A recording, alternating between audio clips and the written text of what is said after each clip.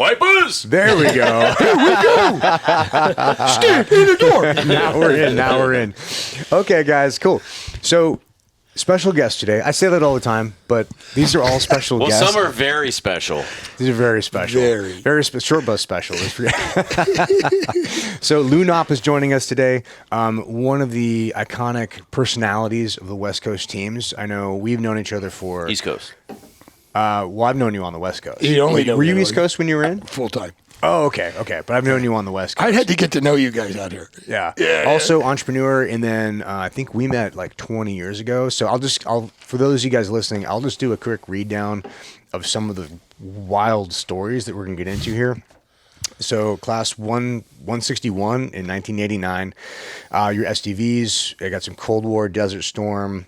Died after Desert Storm, clinically dead for 30 minutes, and was revived by your teammates. We're in Kazakhstan prison, Oman prison, sifting through bones on 9/11 after the security element. Pretty interesting stuff. Hurricane Katrina, going through gang-controlled neighborhoods, ran security for construction on the border wall, Libya, Afghanistan, kidnap ransom stuff, Interpol issues. Ran with the bull 7 times, wrestled a 500-pound alligator, and put a panda in a headlock. I mean, there's a lot of stuff to get into here.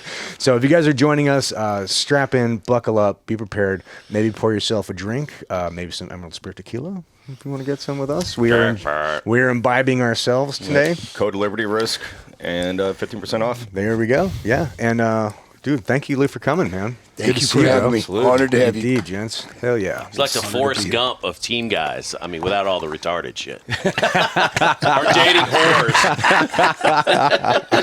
Dude, I just got my hand slapped the other day, or this weekend when I was up in LA, because I kept everything like super well mild-mannered, except I said retard, and apparently I fucked up. Oh, that county. Yeah. And I'm like, wait, what's going on? And I was like, that was retarded gold, because we're watching the Canadian. You just tell him, don't be such a fag about it. That one would have gone over real well. There wasn't a straight wrist in that entire place. You get beat up by like 10 gay dudes. Just like limp wristing the shit out of you. You're like, dude, fuck, sorry. All right, I'm sorry. Like, quit being a retard. Oh, shit, I said it again. All right. So, Lou, we're going to start at the beginning, just real quick so that people can get to know you. You grew up in Pennsylvania, right? West Virginia. Why did I think Pennsylvania? Yeah. Oh, because... Later in life. Right? Okay. Pennsylvania now, yeah. Got it. So, instead of me trying to remember obviously wrong shit, just how'd you grow up? Where did you grow up? How was family life? I grew up in the Appalachian Mountains, about 45 minutes outside of Charleston, West Virginia. And scarcity in terms of people kind of grind and get by. And then my parents got married, and he had this nuclear family, everything 2.5 kids, white picket fence. Mm-hmm. My mother was running the concession stands for the sports. My dad was coaching me football, baseball, basketball. So your parents, were they first or second cousins? Good point. Just fucking with you. I think brother and sister, no. But it was a really good setup until about 6th grade. My parents brought us together and said, hey, we're divorcing. I'm leaving. I'm gone tomorrow, my dad said. Wow. Dang. And then I was asked, who do you want to be with? And I chose my dad because he was my coach, not because I loved him more, but he was teaching me to play ball, to be a standout athlete. How old were you at the time? 11 or 12. Okay. And that decision's impacted the relationship with my mother to this day, unfortunately. But she moves to Pittsburgh. She fights a little bit about not letting me be with him. I go to Pittsburgh. I've already picked on all the time in this neighborhood. I'm the youngest kid. I had blonde hair. They called me Chalkhead. They'd say, smear the queer, and I'd always end up with the ball like, and next thing you know, everybody would be tackling me, holding me down with yard darts. We had a racially divided neighborhood, so I had to have a part of that in my life that I'm not real proud about. We went into their neighborhood, they went into ours, and so there was a lot of violence in my life growing up. And my dad was a bar fighter, and he would brag about it. He would pull people out of their houses in front of everyone in the neighborhood and discipline them. And I always thought, that's pretty cool. And you learn in life it's not that cool. But I went through a phase where that was cool to me. And they split. My mother goes to Pittsburgh, takes me with her. I don't know, it's about 6 months up there. They start making fun of my accent, but no one in Pittsburgh can fight. So I'm in class. I'll say something like that. And guy keeps... I'm already lost my parents, and he's teasing me, so I get up and I go just whack him one. And then I had to do that one more time, and nobody in Pittsburgh ever wanted to fight me again.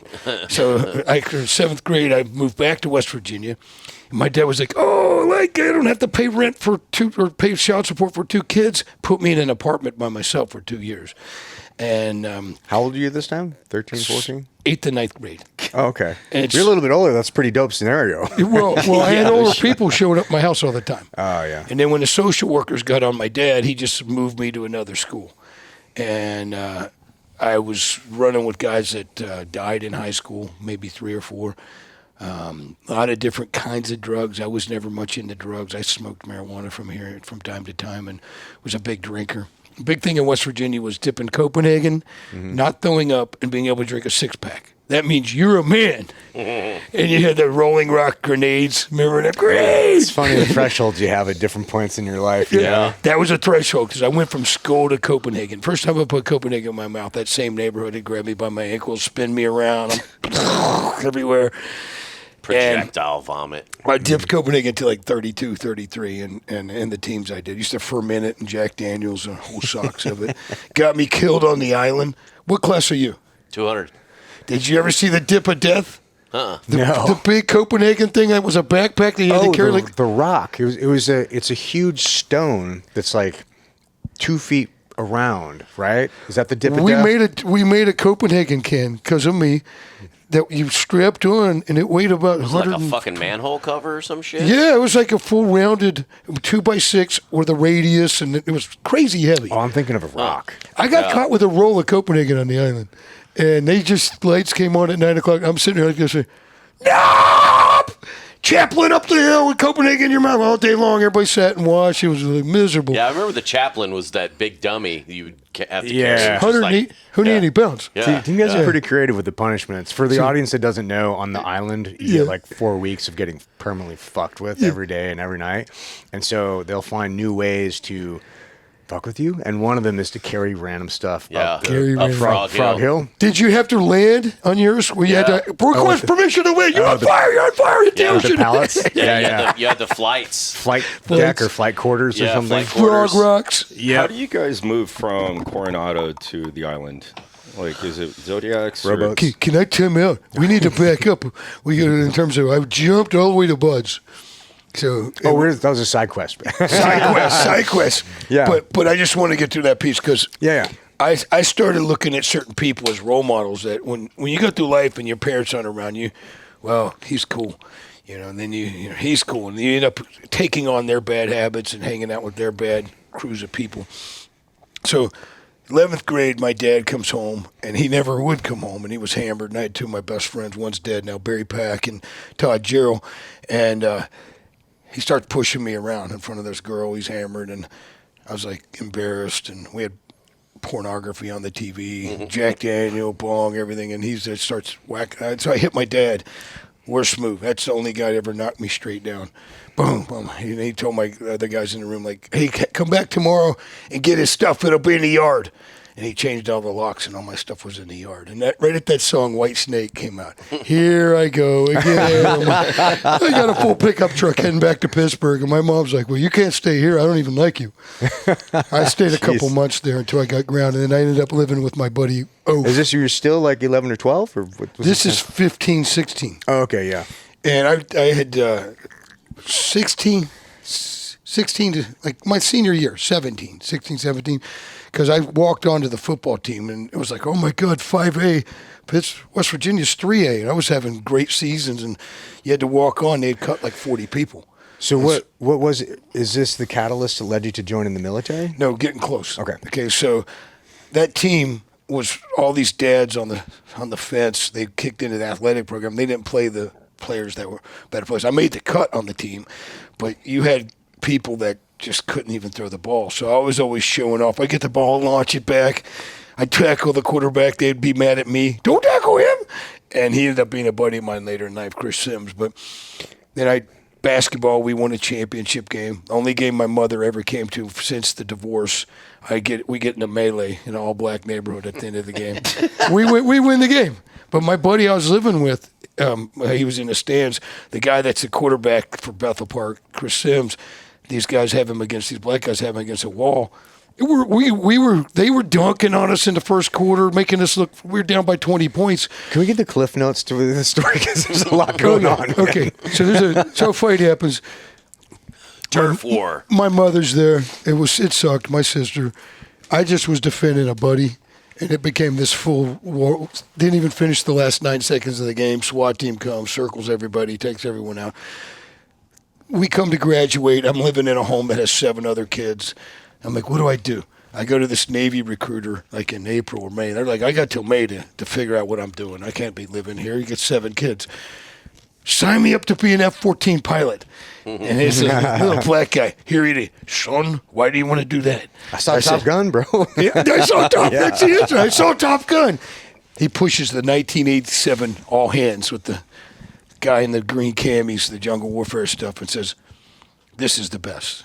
Navy SEAL, that's cool. Sign me up. Oh, son, there's only 15% of the people that make it. You ever swam in the ocean? I'm that kid that goes down with one class and stays all summer and comes back with another. I know how to swim in the ocean. He's like, oh, no. Sign me up. So he said, the dive fair program. I'm like, hey, that sounds pretty cool. Sign me up for that, too. And so I fly down 2 months later to Orlando. And I meet Brett Slabinski, Congressional Medal of Honor. Oh, yeah. We went to boot camp together. No shit. We're in class 248 in Orlando. And I was in trouble every night. He never gets in trouble. And then boot camp, they make you come to the midnight thing where you have to wear a black watch cap and a shirt. Everyone knows you're in trouble. You got to do a really weak PT. I remember when they had him come in there. He was just burning mad. And I was like, man, dude, you got a tiny chest. You better be working out. We're friends. We're friends to this day. He's a stud, total stud. We rendezvoused at SEAL Team 4, but so then I go to Coronado, and I got this big sea bag. I just went home for a month. It's going to be a winter class. I get off, and I'm at the gate. Like, where do I checking go into buds? Yeah, checking into buds. This is at night. I get in at 10. Todd Sharbutt, my first friend in LA. We've been tight since. You guys had him on here. So I love that guy. You guys in the same class, too? No. He's a couple classes in front of me. Oh, okay. He's just out marauding or something. He's not checking in. And I'm like, hey, what do I do here? And he walks me down to the quarterdeck. And that's cool. We became friends. What A school did you go through after? Because I went to boot camp, and I was dive fair program as well. So was I. And I went to Orlando for boot camp. But then I picked A school. I picked GM A school because it was like the longest fucking one. Because you never feel like you're going to be ready for Bud. So I'm like, dude, you're I not. need as much time as I can get. So Well, I picked GM A school. So I have to go to Great Lakes, which is fucking worst mistake I could have made. I should have just stayed in Florida or Millington or some I was in bullshit Pensacola. or Yeah. I aligned with Florida. That was mine. Like, hey, I liked it. I went to quartermaster school. Okay. Yeah. And got in a lot of trouble in that, too, because you were on the 13th level. You weren't supposed to be able to take the elevator. Yeah. And I learned really quick. They're all marching one time like this, lift. And they'd go that way, and I'd have a bag in my hand and go straight off the base on a Friday night. And I'd come back on like Sunday. I did that for like 2 months, and I got caught doing that. I was an E3. And they had me on division sidewalk. Did they still do that when you got their division sidewalk? Yeah. I don't know. Yeah. They called it, what was it, DSRP or some division sidewalk? That's a whole thing? Yeah. Oh, shit. Sidewalk patrol? DSR. I You're don't out know, there whatever the fuck it was sweeping called. the sidewalk with No, toothbrushes you're and like shit. PTing your balls off. They're Anybody who walks by can make you do something. Yeah. And the UCMJ, you had to start learning. So if someone went by, you had to say, "By your leave, sir or ma'am." I'd always say that, even, just leave. like that. Do I not look like a man to you? It says, "Sir or ma'am." Yeah. Just to be safe. We didn't have that back then. It was don't ask, don't tell. Yeah, which was actually kind of great. It's like mind your own business. Mind your own business. They should probably still have that. Yeah, it's better than what we got now. So you checked into Buds. Was there any? How did that go? Was it what you were expecting? Was it more or less? Or Everything was Did you know brand what new. you were getting into? Or Everything kind of was just looks cool? brand new. I was just I was a very strong kid, not that smart. Just like, okay, boom, okay, don't do that again. We'll go this way. I was that kind of guy, and I got really lucky with the class we had. We just had some really standout, Tim Szymanski, Rear Admiral Rich Rodriguez, Max Grad, Jim Emmert, still in the community. Ed Herzog was my roommate. We were the only two who went through with the same partners. My swim buddy Andy Rios. We're the only two that went through and stayed together the whole way. Oh, that's cool. And we had 14 originals in that class, and My two, yeah. very solid. I'm tight with all those guys to this day. Love them. They've been a part of weddings and special occasions. And That's cool. Most guys aren't. yeah. Yeah. My first platoon was Rockstar, and then the first one I had at SEAL Team 4. Those were my two like aces of five. And that first one are guys that we all cut our teeth together. We all learned the new GPS system. We had the first GPSs on Zodiacs. They were like this big. Oh, the muggers and the pluggers. Oh my dude. God, Yep. they're so big. You're like, okay, good. It's not working. Can you drop something in the bow? It's 17.6 feet. You're timing it 3 times like you're timing non-electrical firing line. Okay, speed equals distance over time on a slate board. Doesn't work so well. Never worked when we needed it to. Just like a satellite phone back in those days. Yeah. Oh, look, I got the satellite Because phone. you got to set it on the grinder for 3 hours to geolocate Well, you it. remember the little fucking thing you would put on the rear transom? It was like this plastic fucking thing, and it would push. Oh, the speedometer that never worked. It never worked, Yeah. but it would Never push worked. water into like this tube, and it would try to tell you like Yeah. you're going 12 knots, and you'd be Never like, worked. no fucking way, we're going 12 No. knots right now, bro. We got these motors fixed, and every time we did a soft duck or something, it would smash the case and mess up all those extra cords we put in. So then they started taking the motors and Kevlar in them. We just cut those fuckers off. We don't need them. Well, yeah, I mean, put the bubble wrap around the head of the motor, you put the fucking thing down, you put the honeycomb around the fucking thing, and tape the shit out of it, and they would still be all busted to shit when you fucking get ready to put Do a little the fucking- side quest. We're cruising around San Clemente one time to go down and do the over the beach with the live fire down there. And we're cruising back, and the flying fish around San Clemente are fucking nuts, bro. But they're big, bro. These are like 18-pound fish, and they're moving. They're going like 20-some miles an hour. Somebody got fucking hit in the face. He was driving, and a whole flock of these guys came by, man. And it hit him in the face, and he fell out of the fucking. It gave him a black eye. It killed our engine. It hit the side of the engine so fucking hard, it broke a spark plug. That's funny. Yeah, those things That's are some fucking. That's no like joke. deer in Pennsylvania. They jump into your car. It's crazy. Yeah. You Anybody got have that flying experience? fish, I'm like- They jump into your car? the I fish. have. No, deer. The homeless people. You know that Dude, it's like getting hit by a 25-pound fucking fish out of one of those T-shirt launcher tubes, Yeah. dude. That's no joke. Yeah, dude, I hit more than my fair share of deer in Tennessee, fucking driving around. You're like, dumbest shit ever. Does insurance cover that? Or is Yeah. this like a policy add-on? No, they cover it. But dude, I remember I first got my driver's license. I literally was on a gravel road and I swerved to miss a deer and fucking hit a fucking tree instead. I'm like, Oh, no. Yeah. Next time I'm hitting the deer. oh, and seriously, you learn real quick. Like, don't try and swerve around the shit. Just Yeah. fucking hit that motherfucker. Yep. Yeah. So, was there anything crazy that happened to Buds or any like wild stories in there? Or was it pretty like standard Bud stuff straight through? I have a couple stories I'll glaze through. Hell Week, they got 27 of us to quit. And one night in Hell Week, I had, my nipples were gone from the blood and my hips were, like there was blood. They said, Facito, Rocky Carlock. Anybody know Rocky Carlock? Yeah. Names We had this Bobby Richardson. They called him the Antichrist. You know Bobby? He was blue team chief, one of your first ever. Phil Januzzi. They had this like rock star group of guys trying to make everyone quit. Right. And The instructor staff of the time. Yeah. and people were dropping like flies even before we got to Hell Week. So I'm like, they go to the classroom, back here in 3 minutes, put on green skivvies and this and that and the other. I was like, fuck, I'm just going to stay wet. I got to get this stuff off I go to the shower and I look up and Scott Helveston's in my face.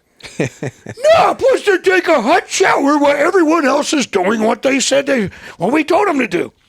Everybody goes back in the classroom. This was like when you come through the obstacle course at night and they're blowing stuff up and you hit the low crawl and it's miserable. Yeah. And I can't remember. That's called Camp Surf or something. Was it during Hell Week? Hell Week, Okay, yeah. So we get in and we're supposed to have an easy evolution in the classroom. Everybody's just hammered and we had people hyping out and quit stuff. Everybody's in the classroom and they say, Seaman Knopp, get up here. Seaman Recruit Knopp. And I had to stand in front of the class and they said the whole story. Scott Helveston, who, he had, his demise. Was he an instructor? He was an instructor. Damn. The youngest guy in this group. Yeah. And they said, because they said somebody, I don't know, just God rest his soul. They said he was there for a reason. Yeah. And so he was in great shape. He'd lead some of our workouts. Yeah. He would try to crush us in He workouts. was He was in a great stud. shape. Stud, man. Yeah. He was in great shape. And he's in my face. And then they call me up there and then say, do the surf. And people ran up and said, fuck you, quit, asshole, fuck you. And then when we're in the surf, they said, Seaman Recruit Knopp, stand up. You're no longer a part of this class. Come over here and get in your skivvies. I'm like, dude, I'm going to punch you in your face. Get in your skivvies. Are you quitting? I get in my underwear. I'm like, you touch me anywhere. I'm like, You guys wore underwear? I don't think I had it. I don't remember, quite honestly, but they made me lay like this in the water. Went up here away from the class. Yeah. And two people hyped out. One was his last day that night. Yeah. Yeah, and I just laid there like I was thinking of son and thinking of other stuff. A guy named McCarty, because they didn't let me let that die, the whole class. They were like, oh, Mark Carty will be here for one for you. And then so we go through that. I make it through that first phase. I'm the youngest guy in the class. But there was other 18-year-olds. I was turning 18. And we go into second phase, which is on the island. I sneak Copenhagen, a couple rolls out there. I get caught with that. I get hammered, and a couple people don't make it out of the island. Then we go into dive phase, the third phase, and there was an Asian girl that everyone on the West Coast was trying to pick up. Kim. And we had to do 27 dives in 30 days or something like that, right? Yeah. You were an instructor. Yeah, because you're doing multiple dives a day. Multiple. Some of that shit. So underneath the ship, I get emphysema. You get Oh, what? my What's face. impetigo again? My face fell off like, oh, dude, I would take the face mask off. People were like, gross, like parts of my skin. It went so deep. Only guy in the class had a girl waiting on him in the room. I mean, that's a bad metric. Yeah, because she snuck in Scotty Greer's truck, like the Cholo van. She'd be in the room. People hated me for that. But my face fell off. And Dr. Castellano be like, Knopp, are you good to go? And I had this rope burn on my leg that was turning green. And, you would just cut it off. You didn't want to roll. Yeah. And so, but up here, my face was like this. It was like deep. It was deep, too. Is that a cut on the outside, or is that like All the air layers inside? start coming off. It got in a pore. And I was with one of my classmates, Bobo, just last week in Florida, and he brings it up every time. He brings it up. Bobo's like, "I remember that." He's real loud, over the top guy. Was it like cellulitis or some shit, or? It kills the skin. Bro, it was gross. And like, I couldn't put Vaseline on it because, you're double seal Yeah. and you're breathing closed circuit. Yeah. So it would like take off layers. And it was like, it got deep. It got deep. Like, I was like, am I going to be scored for life? I got to get through it. Like, I can see the end in sight. Yeah. So I get through that, and it slowly goes through the other way. I got to pass a 14-mile run. I have shin splints, the worst ever. Never been in Goon Squad to the last 2 or 3 weeks of third phase. And I'm getting hammered daily in Goon Squad. I'm like, oh, my God, my shins fucking hurt. I can't even move my shins. I go to this football player, this Adonis, Jim Mears. I'm like, hey, what do I do? He's like, Lou, you know Motrin 800? Never seen it before. Take 4 before the run and take 2 at the turnaround Jesus point. Christ. Dude, I make the run. Burns a hole in my stomach. Yeah. They metaflighted me to Balboa Hospital No shit. after that run. And the next day, they put the pink stuff in your butt. You got to lay down and penicillin and stuff. They bring me back into class the next day, have me up in front of everybody, said, Seaman recruit's sure not smart. He sure is tough, though. Get back in your class. And I hated that statement. I was like, you know what? I'm going to prove to you. And I circled back with Helveston, too, for doing that to me once I ran into him in the Chichos down in Virginia Beach. Yeah. I was like, hey, here I am. And Who are you? that's what he said. Yeah. Or as the students, like, They all look the same because they have no facial hair. They all have no top hair, and they're all in camis with the same uniform. I can't recognize motherfuckers either, dude. Dude, I have people run up to me like, hey, Chief Kit, you're my third phase instructor. I'm all like, Hope I wasn't a all dick. right. Like, Yeah. which is fucking hilarious because. I just buy them a drink now. Yeah, I mean, you don't remember. Sorry if I was a dick. And it's good if you don't remember them because 9 times out of 10, Yeah. if you remember them, they're either Really good a or really fucking bad. standout or they're like a you- shitbag or a fucking standout. Were you instructor with Hitch by chance? Hitch? Jason Hitchcock. Oh, he was the first phase Master Chief. I just caught up with him last week. Yeah, He was in yeah, my buds. He was in my buds class. oh, nice. He's a deeply wise guy, wouldn't you say? Yeah, I think Chris Lash took over for him in first phase. Lash. Yeah. I had a good fight with him. Yeah. I don't want to fight Chris Lash. He's a good dude. Him and Slater had a fight overseas, and I tried to. We didn't actually go to fist, but it's a long story. Yeah, dude. I Yeah, can't Slater's imagine. an interesting cat too. He's been out for a while, so we can say his name. Yeah, he's a great dude. He was one of my best friends for a long run. He came back after getting out because he walked on to Penn State. He's got some wild stories. He's an man. animal. Yeah, but he came back and he was in charge of the 60 gunner crew in my sister platoon, and that guy was a fucking tank, man. He He's was just built different. One of your most extreme. When he wants to focus on, he was running 30 miles a day one time, and then he turns it around, and goes, "Hey, I'm gonna do this," and he's the best at that. And hey, Lou, we read 2 books together. He brought Musashi in my life, which is the 5 Rings. It's a Japanese Bushido book, and he said, "Hey, Lou, you need to read this book, Wealth of Nations." I read that book. Hey, you guys should read it too. It explains to you sort of the current geopolitical monetary setup in the world and what you're dealing with when you're dealing It's a with big nations. book for a 60 gunner. What was the second book? Penthouse Letters?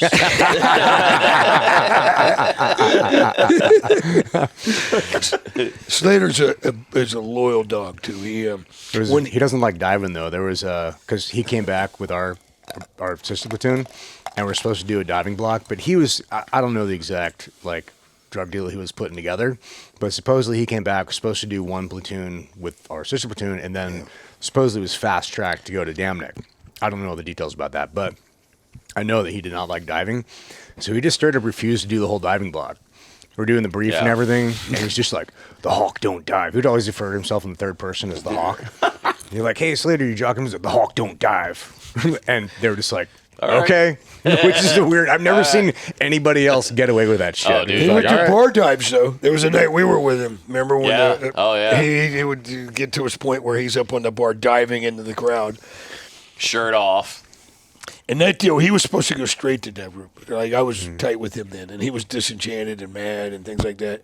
That sounds like Slater. Yeah. They used to say things like on the East Coast, like he got shit to the West Coast teams. We're gonna lose him now.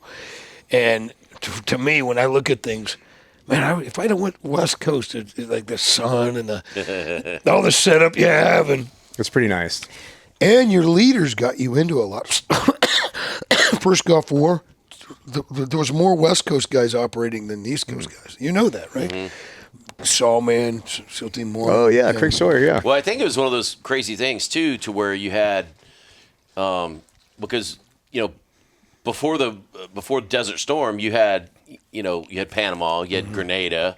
Was there anything else that was really?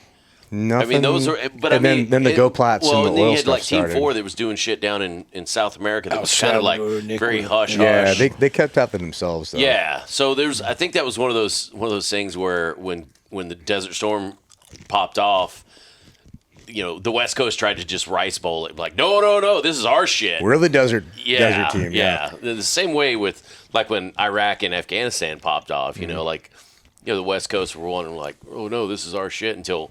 The Dam Neck was like, no, fuck Oh, you, it was motherfuckers. Serbia. So I think it was Team 2. Oh, yeah. Because Mikey was Yeah, the telling me whole about some Bosnia, stuff. The Bosnia Kosovo Serbia thing, thing. yeah. Kosovo. They were doing some kind of, I don't know, sneaky peeky stuff over there for a Yeah. while. My platoon was on the John Marshall, and we were briefed to start the war. We were Which in one? The Gulf Gulf War? War. Yeah. Desert Shield to Desert Storm. Yeah. They got us off the coast, and they were like, set security. This is your spot in time. And all this brief, and everybody jocks up, and we go up, and we had twin shelters on there. We had a task unit, one of your first task units, which was 2 platoons, 30 guys. 1990 and 1991, and we're actually getting ready to take Oh, demolition. is this like STV2? Yes, we're Yeah. getting ready to take demolition to the beach. Yeah, yeah, And they yeah. go, Psst, SEAL Team 3. We're actually up in the, like we're gearing up everything. That fucking Bro, sucked, it's a spot in my career where you got so ramped. Yeah, And the way that brief went, like I'd never been a part of anything like that until that point. yeah. This is your spot in time, boys. And we're like, yeah. And we're actually not even we're getting ready to lock out. And they're like, Just kidding. Stand down. Which that fucking sucks, man. Because we did the same type of shit in my first platoon, where we got to do some real world shipboardings, but it was, as a new guy in my first platoon, like there were older guys coming up to me going like, "Dude, you're lucky," like. Because there'd been dudes like they'd been like they're like in the third and fourth platoons, and they're like, we're just now doing shit for real. And they're like, dude, you're fucking lucky you're getting to do this shit. I mean, there's dudes have been in 30 years and never did anything for real. Yeah. And bro, my era was chasing things everywhere. Yeah. Panama was only a couple weeks. Then you go to Gulf War is only a couple weeks. Next thing you know, we're doing bilateral training and foreign internal defense type of stuff. And a lot of great guys in my era that were just looking for that, get me in the game, and then Clinton era starts. Yeah, and it changes the chemistry in the teams. People start cutting budgets, and you start getting a lot more brown nosers and more people rating people up, which I thought was disgusting. We didn't do that at SDV. At 4, they started having people writing people up.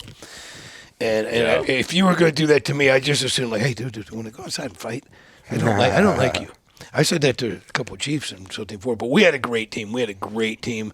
There's some really legendary guys that stayed there their whole career. Is that the first team you went to after Buds? I went SDV. Oh, so SDV's from Buds 161 to from SDV2, Buds to SDV school to SDV2, which was the East Coast. It's in Hawaii now. Yeah. And then I'm the last guy to have a 3-year billet. When they changed it to 5, I made a deal with my captain, Willie Stantinius. If I did A, B, and C when we were overseas, when I got back, I got to go to 4.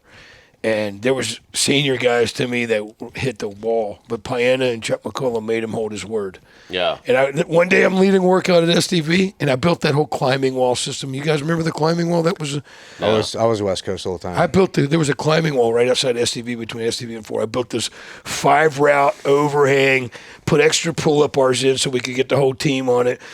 We had a chain between these logs. Now, my chief designed that, McCullough. I built it. Yeah. Because I was raised a carpenter plumber. Wait, which McCullough? Chuck McCullough. Terry was out here. Yeah. They're both now in Missouri. They're brothers, right? They're cousins. Oh, okay. They're cousins. Yeah, Chuck and Terry. Two great men, both etched in my heart. And so put that together. I'm leading workout one day. Next day I'm over here. And you guys, some of these guys. Matranga, Melton, Charlie, Gianos. both Charlies. My era was Meatball, Crandall. Guys I love to this day. Yeah. But I wanted to go jungle warfare. And then we went down to Fort Sherman, Piana, Tom Keith, like my Steve Russell, legendary guys. I'm like, oh, yeah. Jungle warfare is cool. And had these great mentors that I, to this day, can remember their lessons, and just like really fortunate to meet both teams. Yeah. I used to want to go to jungle warfare because reading all the books, awesome. all the legendary books are from Vietnam and jungle stuff. warfare, but you can't have a reference for the fucking humidity. And after I went to the jungle, I'm like, fuck that shit. Yeah. I was happy not to be in the fucking jungle. I was glad to be at 5 in the cold weather fucking shit. Yeah. Because, dude. One of the most solid guys I know at 4 was a guy named Ross Monroe. Do you guys know him? Mm-mm. Yeah. He fired the first shot in Just Cause. And he went on his first deployment down there, yoked, 190. He's a little bit smaller. He gets malaria from a mosquito. Dang. He fought that he'd go down to 120 pounds. Goddamn. And right now he speaks for the community. He's eloquent. I look up to him. When he was in Gulf Platoon. Isn't he one of the officers at the SEAL Museum Foundation he speaks for the 4 guys we lost in Panama regularly, and he speaks at the SEAL Foundation regularly. He's very eloquent. Right.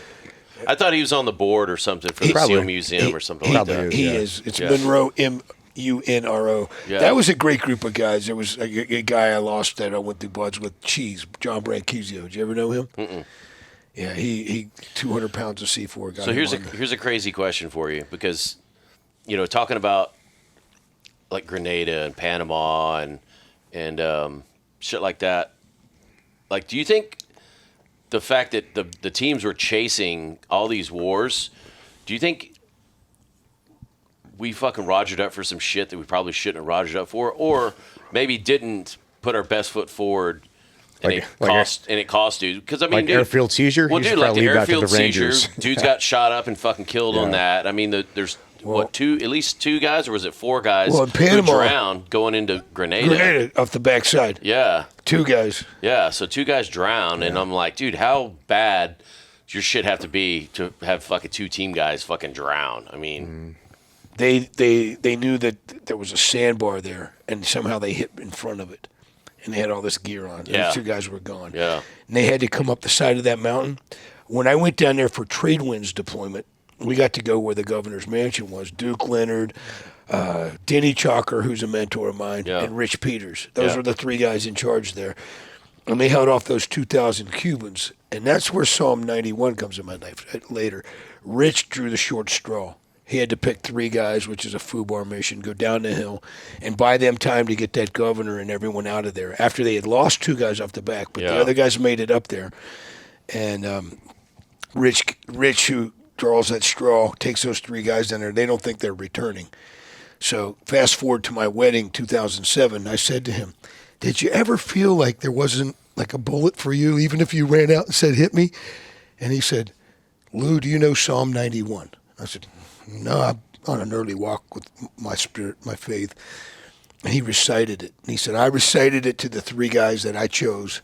He said, want to give yourself to the Lord? And he said, not 1 bullet hit us. And he said, we held off APCs, like 2,000 Cubans. It's always an exaggeration. With of course. Always. But I heard that in the news, too, that they like ran a battalion or something up that hill. I was 13 years old then, 14. Chuck McCullough was in that one as well. Yeah. And he became a mentor of mine later, my second chief. And so that psalm he did, I committed to memory. It took me like 2 years. And it's a long one. It's like 4 phrases. No. And they're all single syllable words. But that one's a powerful one. When I did the swim in New York, I helped set that up. I led that part of that prayer because it says, no feast, famine, or plague will come to your camp when you cast your love upon the Lord. I reiterated that when the guys were praying before we did that. Is that with Billy Brown out there? Yeah. Yeah, he and I were buds together. Well, I was in one of his buds classes. He's a hard dude, that's for sure. I didn't know him, but I did 9/11. I was the prime. My company was the prime security for 9/11, so I was tied into the Port Authority and other people. And I brought 4 guys. I brought Remy Adeleke. Yeah. When he had issues in Hollywood, he was coming to me, and I was like, hey. He was like, hey, I got your plane ticket. I got it. He's a great dude, and look what he's done now. Yeah. He was just going through the acting classes and stuff, and I thought, hey, we need representation from the black community, and he's a stud. Yeah. And I like him a lot. He's a wonderful guy. Yeah, he's a dope dude. He's a good dude. And then I took Hugh Mulaney. He definitely yoked. Oh, You're like looking at you, and you're like, God damn it. Like, put your shirt back do you have on. any fucking fat on you? Like, what the fuck, bro? Take some of mine. Yeah. You see his mom? She's like 80 and doing push-ups, like snapping her hands. Yeah. She's like, you see that? Uh-uh. Really proud of him. He's got a neat story. But we swam that, and the year before, 2 or 3 people had died in that last channel. So they didn't know if they were going to let us do this again. And it was just SEALs. And like 80 people were on the list, 30 showed up. Yeah. So you go to the Statue of Liberty in Ellis Island, those are like 3/4, 1 mile sprints. And then when you start to go to Battery Park, they're like, see it right there? Aim over here. You're literally, it's one of those. And it's 4 miles. It's like 3.8. So you're like, Fuck that shit. I'll catch a ferry, dude. I'll see you over there. Yeah. I've been thinking about showing up this year, just surprising them. But I have to do the Tampa one with some of my closest buddies. Or they do the Tampa one. Oh yeah, we do the shirts for them every year With the gear on and everything, the wave platoon. You do that? Tampa Bay Frogman swim. Yeah. Yeah. Have you done it? No, but we do the shirts for them. You do. Yeah. That's close as I get to the water, Yeah. bro. Yeah. We're like, we send them swag. Yeah, I print their water on the T-shirts. That's about it. I'm going to do that this year because it falls right on around my birthday and a couple people, my family's birthday. But Chris Kinney is one of the tightest bros of mine. You know Chris, Yeah. the governor. He and I are pretty tight. And then there's Scrappy Reynolds. Yeah. You know Scrappy? I don't know Scrappy. So I know you're- the name. So you're at 4, and then what happened after that? And I'm at 4, and we do this trade winds, and I was did 2 back-to-back platoons. I come back, I go home for a month, and I come back, and the whole platoon people got out of. Ed D. Leonard, Randy Leonard, everybody. Randy and I had won the shooting course. They took a bunch of people up to Pickett, like 30 or 40 guys. Whoever wins gets sniper school. Randy beat me. I came in second. I was like, yeah, I've got my ghillie suit together. I do the RNS portion in the team. Jay Johnston and Mark Akindes and Jeff Glover. Great people. Ace in that. Go down to the trade winds. I'm supposed to get 2 Navy Achievement Medals. I blew up a barge in Grenada that they left on the other side. Right. 600-pound shot. You're in charge. 7 people go down. 1 person gets off per island. 6 people work. That's your work crew. And you do like 6 to 10 days. And you end up giving them a diploma, and we do a couple little things for them. Barbados, I set up a flip chart and lifted cannons off the bottom of the ocean through coral reefs that we dead corded in an Army LST. So I had to brief the British, the Barbadian, and English. And when they're in the museum to this day, it says, special thanks to Petty Officer Second Class Knopp. These Hadrian-era cannons were in there, and we got like 4 of them up. Took twin 80s down, took a burlap bag, put grommets in them, ran 3/4 nylon through it. Ed Thielander, he ran for politics in Maine. He'll make it next time. He went down with me, and when we cinched it together and we had the twin 80s, blew the air in, and it went to the surface. I was like, oh my God, it worked! Because I didn't know that was going to work. So I'm supposed to get 2 awards on that, and I couldn't pass this test for quartermaster. Those things help you. Yeah. My chief, there was a chief I had that I won't mention his name because I would love to just punch holes in his face. But we get back to the team. Everybody wanted to get away from him.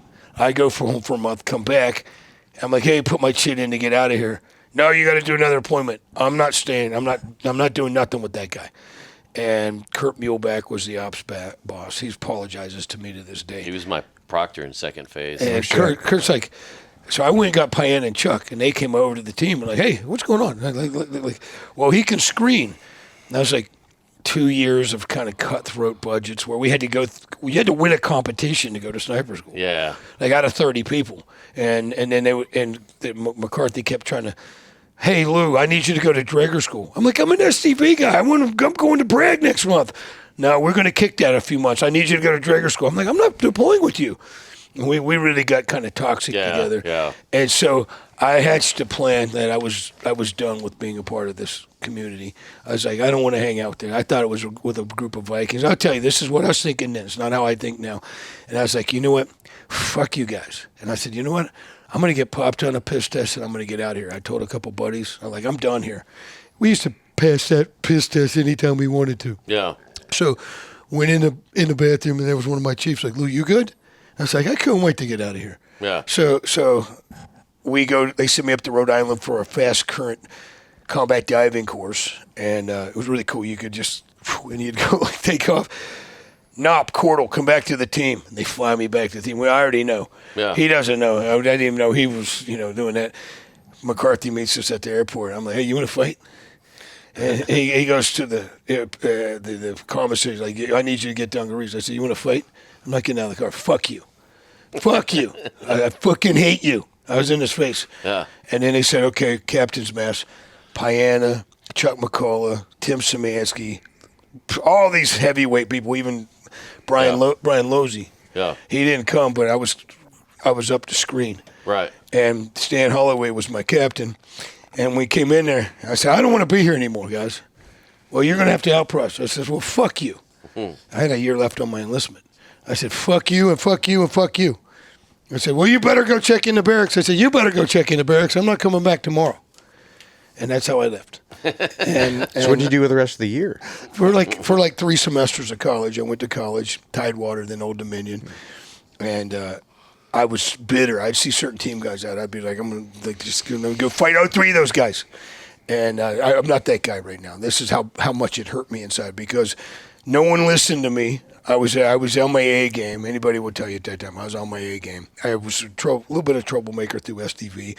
And when you look back, when I drowned, they smashed my head. They didn't even check my head. Well, that's what I was going to ask because it says on here, died after desert storm. You're clinically dead for 30 minutes. Yes. Can we get into that story? Because it might tie into this. Okay, so yeah, it all ties together. When you look back, the mastery is in revision. So where I'm at now in life, I'm like, they didn't even check my head. I got so we're off the coast of a North African country, and we were about a 3 to 5 day op, and I was always out of food after like day 2. I'd have it packed everywhere. This is when you're the SDV team? At the time? Yeah. Okay. Well, we were the DDS. We were doing land warfare. Okay. So we weren't just driving the boats. We had Piana who taught us land warfare down in Puerto Rico and all those crazy islands, Dog Island and stuff. So we had a pretty proficient land warfare team. We weren't just pilot navigators of the boat. That's your first DDS platoons, which are operating now. Yeah. And so we were like plank hunters, all of us. And so we're getting back to the sub, and it's like Sea State 4 like this. And I'm driving one boat. I got Zog and Ken Hayes in it. And Punky Higgs, Mike Higgs, Knopp, go! I'm like, wah, kick the cans, land on the back, get the boat in, water! And I can remember every nanosecond. We roll the boat up, put it aside. We're waiting on everyone else.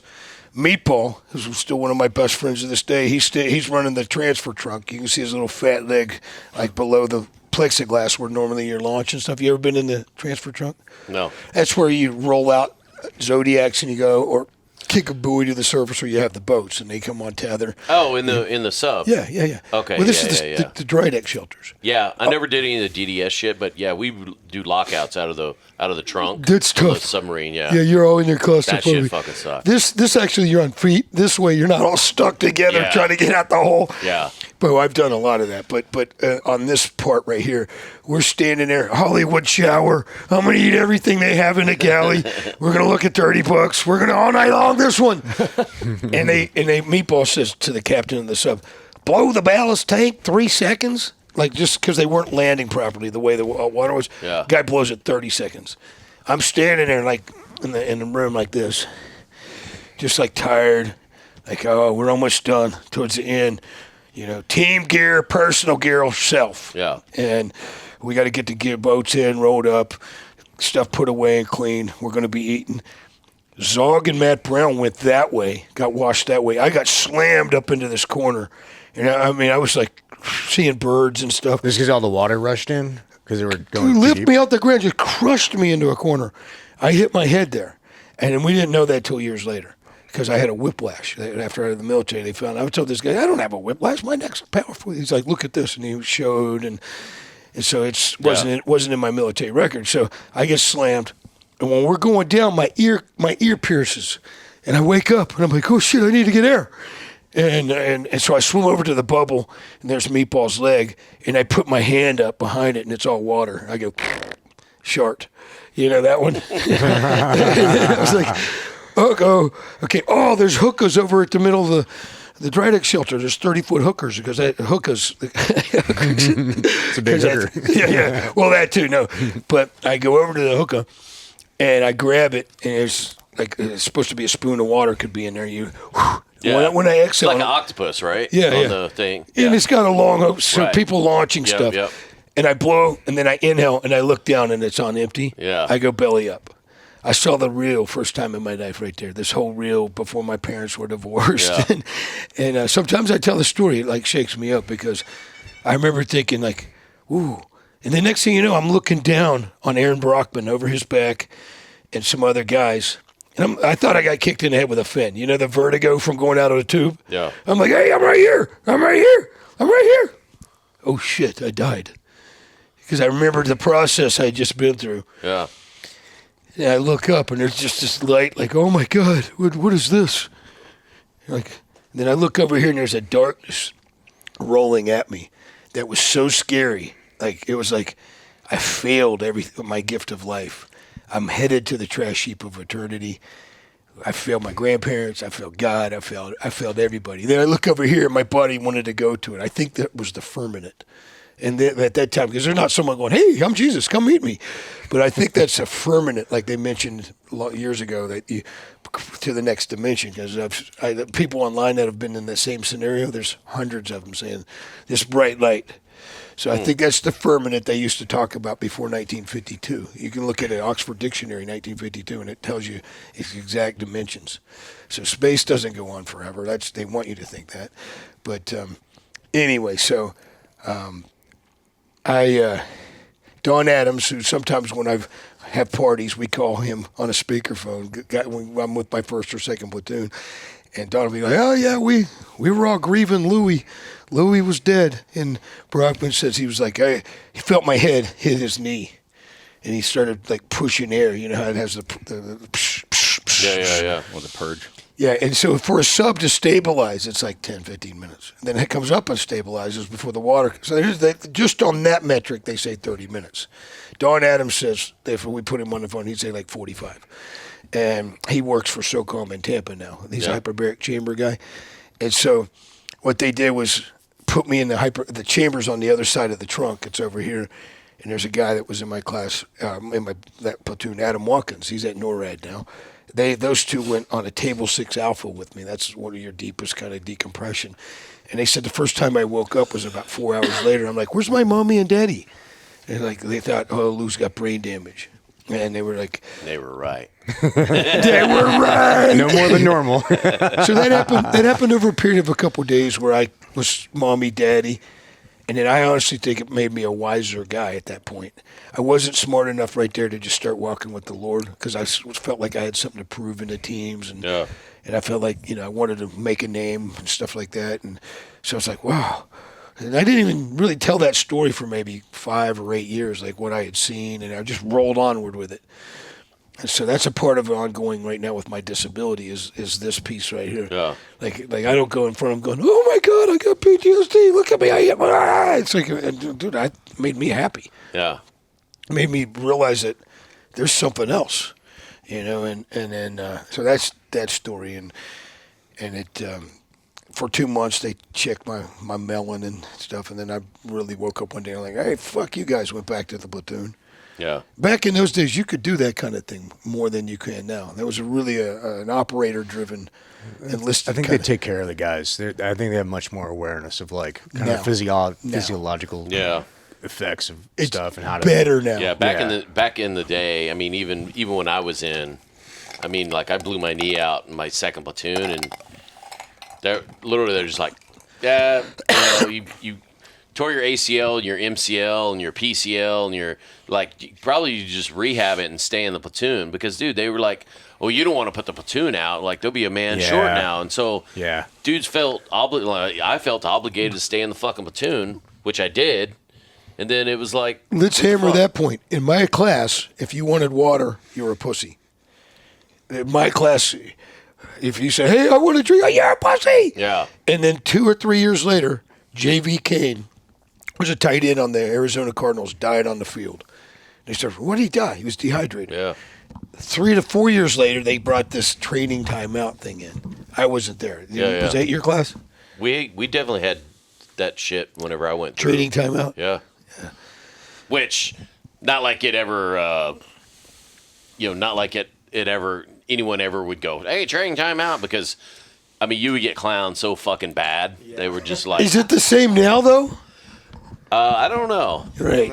I mean, we still, even when I was a third phase instructor at Buds, this was 13 years ago almost. I mean, you would brief it. You're like, hey, if you want to quit, you fuck quit. If you see something unsafe, call training timeout. We'll investigate. But even then, it was like, motherfuckers, nobody was calling training timeout. Yeah, if you did, it was one of those things like, you better be fucking right. Yeah. Yeah. Like, hey, something's unsafe, which is, I mean, it's good that, because when you're an instructor, like the students see a lot of shit that you might not see as a staff member. Yeah. Because you got 30 eyeballs instead of 2. But also, so it's good that they have the ability to say, hey, something's amiss. Yeah. But at the same time, it's like, you better be fucking right, Better or be you're going right. to be paying we, for we it. had an incident when I was an instructor in 3rd phase, and I was the weapons chief, and then we had the demo chief, and then you had like the tactics chief or whatever. We had like 3 different chiefs in there, and then you had like our Gumby was our master chief, and then you had ops and all this other shit. It was pretty top heavy, but we had a bunch of contractors in there who did the bulk of the fucking heavy lifting in terms of teaching and everything, because they kept the continuity of the phase. I will say though, if for demo, we had this one contractor he was a really good instructor, but his communication skills were a little unorthodox. And so there were times when, and I wasn't sitting in on this class, but at the end of the phase, they would do these skits, and they would, the students would do the skits. Yeah. So they had the students come in. So this is like the night of our 3rd phase party, and we're out at the island. We had one of or 2 of these students. They're giving this skit about the demo phase, and they were acting like this instructor. I'm not going to say his name, and they start briefing the demo plan and the evolution they're going to do, and they're calling Claymores Bangalores and vice versa. Which is, anybody knows demolition, like a claymore is an anti-personnel mine. Put it that way. You set it up, it says front towards enemy. It's directional. You put it in there. Very specific. You put the cap in. You Take off. wheel it out, and then you put in your little clacker and all that shit, and then you clack it off, and it blows everything. A Bangalore is this long fucking tube, looks like a fucking piece of a fence post, and you can screw it together. And it's what they use to slide through Seawire.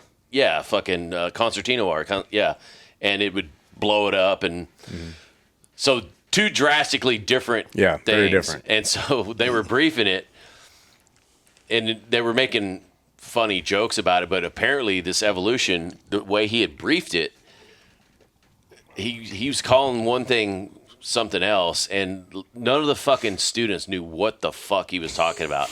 But everybody's so fucking afraid to raise their hand because they don't want to be called a fucking pussy. And it literally got to a point where finally it was one of the rollbacks that was like, hey, and it was a kid who'd been rolled in 3rd phase for like attitude or some shit, and he basically went to one of the other instructors and was like, hey, we're about to do a demo evolution, and nobody knows what the fuck we're doing. Good on him, man. And like the chief in charge luckily went and goes, he pulled the students, together without any of the other instructors. I was like, hey, who understands the evolution? And everybody's like, oh, hoo-yah. And he's like, No, really. fuck the hoo-yah bullshit, and, stop saying that shit.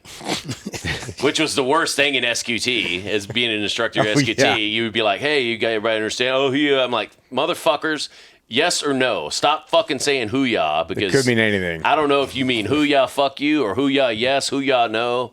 But that was one of the things, at least they got to the bottom of it, and they finally pulled the instructor aside and be like, hey, motherfucker, like, you need to tighten up your shit because you're calling things different stuff. And It's kind of important when you're dealing with demo. Yeah, demo is like one of those things where it's like, man, Understand. you make a small fucking miscalculation, you can fuck up a lot of people, Yeah, it's not just yourself. And for the audience too, the skits are done at the end of each phase, and it's kind of expected, where it's the students' time to kind of push back on the instructor staff. So they'll purposely It's like make some skits. amnesty too, Yeah, totally. Where you are not going to fuck with the students as a staff member, or all the other staff members will make fun of you for fucking with them. Yeah. Like, bro, you're a huge pussy. You can't take a Yeah, little fucking you've joke got about thin yourself. skin, you can't take a fucking student Yeah. fucking clowning you. So the students take full advantage of the freedom, and man, they expose anything that you thought, oh, students don't see this, oh, this and that. Man, it comes out in the skits where you're like, holy shit, it is humbling sometimes, because it's usually fucking accurate, like more accurate than you want it to be. Yeah.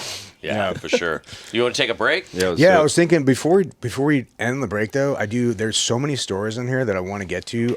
Maybe we come back with how do you end up in prison in Kazakhstan and then prison in Oman, and then we'll come back after the break. That on those segues out of me leaving the teams. Okay, perfect. Where I want to come back in, I get told like, hey, we can work a way back. I came over and did this GS job called Control Threat Reduction Team, and that's where that happens the first time. Perfect. Yeah, that'll be a great transition. Nice. Back. Coming to America. Yeah. So like some people don't even know where that's from. Oh yeah. Are we clapped in now? We're official? Yeah, we are. All right. Kevin just needs to actually Speak put into himself the in. mic. Yeah. So that Welcome movie, back. that movie Coming to America.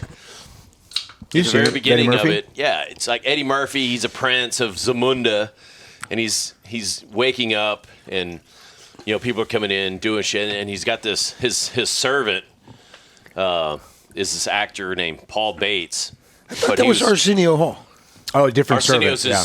Arsenio's like his best friend. Okay. But he's got this guy, and he's walking around doing all this shit, and every time he calls something, he's like. Yeah. And it was funny, like Eddie Murphy wakes up and he's like, "Happy birthday, Your Highness." And Eddie Murphy's like, "Oh, do you think on my 21st birthday I might be able to wipe my own backside?" And the dude's like, "Most amusing, sire. Wipers!" Yeah. All right, so we promised you guys, thanks for sticking with us with all our shenanigans as usual. But we promised you guys we would talk about how Lew ended up in a prison in Kazakhstan, and then, I don't know if it's the same story, different story, but also a prison in Oman. And then I guess we're also going to tie it into how you left Team 4 and just kind of the whole thing. You gotta stay out of prison, man. There should be a whole podcast where you just we can do like a collective conglomerate of Dirty, you, and anybody else that's done prison time. We'll just call it something Prison epic. stories. Dirty It's Dan? just Dirty accumulation of all of our guys. Frogs in a cell. Frogs in the cell. An epic prison fisting. Fucking Gallagher, Tim Spear. No shit. Yeah. Ooh, you could just have the clink, and each person changes, Yeah, right. and that could be a shirt too. All right, sweet, man. So walk us through it. How'd you end up over there? When I left the teams, excuse me, I felt like I hadn't done everything I had initially thought I was going to do there. I felt like there were still wickets I wanted to check, people I wanted to prove stuff to, which you grow out of that. But at that age, I was like, oh, yeah, I'm going to show you. It was a lot of my wiring then from childhood onward. And so I was going through college, and Piana stayed in my life. I always called him Pie Daddy. I called him like a dad to me. And what was your age at this point? Like, we're talking like late 20s, early 30s, something? 26, 27. Oh, wow, okay. Still pretty young, yeah. I got in 18, 19. Yeah. So I had 5 deployments by 26 or something like that. 6 months, not like 3. And like, hey, I did whatever for a month. That's a deployment. I got 17 of them, like some of the guys you hear say. Hey, right? Yeah. Right? And so They had some of that shit on the West Coast too. You'd get dudes who deployed a PI, and they're like, they just stay over there for like 4 fucking years. Yeah. You're like, dude, that's I got 8 deployments. that's Like, not 8 well, fucking not really. deployments. That's TDY. You basically stayed there. They're like, no, but I was just. They're just jumping platoon. Yeah, platoon after platoon. That's after a different platoon. animal, yeah. Yeah. So I mean, you would get a sea service deployment ribbon, but yeah. So I was really stirred up in my head about my next couple moves. Didn't have family in my life, no one to really lean on. Kind of a real lonely spot. Still training like a mad dog, very strong. Was pressing like 3 plates multiple times, my feet up, pull-ups, 20s, and all these different metrics that were numbers, which people don't even do numbers now anymore. It's like 6 sets of 50 push-ups. Well, why don't you just do like 30 or 40 and get a good pump? Well, there's a whole different era, right? Like, and so I felt like, there were some people I let down. I need to figure my way here. Piana's like, you okay? When I hurt myself to walk on to play football, I was going to transfer from ODU to Georgia. I went down there for a camp, and I threw the ball 70 yards, could throw it the other hand like 50, was deadlifting like 6 plates, squatting 5, pressing 4. And this was my dream. It's laying out for me. My buddy Hawk, he's doing it too. We told everybody. I didn't tell everybody, but at the end I was like, I'm going to do this. I'd rather do this than that. He's 28. I'm 28. That's 28 years old. And he makes it on. They were blown away with my camp. They were offering me a scholarship based on spring training. I'm 2 weeks away. I'm in the Bayville Rec Center, showing off, squatting 500. I turned the wrong way, blow the sciatic out of my ass. And it was a horrible injury. I was down for like a year. And Pyatt came to me and said, hey, I can get you back in. You just have to eat some crow. And that's what they tried to do when I had that captain's mess. They're like, well, we're going to put you on the quarterdeck for a few months and then move you back into a platoon. I'm like, the fuck you are? You don't talk to me that way. I'm done here. You understand that? You're in danger right now if you offend me. Okay, that's how I was in those days. And Captain pulls me in the room, Sir Holloway, who I love, God rest his soul. He's like, Lou, you're having a bad day. We all have bad days. Like, just roll this out. I'll make it short while you're on the quarterdeck. You know, there's a guy in the room. He's senior to me. He's got a hard on for you. I didn't even know this little 5'5" guy who came over was like an admiral, and I follow him anywhere. Wouldn't follow him anywhere. Same guy. Anybody here would say the same thing. And everyone else in the room was making the argument I was a good dude. Pyatt made comments that, really hit me deep, and so did Chuck and other. And I was like, guys, I'm done. Yeah, I'm here with this bullshit. And I had seen guys brown-nosing and cut-throating over schools and stuff, and I didn't want to be a part of that. I didn't want to be a part of that. So I made a rash decision, never looked back. Master Chief Russell and Pig Wagner, they kept a wing over me. I was like a year and a half of special base and everything. And when that stopped, I was like, ooh! It's like the end of the rope. Uh-oh. And so I was at a spot where Pie's like, hey, I can get you back in, but you're just going to have to come back in and be humble. We can petition to get your rank back and this kind of stuff and just be under my wing. And I was like, Chuck called me and said, hey, we're doing this control threat reduction team. He was your first red team chief at Dev Group. And I was like, oh, I'm honored. Get me in. And he said, we're going to go to Uzbekistan, Kazakhstan, Ukraine. We went to all these places to break up the Soviet Union. That was the Cold War. So we were looking for certain pieces of equipment that they alleged they had made, and that was making its way into the Middle Eastern world. And I was on one of those jobs, and I did like probably 7 or 8 of them. One of those jobs, my dad had died when I was in California. The day I met Arnold at the Havana Room. Mm-hmm. That's how I remember. I had just moved out here. And I was an honorary member of the Havana Room, and I met Arnold that day. And I had called my dad and left on his machine, hey, Dad, I met Arnold. And then the next day, my aunt called, and I could tell by the tone of her voice when something was wrong because she never called me. He said, hey, your dad passed away. His heart exploded last night. He was 50 years old. He turned 50, and like 3 weeks later, he lived hard. He lived hard. And I was mad at him, so I wasn't able to grieve. I was like, you motherfucker get to cause all this spoilage and get to check out. And so they used to say in the teams, don't deploy with emotional baggage. Don't get close to girls. Make it like a power cord, plug it in, unplug it. Yeah. My platoon with Pi, you couldn't carry a camera. He'd beat the shit out of you. Yeah. And you had camera that you had to develop the film too. Yeah. So you couldn't easily do it. Like you'd have to have these 2 pieces hidden somewhere, and if he caught you, you'd smash it. And so I fly to the funeral. I hadn't cried in my life until about 35 or 37 years old, but I stood over his grave like this, just like mad, like, all this spoilage that happened, and my sister and my mother and everything, and I so mad at him, like, you get an easy way out. So I deploy like a week after that, and we're over there, and we had certain equipment we were bringing in. And in Kazakhstan, you fly into Almaty, which you look up and there's the Himalayan mountains, and right on the other side is China. You can use that to get into China, too, because they don't cover that ground real well, but it's 14,000 feet. Yeah. So. And you were like a contractor or some shit, right? Or Yeah. Okay. Yeah. And so But that's a dev group contract. Right. Yeah. And so, because they were leading the different objectives. Yeah.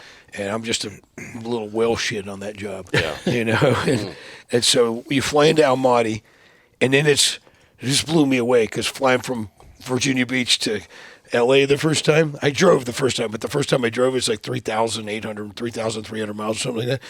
Almaty's like 5,000. And it didn't look right on the map. I'm like, can that be? So they had these MiG fighters, jet guys that would take off on these planes so fast. You'd have the bathroom door swinging open. You'd smell the bathroom. You had a fold-down seat. Like 8-hour flight. Well, I did it like 3 times, this deployment. So we get to a place called Aktal, which is right on the Caspian Sea, Fort Shevchenko. And we're there. We're doing some things, training. We took Faruna radars, showed them how to use some whalers, how to do some interdiction on the water. And the last time I went there was this time my dad had passed away within 2 weeks or 3 weeks of that. And I was this is like the mid 90s, right? Mid to late 90s? late 90s. Yeah. Okay. 96, 97, 98, Yeah. right in there. Yeah. Perfect. So and so I got caught with a piece of equipment on me leaving the airport that I hadn't secured properly. And 2 guys had already went through. There's this big room with just probably 30 foot, like a black, like this right here. But you once they checked you went through this little door and got on the plane. Not like our whole system and everything. And Chuck is right here. And they got my stuff out there, and I didn't have this piece of gear secured properly. Next thing you know, a couple other guys come over. And I didn't speak Russian at that time. I'm conversational, but I'm, what? And they pull this piece of equipment out, and I'm like, and I knew he was like, what the and I looked at him, and he was looking at me like, let's make a move. And I thought of his wife. I thought of his son, Josh, who's now the head K-9 for the entire Navy. He wears a ring like this, worked for us for years. Josh McCullough, his son. I thought of his wife, Renee, his 2 daughters. And he's like, what are we doing? In his eyes. He's like, what are we doing? And I just, I said, they took me into this room that was like a 10 by 10 with the shit excrements of like 1,000 years with a hole in the middle of it. It like attacks your face the minute the door opened. I spent 5 days in that room. Nice. Yeah, and I was on a contract that, because I was not in the team, that you had to sign a thing that said, in the unlikely event you're compromised, you aren't representing the United States. And on that job, I was 2 months behind my rent. So it was like, easy. Okay, boom, I'm out of here. Yeah. No, seriously, I was behind on my rent. I was like struggling actor in L.A. Yeah. And then my dad. And your dad had just died. And my dad just died. Yeah. And I'm hanging out with people who drink $10 beers. In Virginia Beach, they were like 75 cents. So I'm at Beverly Hills like, oh, the Mamba beer. Oh, the this and the this and that. Oh, look, that's Mel. I can't afford to be in here. You're like, why am I in here? Got to play the game a little bit, right? Yeah. And so I sat in that room, and I was so worried that I burn a hole in the stomach from the Motrin from Bud's. Yeah. It made a hole again. And then I got this anxiety for like 6 or 8 months because I didn't get to talk to anybody. I didn't get to use it. We didn't have a phone back then. It was like, hey, let me get a phone for you. Ring, ring, ring, ring, ring. Not enough current. And you had to wipe your butt with like books. They didn't have toilet paper. I was like, anytime you shit, they'd hand you a book, and you'd have to tear a page or 2 out of it. Wow. Hopefully it was a Bible. Oh, I mean, not to disgrace the Bible, but yeah, Koran. We'll do that. It was a Koran. Like the nice thin ones. Come on, man. but I Need was some thin paper. Yeah, just thin paper. I was really, really. I would rather die on my feet than live incarcerated and stuff. And I was thinking, wonder how people will remember me, my family. I was like, I remember those feelings like, wow, how did I get here? Then I had to think, well, when I left the teams, I had to prove I could still do this job because all the guys I loved the most are there. We're team guys. So I'm even on this job. In my acting career, all the faggotry there, forgive me, any of you gay people out there in the world, but Our audience is okay with it. They're fine. all the faggotry that I was running into in L.A. and guys hitting on me, I thought, I'm Lew Knopp. What'd you say to me? If I can suck your dick, I can put you on my TV show. The fuck did you just say to me? Say the same thing to me again. Am I? Say You're it. like, hurry up, motherfucker. You suck my finger a little bit. Hey, can we segue on something? Yeah. So he said, "Hey, Lou, you need a reel." And I'm like 1 year in L.A. I did a couple quick films, Volcano and some other small thing. See, well, you want to do some modeling? You need print. You need a reel. Yeah, you need some headshots. And they would tell me in the van room that, dude, you don't know how to dress. You're close up. What'd you say to me? I'll beat the fuck out of you. I had green T-shirt on and jungle boots. They're all in like collar. They're like, you don't even know how to comb your hair. This is classic. I'm You're like I'm wearing like, UDT shorts and shit. I actually was that kind of guy. Magnum PI. Yeah, let this. Well, now it's all the fad. Yeah, right. So I say, okay, what can it hurt? You know, I can model. And they said, hey, go meet Cosmo. Oh shit.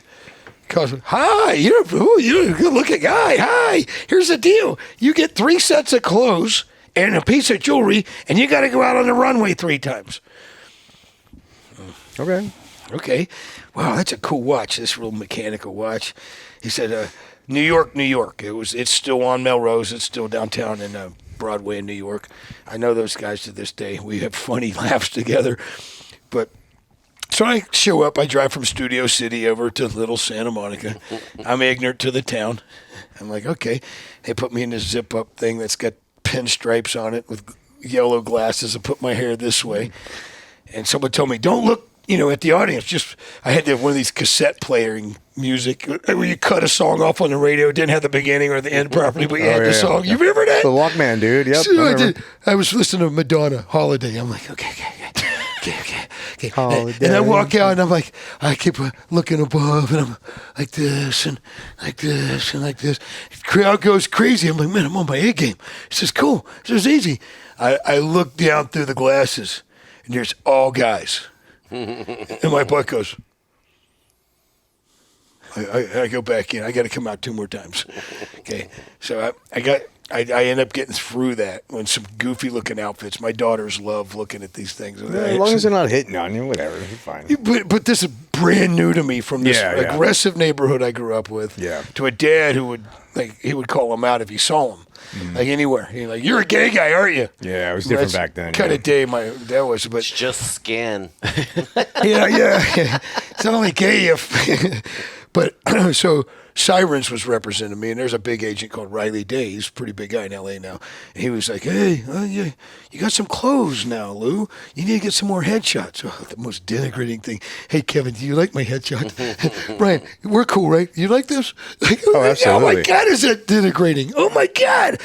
So he said, hey, Lou, I get home from work one time in Sherman Oaks, and my buddy who quarterbacked Bethel Park, I told you about before, he became one of the 4 main Chippendale models. So he's in L.A. with Howard Fine acting with me, and we had a place together. And you used to come home and push a recording and hear your messages. He and I walk in the door. Lew Knopp, we would like you to do this billboard in Broadway and Melrose. 50 grand. 50 grand. I haven't seen that. 50 grand? So I call the guy. Christian's next to me. He's a model, great-looking dude, has the butt chin, smiles. He was my buddy. And that's the dude I defended in the fight. Same dude, same guy. He became one of your 4 main Chippendale dancers. We're rooming together.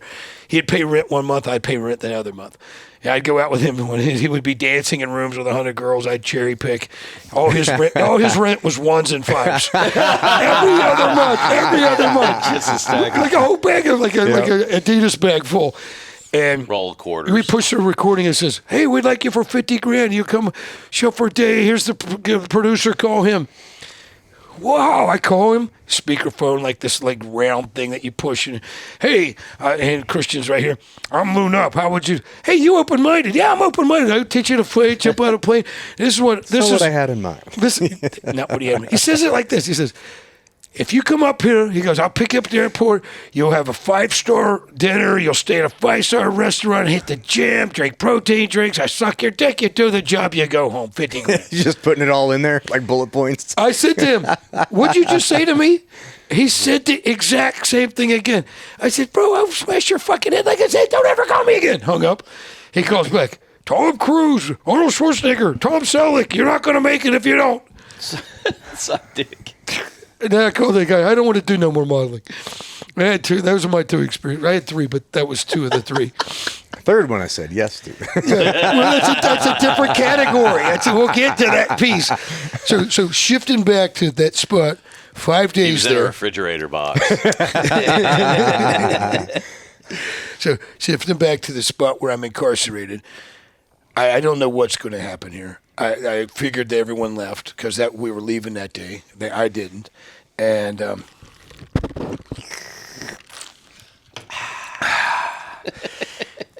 I get a knock on my door. They're giving me like 1 meal a day, like borscht. Yeah. Oh yeah, I ate it every single day, and borscht is good. it wasn't bad. It wasn't bad. What was that, beet soup? No, it's got meat in it. Meat. Oh. It's like beef stew, Oh, what's that? What's but Russian style. Oh, I'm thinking some other shit. So they grabbed me, had me handcuffed by my back. They take me to a plane. I'm handcuffed back to Almaty on the plane. And then I fly from Almaty to Paris. And they didn't handcuff me on that part. I didn't know what was going on. Nobody told me it was going on. Hey, you're free to go. Tomorrow morning, your flight back to the States. And when I got back to the States, I had such a weird anxiety, like burn a hole in my stomach. I started having, like, couldn't breathe right at times. And I'm not really afraid to die. I never have been. I'm really kind of physiologically messed up. So I went to West Virginia with the family I used to live with there, one of the many families in my life I lived with. And they put their wing over me. And I'm like, I don't know what's going on with my life. You know, I was like, what do I do? And, like, I don't like this LA stuff. Like, I had a quick lot of jobs I got. And then I started getting in fights with people. I had a fight with Tommy Lee Jones on a set. I had a fight with a couple who's who people. They said, "You'll never work again." You know, fuck you. You know, put my fist in your head. And never did them wrong. It was just interactions that were funny. And I come back to L.A. and I land this film, Gods and Generals, and Chris Howe, which is C. Thomas Howe's dad. Chris Howe and I were buddies for a long time. He's salt of the earth, class act man. I always looked up to him and thought, what if my dad would have been like that? I might be a different guy. And Chris knew I was hurt inside. I did 4 films with his son, C. Thomas Howe. Helped them move everywhere. I got to know Kiefer Sutherland through C. Thomas Howe. I got to know Ralph Macchio through him. They all loved him, and he used to be Pony Boy. Yeah. So I'd go to football games with him, and they would gamble $100 grand. And I'd be like, hey, could I put 10 on something? You know? And they would smoke joints, and they would be doing every kind of drug. I'd smoke one of their joints. I'd be like, and they make you laugh so hard. Charlie Sheen's probably Charlie Sheen and a brother of mine named Tim Beggy are the 2 funniest people. I don't really like stand-up comedians. I don't like vulgarity and stupidity stuff to me like that, mental midgetry. These 2 guys have a wit and a timing to them that you're laying in the floor. Charlie Sheen, when I met him at SEAL Team 4 when we did the first SEAL thing, dude, he had to have a bodyguard. Everybody picked on him. We had a tough team. Yeah. And he had to have guys bodyguard him. Was that when he was training for Navy SEALs? Yes. Oh, no shit. He was at the team right when I came over. Yeah. And so that's when I first met him. But he was friends with all these guys in L.A., and we used to go to the Gate, this club to chase girls. Mm-hmm. They would have all the private tables and stuff. And I'm like, who's that guy?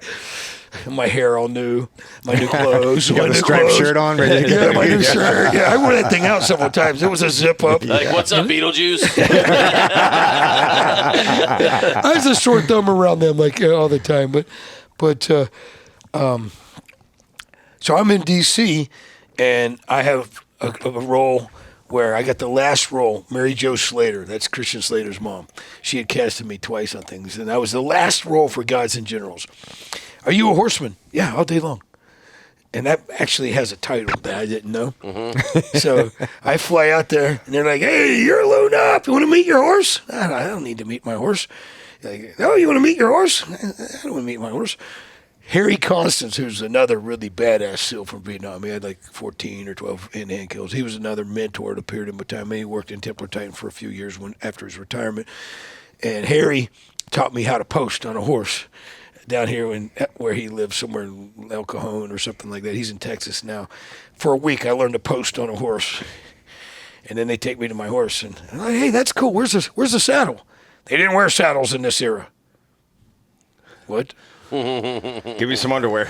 I got to pull the boys up. Bro, 2,000 people in their uniforms, blue and gray. And my role could have like showcased me coming across this battlefield right on my face. First time the cannons and stuff go, my horse jumps up in the air. I'm like, they're like, hey, kick him in the sides. I'm like, dude, I squat 500. I'll break the ribs. You're not going to hurt that horse. He's just laughing at me. He knows I'm like, don't know what I'm doing. You ever ridden a horse before? Yeah. I'm better now because my wife's a horsewoman. But this was, I had told him I was a horse person to get that role. Yeah. Fake it till you make it.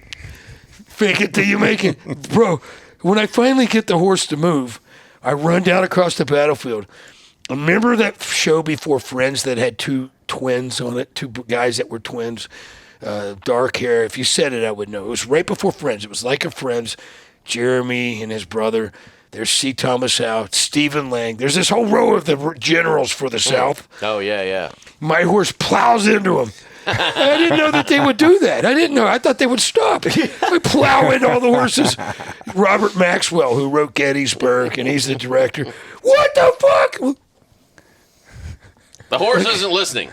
Yeah. I think this horse is deaf. Excuse every time. And that could have been such a spot right there. And Chris Howe was like, Lou, you're going to have to get this right. I didn't know you didn't know anything about horses. I said, I was just trying to get a roll. And I said, Chris, I let you down. I'm sorry. Well, I could have taught you, dumbass. I got horses up north and past, where the roller coasters are. What is that, Magic Mountain? Yeah. He had a horse. Santa Clarita. Yeah, I was like, so I'm like, okay. He tells me a few things. They do like 7-8 takes on that. I finally get it.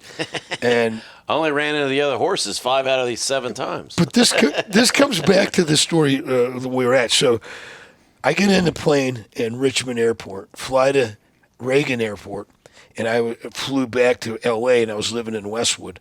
By the time I put my bags down, that was 9/11, and I had been through Reagan Airport. So at that point, I was like, you know what? I'm tired with all this stuff in L.A. Started calling old chiefs, like, I'm back in. And I came down to the West Coast. I said, hey, sign me back up. Harry Constance, Frank Thornton. Lou, you've already punched this ticket. Form a company that caters to the global war on terror and homeland security. What did he just say? Well, that was a mouthful. Yeah. He said, all I know how to do is take a Mexican and remodel your bathroom, and I'm in acting classes. Yeah. He said, Exactly. global war on terror and homeland security. Form a company. We'll help set you up. Frank had I don't know if you remember where your area is, but he had a consulting firm down there for a long time. Yeah. So Frank's like, put me under his wing. Frank is still fucking probably contracting, dude. Going to Philippines regularly. Yeah. He's one of the baddest dudes I know. Yeah. He really is. Yeah. So he put his wing over me, and Harry Constance, his brother-in-law, they were like, hey, Lou, this is what you do. So, okay, I got to come up with a name. Took me a couple weeks, and then Templar Titan, I incorporated it, got my PPO license here in California like 20-some years ago, which I now have that, the PI, and the construction license right here. 3 licenses with the Department of Consumer Affairs over 20 years. Excuse me. And the first job was in Second Gulf War, 2003. So it was like a quasi-sole source job. Yeah. And then I picked up moving all kinds of dinar from Baghdad to Amman to here. Then I picked up Sony's contract, got Sentry on the border here. Next thing you know, I'm got money falling out of my pocket, and they want me in Hollywood. I'm getting calls there. I thought they were done with me. And then I started a construction company. Didn't have to suck a single dick. Not even one, as far as he knows. Charlie Sheen was a good time. Oh, man. So that was the birth of the company right now, which has been a platform for doing the same kind of work. We've had several hundred SEALs through here, several thousand people. I've had huge years. We were 9/11, Katrina, Gustav. 9/11 and Hurricane Katrina, we were the prime security for, right under the Army Corps of Engineers. And then when in Katrina, they moved me because they were like, hey, that's a SEAL that can speak construction. Do you want to do debris removal? Okay. Mm-hmm. Well, Lou been... How much dynamite you got? It was like this, though. Lou... They had the $1 billion contract, Phillips and Jordan. That's who I worked for. Ben Turner's from Knoxville. Hey, Lou, we're going to put Bertucci, Omni, and all these companies over you. We're going to give you $30 a cubic yard. I suggest you cut to 25 or 22 for them. Every time you see a trash can go, you're going to get paid. And so I was like, okay. August 28, 2005, September 28 or October, I go to my bank account. You couldn't look it up online. You had to go in the bank. There's like $30 million in there. I'm like, they made a mistake on something. And I go to Ben. I'm like, hey, Ben, fuck, look, I made that much money? Dumbass, you got to pay everybody. And he goes, I suggest you grab a couple of your SEAL buddies, Meatball, and who else do we have there? Lee Burton. You know Lebo? Lee Burton. You get them two guys and you get you a printer, you're going to be writing checks all night long. You owe about $29,850,000. Great. Dude, Sounds about right. 48 hours of writing checks. We couldn't get it lined up for the corporate checks. It's the first time I ever did this. And the ink would run out. And you had to wait for the sun to come up to go get more ink. But we got in front of that after about 3 months. And, like, if I ever get that vein again, I've had it twice. Yeah. Like it's a crazy vein. We from private property debris removal. They say, hey, Lou, you know how to knock down houses? Of course I do. You want to do the Ninth Ward since you're doing security there? Fuck yeah. Okay, well, here's what you got to do. If it has asbestos, you have to burrito wrap it after you cut off the water and power to it and take it to this landfill. And if it doesn't have asbestos, you just knock it down, destroy everything, and move it to the regular landfill. That's easy. So we had some shootings in that too. I can't really talk about it on here because we were able to get through that. Mm-hmm. But one of these people that we know, who was the American sniper, had in his book he was in shootings in New Orleans, but he didn't work for me. So okay, so that was us, and in terms of some of the conflict in that neighborhood around Lake Pontchartrain and Metairie. So I had an office in Metairie. I had Meatball, Burton, a couple other good dudes running everything. A couple guys came from Dam Neck for 30-day stints at that. Yeah. It was Fran Rogers. Yeah. Trey Tuggle was a stud. I was so honored some of the guys that rogered up. We had such a team. Yeah. And Blackwater won the contract for FEMA. I was like, that was the worst one. And they moved his clowns in. We were enemies at that time. Yeah. And they beat me in the Middle East. Like, they won all these contracts, disparaged me. I didn't even know I was being disparaged for years. I learned this later. And so then, what happens is they start trying to go after private clients because I was winning the private ones. They were winning the governmental ones.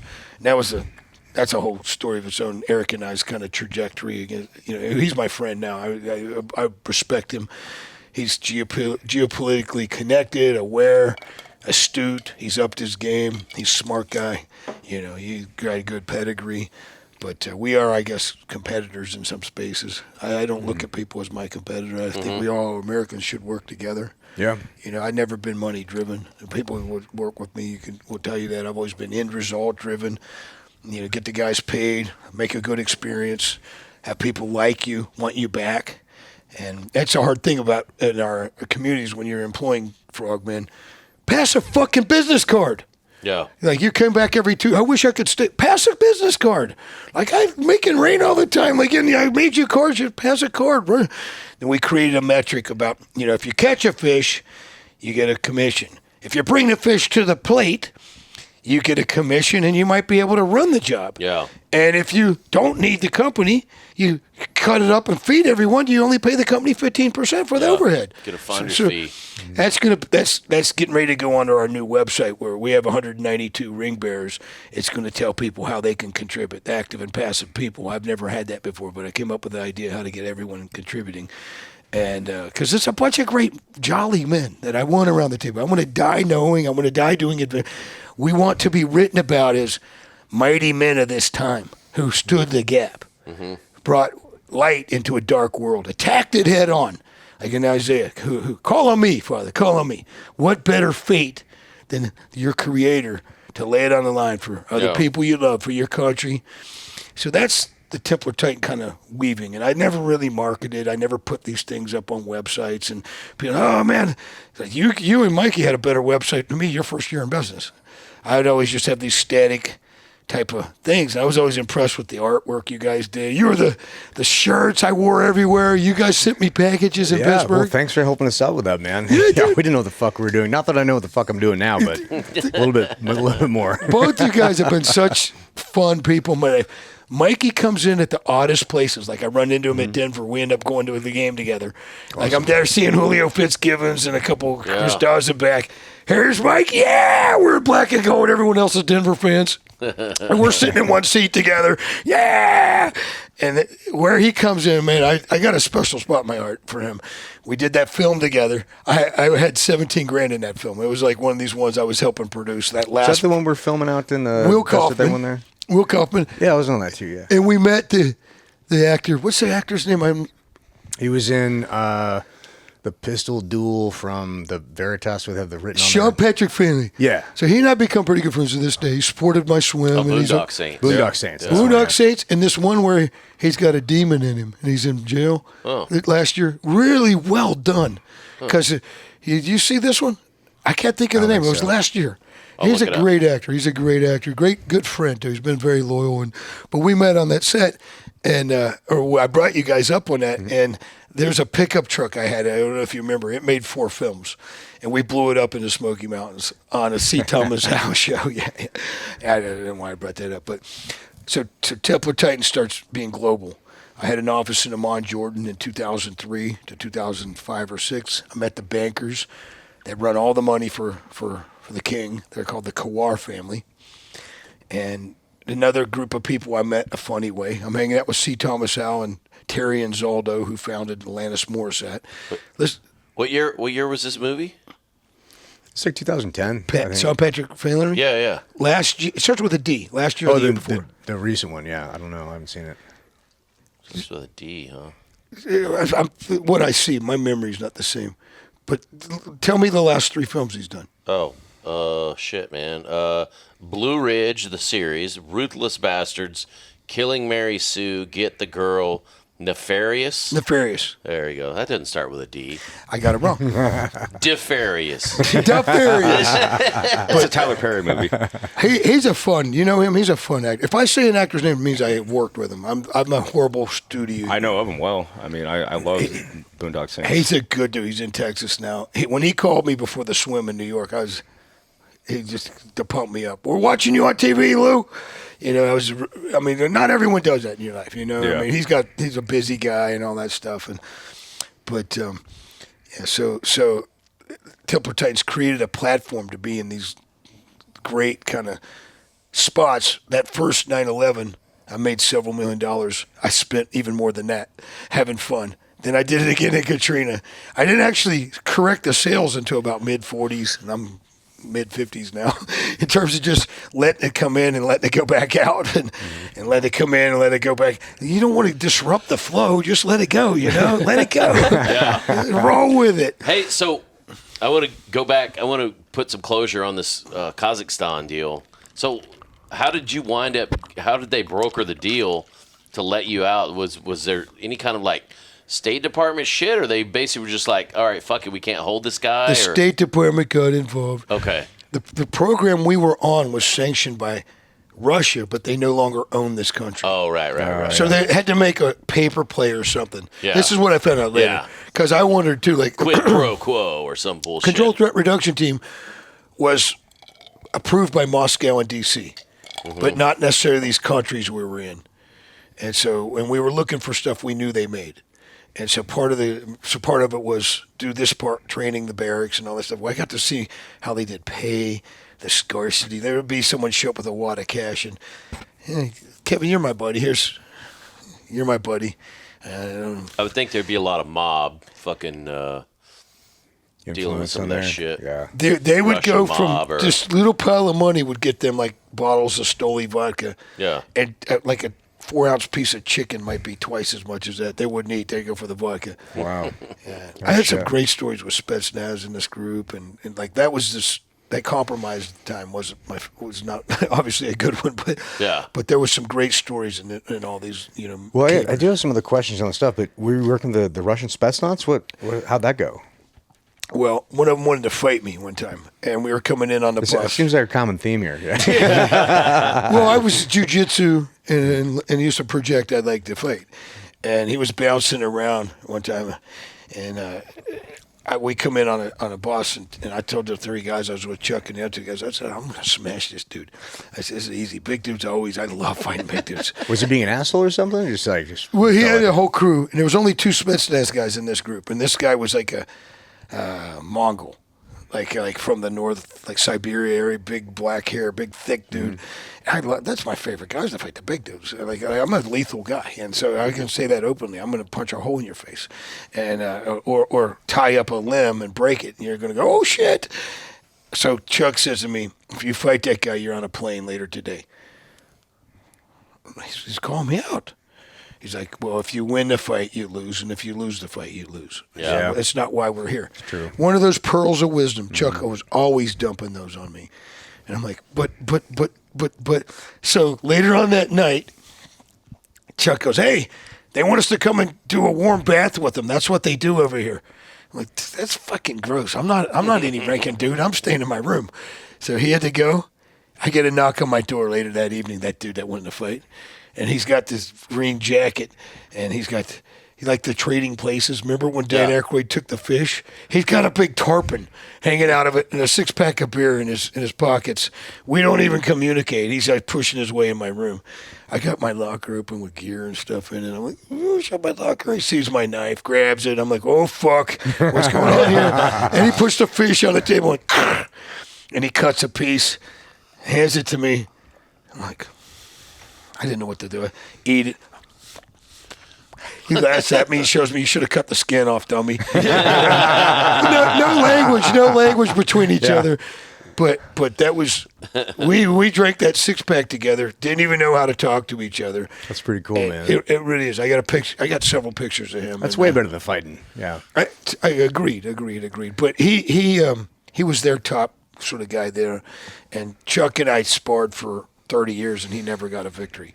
And he's a collegiate wrestler like Szymanski. Wrestlers don't beat jiu-jitsu guys.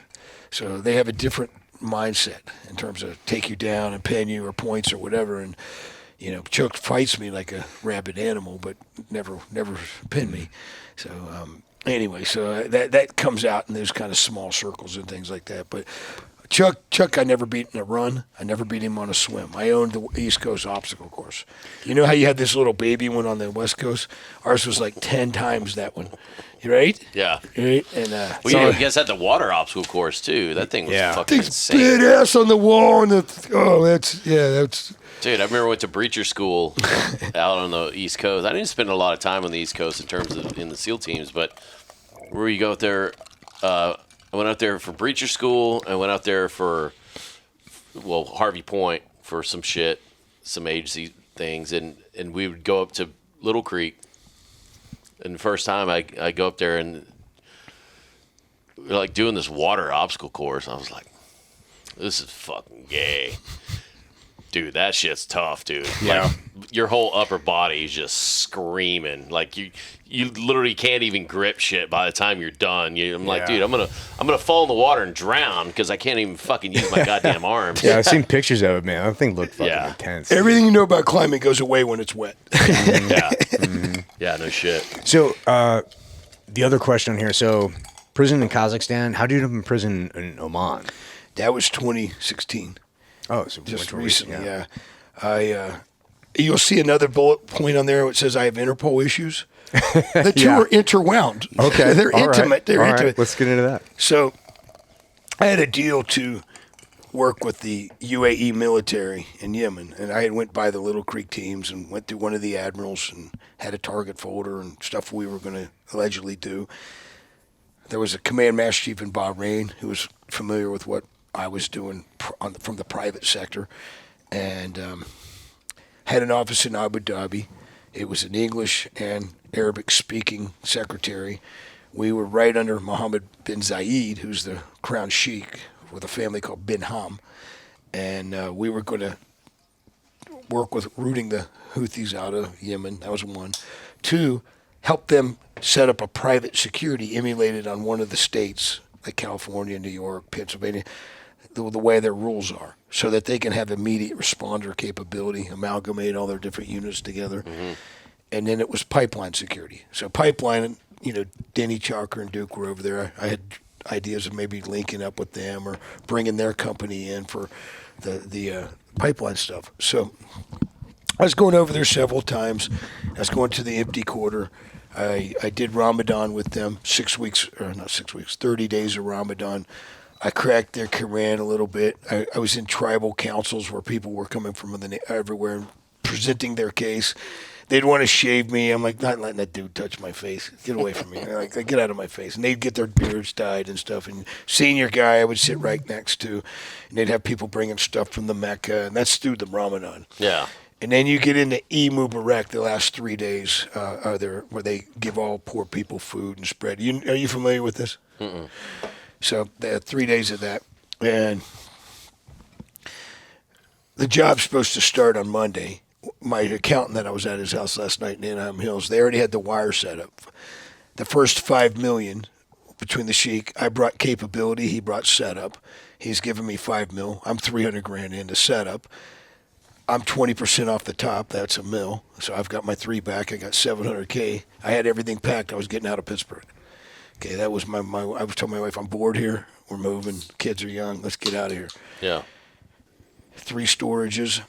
So before Monday happens, July 7th, 2016, we're crossing the border into Oman, and this little guard shack comes out, and Sheikh Mohammed bin Ham is in the car next to me, and we're doing like 100 kilometers down a 2-lane road for like 70 miles. Yeah. In the desert's like it's 110. Yeah. So the guy comes out, and Sheikh has to go in, and he comes out. I don't know what's going on. Next thing you know, like 8 or 9 guys come out, and they're fully locked and loaded, and they got the set of chains, and they're pointing at me. And I'm like, always act scared. Like I've had a gun to my head twice. Act scared. Be making a plan, right? So I'm like this. And they're like coming from here. They're not like this. They're coming from here. You should have let that guy in L.A. suck your dick. Now we're going to pay. How'd you know him? He let me. Yeah, he did me. But so they knew I was there with the military, Yeah. and they were told I was dangerous, and they didn't look real confident in their face. And she's going, I am Sheik, and they just took him in, and they took him away. His car is still running. And I'm thinking I'll grab this guy, spray, get in the car, and roll.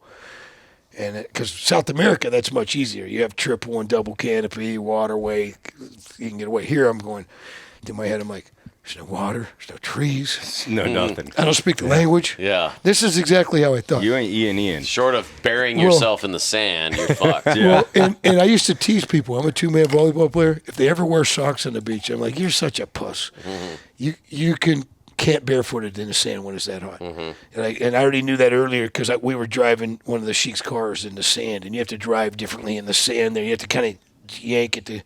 The sand's different. And I had to get out of the car, and I was barefooted. And so I remember like, whoa, shit. I never had ever thought that in Virginia Beach or California that the sand was too hot. And that went through my head like, I can't bury in the sand. And then before they get close enough to me to put their hands on me, I thought of my oldest daughter, Gia. She's 14 now. She was 5 then. And I thought, if I don't get out of this, I'll do to my kids what my family did to me. And I had this epiphany, and I thought, man, I can lay it on the line here, and God's always been there for me. I'm going through Psalm 91. I told you about it earlier. I'm going through it in my head, and I'm acting like I'm worried, and I'm about to do something. And I thought of her cute cheeks, and I thought, I want to see her again. Yeah. And they handcuffed me like this and put me in the back of a pickup truck and drove an hour with my head bouncing like this on it. They take me at gunpoint down 3 levels into a facility. And when they walk down the hall... This in Oman? Right on the border. Yeah. Because they end up bringing me back to Al Ain. You know where Al Ain is in UAE? Mm-mm. Mm-mm. So it's their Beverly Hills. Okay. It's where all the sheiks live. It's right in the middle of, like a diamond, Abu Dhabi and Dubai. Yeah. So the family that I was with was the second most prominent. So they were able to bring me to a jail here. But in that jail, we go down 3 levels, and there's these people in the window screaming like banshees. I don't think I've ever been more afraid in my life. And I'm carrying a backpack that I just was going to, had some stuff in it, and I had a black phone. And they let me have my hands here, and they let me use my phone. And I sent a text. Everyone who has a Ring has an email, whether they use it or not. I sent a text to Carl Dix, my attorney, Chuck, and Ryan Zinke. Zinke was in the Department of Interior at that time. I wrote the same email, and it wouldn't catch anyone. I'm 3 levels down, it wouldn't catch anything.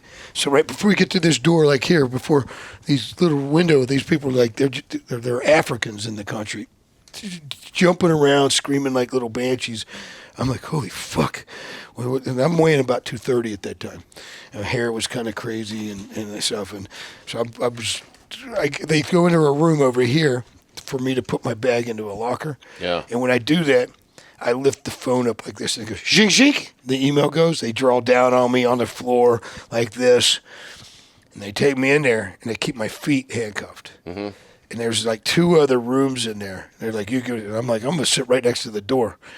And that 3 days was one of the probably scariest I ever been because I didn't know what was going to happen. And then the next day, they gave me a phone call, and the State Department stonewalled me. Yeah. 3 days in a row, didn't even visit me.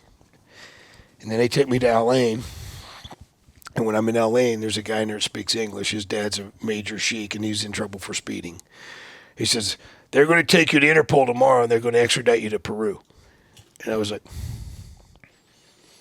Ryan Zinke hits me on a text like, they're stonewalling me at State Department. You need to figure a way out. You're like, thanks. So, well, look, there's never, ever since this injury happened, there's never been anything good about it. I had my ulnar nerve pinched. I learned that the shackle would come off, and it was hanging. So we had to drive from Al-Ain to Abu Dhabi. And I got a guy behind me, I got a guy here, and I got a guy here, and I got a driver. And I'm like, I got to pee. They're like, hold it. I'm going to pee on your car. I'm going to pee myself. I'm sitting here thinking, should I do this? What do I do? Zinke just texted me. You got to get out on your own. They're not going to help you. I'm like, what the fuck did I do? Why? Like, Yeah. So you still don't even know what this is about yet. I knew that Peru was stalking me. Oh, so it's something entirely different that they had asked them to. Well, when I left you? Logan Airport in Boston, our own country dined me out. We find out later. And because I had But this, weren't you working for them in this contracting thing? I was working for them there, and allegedly, like, a kid was repatriated in Peru with someone who kind of looked like me. So allegedly that happened, and they have all this kind of information, like I might have been there at the same time, and not any real good pictures, though. And this kid was repatriated. No crimes were broken by that individual. And so they had found out I had left Logan Airport, and they shifted to a red flag, which means get him now. Okay. So it doesn't matter what you're doing. Who it wants to. Yeah, as soon as you ping on the radar, they're The picking red you up, flag yeah. is like get him now. You familiar with Interpol? No, thank God. Are you? So that's not even an international organization. It's I mean, just I'm sure they're familiar with me, but I'm not familiar with them. Yeah. They're like, all right. Yeah, we're on some lists. It's owned by private families. It's not even an international organization in Lyons, France. Some people would say this term Illuminati. Some people would say the 13 ruling families. Lift your. I was getting ready to get a drink. Gotta wet the whistle. So Wet that whistle. So that they held me on house arrest, took my passport, 2.5 months. I was in a hotel room that they had equipment set up in, and anything I did or any movement I did, they put something in my food as well. And that's when I was poisoned right there. And you remember I told you this? Yeah. Because I was working with Mike Jenke and a crew on a film up in L.A. So he was putting together little trailers of stuff, and I had been in this one project where it's 2:30. My hair was like a lion, like hanging like that. I didn't have gray hair. I all went gray on that shot. It was a little bit above the ear. It went because the poisoning took me to the brink. I almost died in 2017. Do you know what kind of poison it was? Put lead in my food. Oh, it was lead poisoning. It eviscerates your system. Wow. Yeah, you might remember how big I was. Like when I saw you, the Osama bin Laden at the you, Slater, and I, and Sharbutt. Yep. Yeah, so I go from 36 waist to a 31 in 6 months. I'm throwing up everything. I did the opposite. You did the opposite.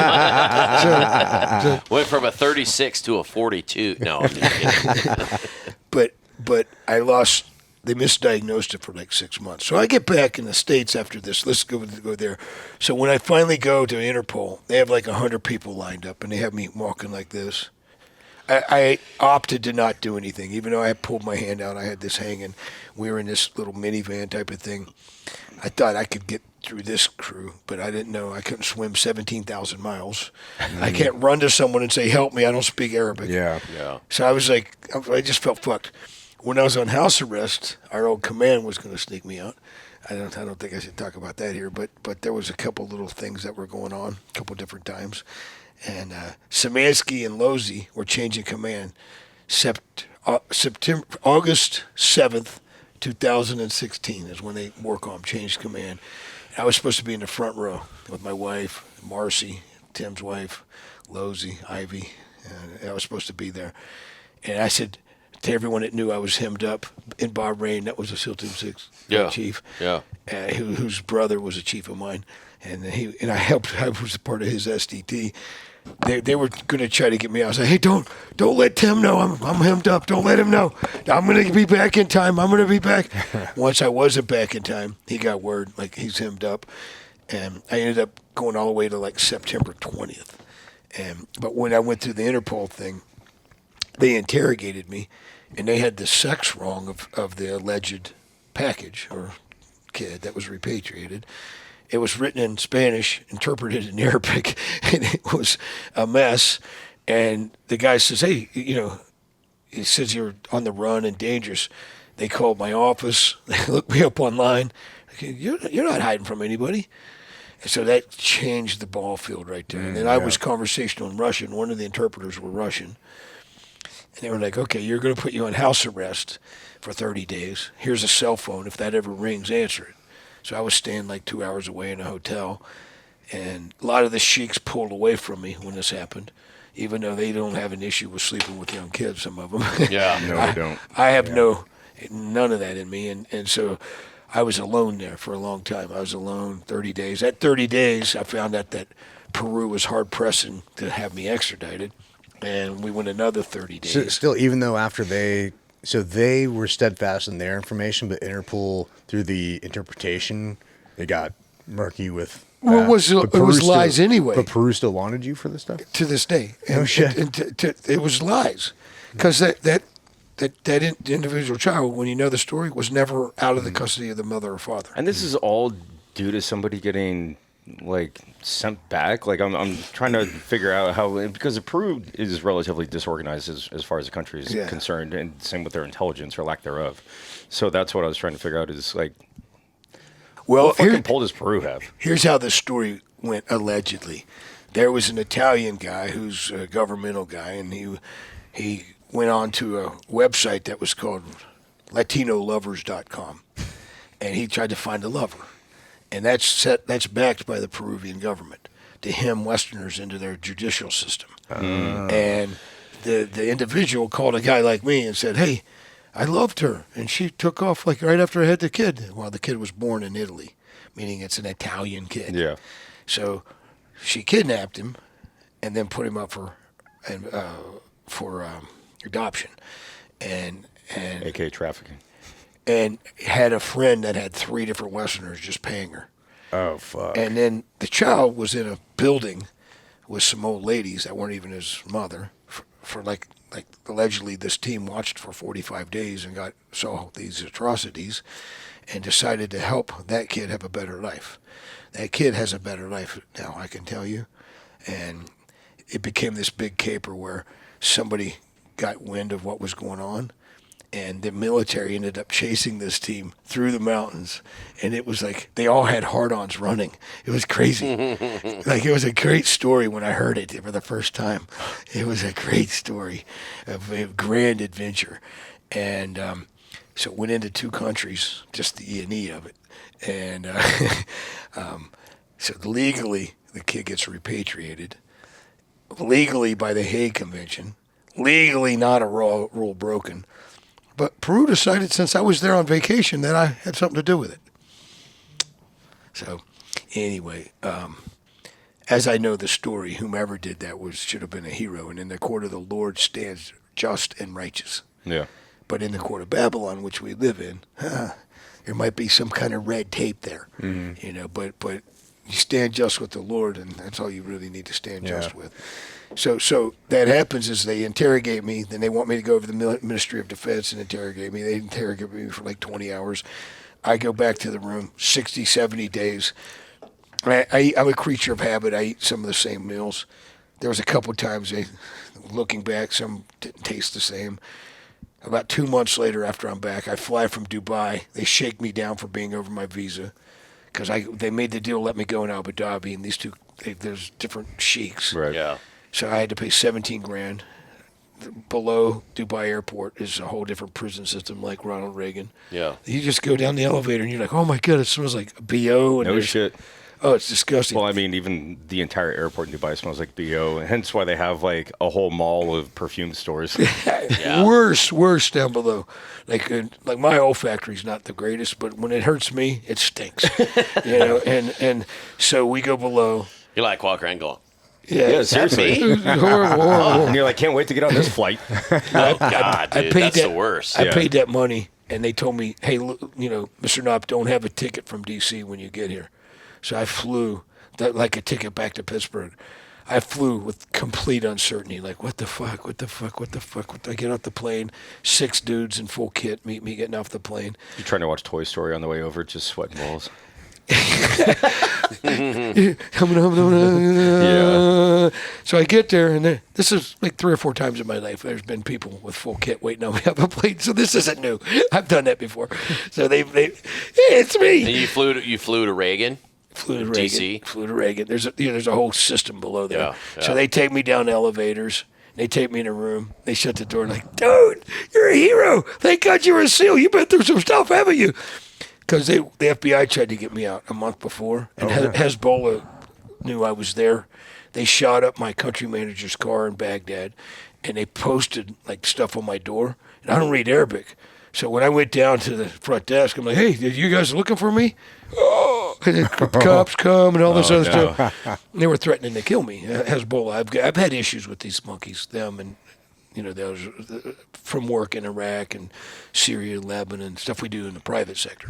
And when they go to the website, say, oh, he's a Christian man. Wow, what's he doing in our country? Whatever that does creates a hatred. But there was 2 letters put on my doors. And then I was told that my social media was disturbing to some people at that time. And from these same people I just mentioned. And I didn't put one and one together. I had a big Facebook following at one time. I'm not on that anymore. And Because of all the gay stuff? well, they wanted me. They wanted ass. No, what it was I was writing about the way the world is underpinned in lack of truth. So I would write, you know, about Jekyll Island, Bohemian Grove, the star system, the perversion of the calendar, Julian Gregorian So you're calendar. heretic. To them, yeah. Yeah, to them. Well, I was writing these things in a person to like let people go do their own research. Lord Cornwallis, he surrenders to George Washington. Read that. He's not surrendering. He's saying basically saying, "Fuck you. We'll always own your land and your court system." He says it right in there. Here, take the guns. We still own you. And so when you think of that on a deeper level, the way the world is underpinned, the court system, you go to court and there's a jury and you enter into a jurisdiction and you're like a bill of lading, like it's tort law and maritime law and all that stuff. And, you know, I did a little study. I asked about 15 attorneys in my life 3-4 years ago. You know what BAR stands for? Do you? No. Do you? Bar? Like the attorney bar bar. They take the LSTAT, Yeah. then they get their bar. What does that stand for? It's all in capital letters. Barrister something. Big ass retard. British Admiralty Rationale. Ah, interesting. Ooh, wow. So you got 3. Look at the big brain on Lou. So then you go, the world, it's ran by an entity that you can't see. And there's districts inside of countries that aren't even a state. Wow, that's Paris, London, Washington, D.C., Rome, and Jerusalem. How is that? These little districts have their own rules in them. One's the military complex, one's the religious, and one is the One's the aliens. with the aliens. Yeah, it might be. Yeah. No, but it's one runs the spiritual side of thing, the religion. That's the Pope. Vatican. One's the money, London, and one's the military. And there, three of them are that's where you get your secret societies. And then one's the assassination Interesting. group. Yeah. Israel. Well, let me tell you something about aliens. That doesn't exist. Those are fallen angels that crossbred. Yeah, that's a whole different. We could go down that for hours. Yeah. But to wrap up the Oman thing. So you're in there. You're down in the I don't say the dungeon, but the lower levels of the under the airport. Of despair. How to go, and the guys are like stoked, they're telling you all the stuff that happened on. High five me. My chief wants to meet you. Like my heart was beating so bad, just even that pot.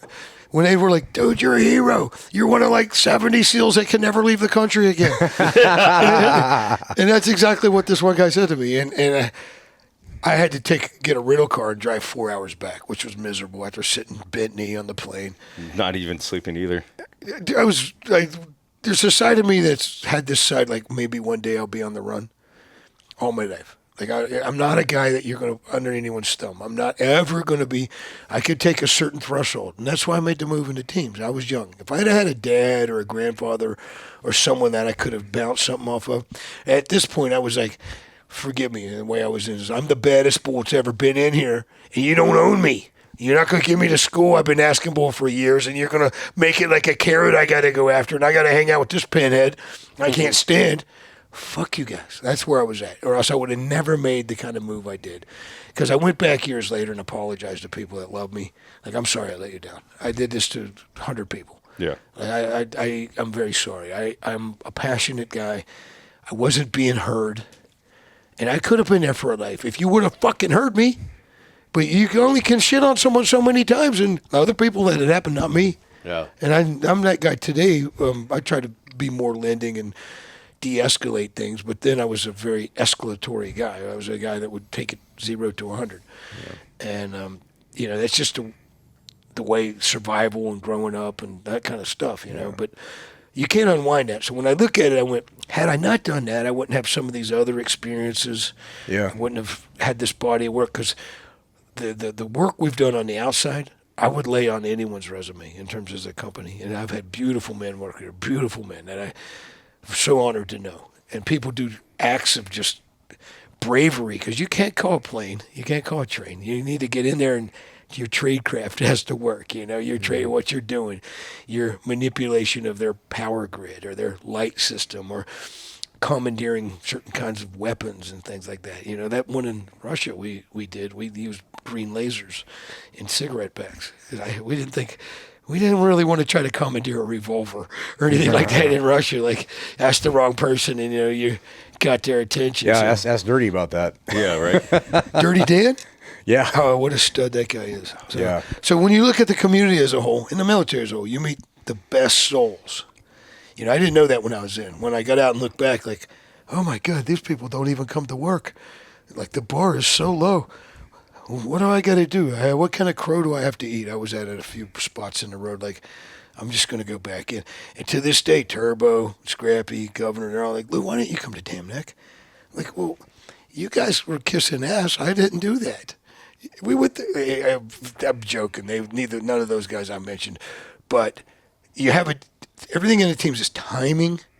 Do you have a good chief? Yeah. And a little bit of luck. Luck, Yeah. yeah. And so if you're in those swim lanes, Yeah.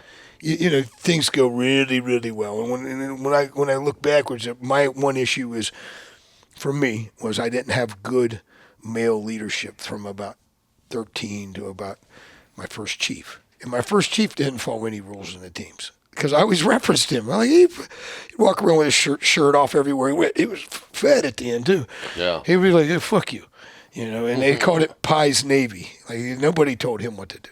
So to have him as a first chief, Yeah. I mean, Set you up for failure, almost. almost, yeah. Almost. But none of us had the legendary exploits of him, but to be trained by him and to be bold, Right. be someone that took the point, step up front. He wanted everyone in our platoon to be able to be point man. or switch around and be rear, or take any position. Yeah. So, I mean, he had us on booby trap courses on Dog Island, right south of the Det in Puerto Rico, a mile and a half long. He would have us sleeping out there, and contact drills onto a Zodiac, out of here, hasty, I mean, just nonstop. There was some chiefs like him. I mean, the op tempo was going. We're ready. And I miss him. I mean, July 5th, this last one, was his 7th year since he died. His family, we do a shot together. I tear up. I think, man, he knew me. He understood me, whereas not a lot of people didn't. And I didn't know I had Native American in me until about 5 or 6 years ago. And he would say that, and people would go, "No, look, he's blonde hair, blue eyes. You don't have any Native American." But I don't burn. My skin doesn't burn. I get dark red, and my cheeks. That's where I'm at right now. Yeah. So It was nice. you're burned on the forehead.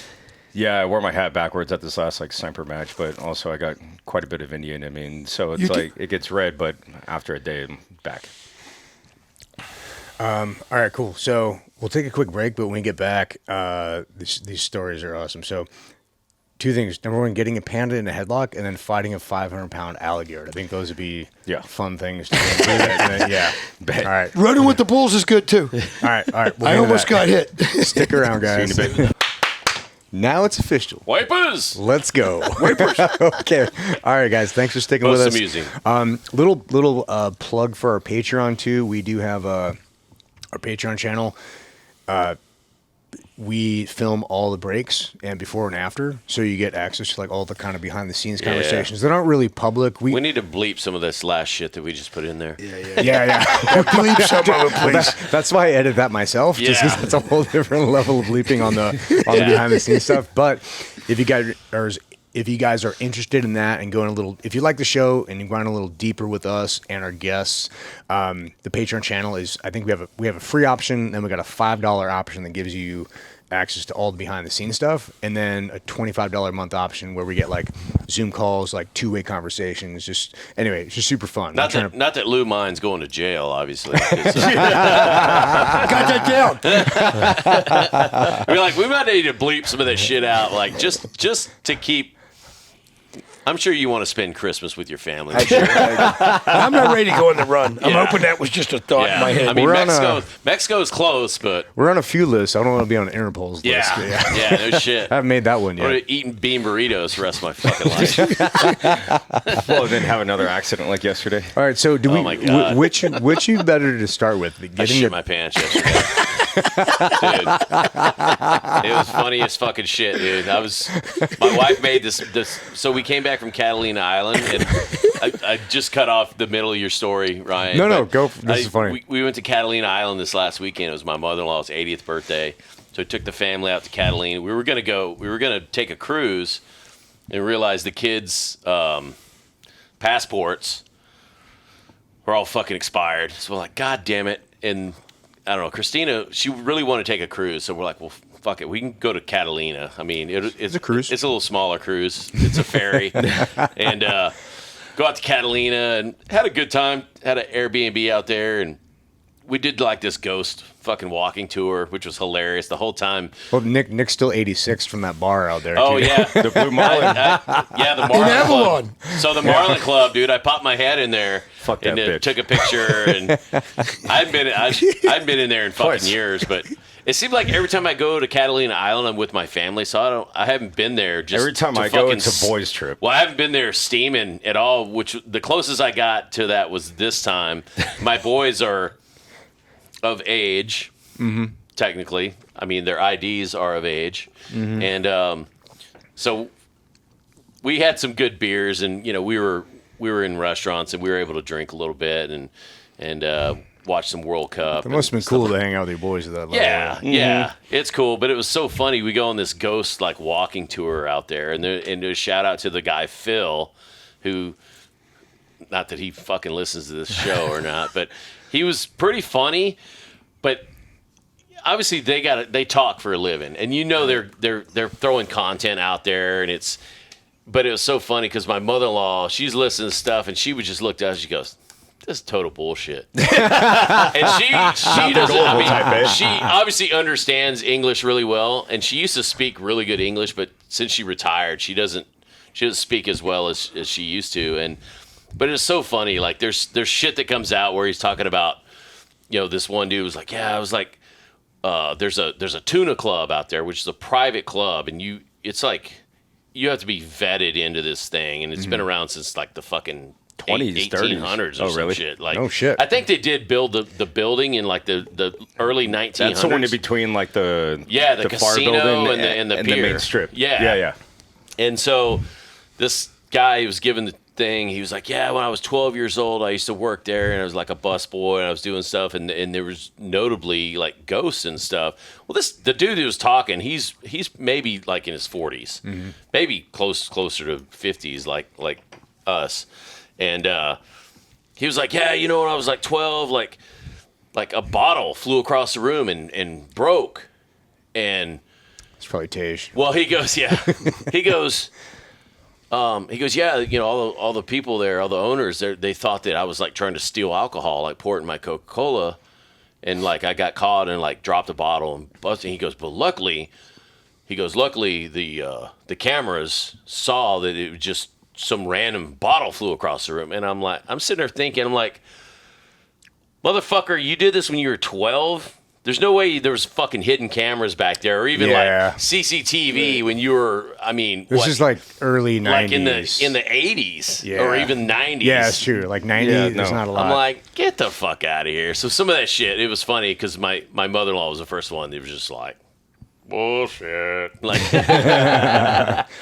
but anyways, fucking. well, you were talking about No, he's Shit about my to shit his pants. You're pants talking shit your somewhere. pants. Yeah. I thought the ghosts were going to No, get him. dude, came back, and obviously all the drinking and shit, dude. I had the fucking bubble guts from, dude, mud butt, and woke up yesterday morning. I was like, I feel pretty good. Shit solid. Like, okay, I'm good. And then ate some soup that Gabby had fixed. And I'm sitting in the man cave, and I'm like, oh yeah, a little fart there, and like, like motherfucker, dude.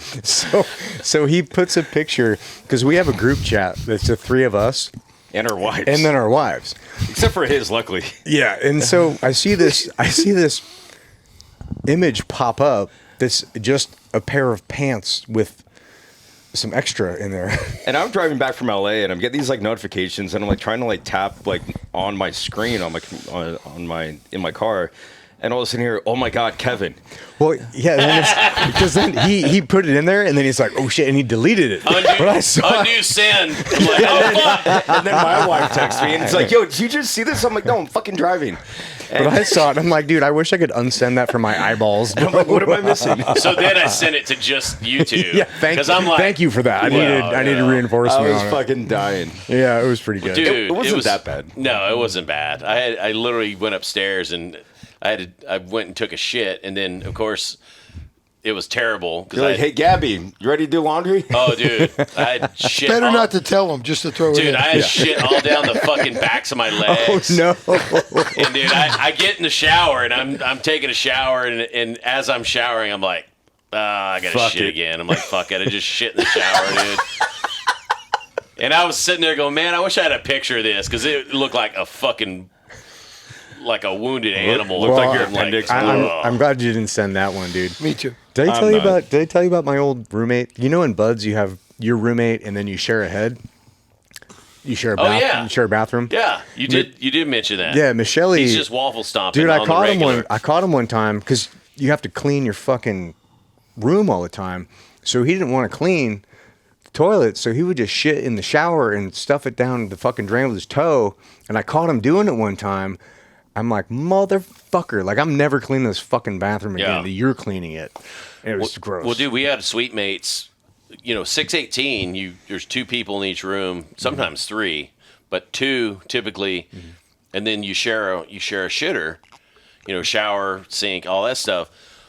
Dude, our suite mates, they didn't want to ever have to clean the fucking bathrooms. So just never used it. So I mean, they would. You obviously brush your teeth and shit, but they go, hey, if you got to shit, go downstairs and shit on the quarterdeck. That's smart. We And did I'm like- that too. We did that too. I'm like, dude, fuck that shit, dude. It's also I'm not like, that I'm hard. doing that. It's not that hard to clean a toilet, dude. No, it's not.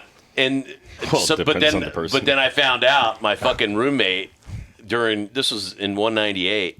my roommate was shitting in the fucking shower because he didn't want to get caught sitting on the toilet because you had to lock the doors. Yeah. He didn't want to get caught sitting on the fucking toilet taking a shit because he would get clowned. They're like, dude, it was fucking dumb. As Yeah, fuck, dude. risk versus reward. Yeah. Yeah. All right. All right, so back to choke holding the panda. Yeah. That was a hard side quest. All right, so I got that photo with me. You got a photo me? of you chokehold the panda? Yeah, No, me yeah. shitting in the that's- shower. Shitting in the shower. Dude, you got to send me that. We'll put it up on the Toe on the- stuffing.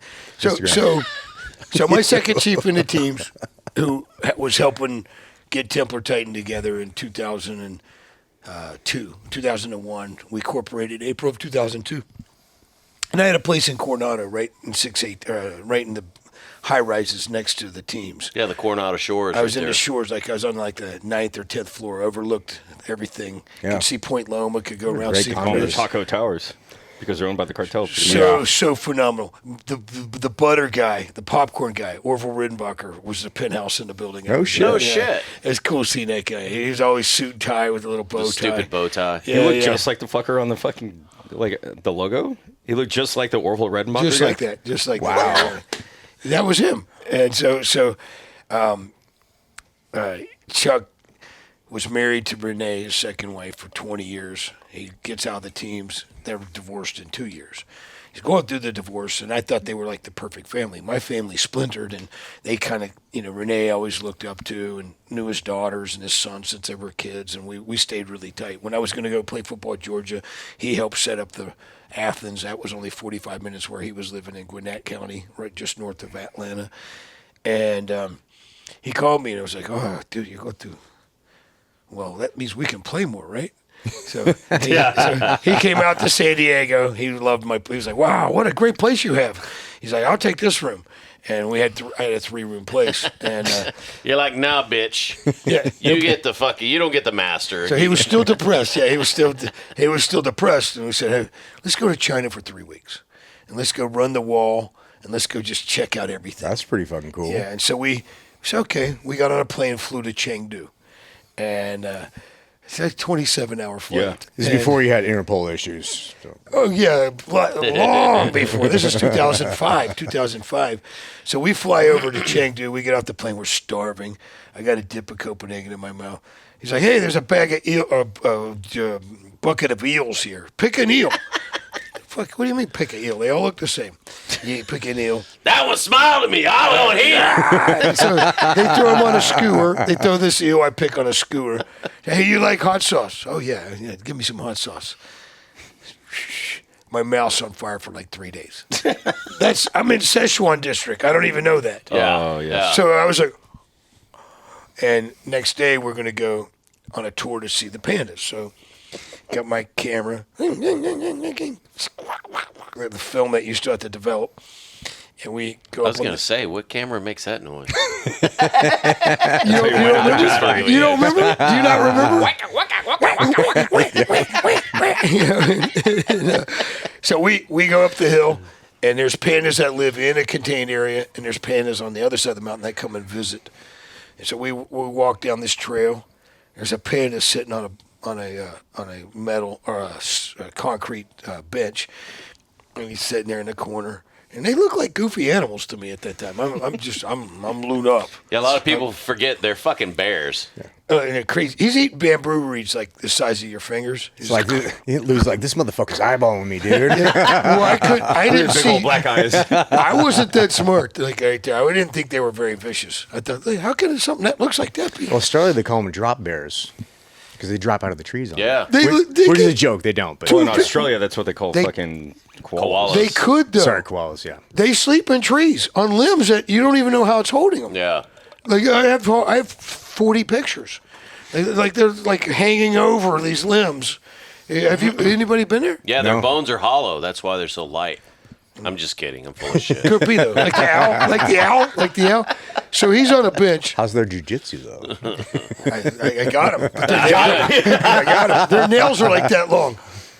Like later in the story, the alligators are like crazy long, and so there's a row of pictures that I can share with you anytime. Where I've got a blue shirt on, and there's a Chinese guide and Chuck. Hey, the camera can't see you when you stand up. And I was just going to go. Well, what happens is you see me like kind of in my shirt, kind of to the end of the bench. And I sit down. Okay, he let me do this. I get a little closer. I yank my shirt off and put my arm around him and get a full picture.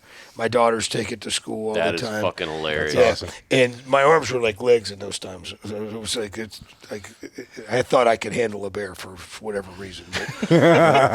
But before these elbow surgeries, they were different. And in that picture, my thought is, and truly, I believe that the Lord's had His hand over me my whole life. I have squirrels eat out of my hands in my property and my ranch.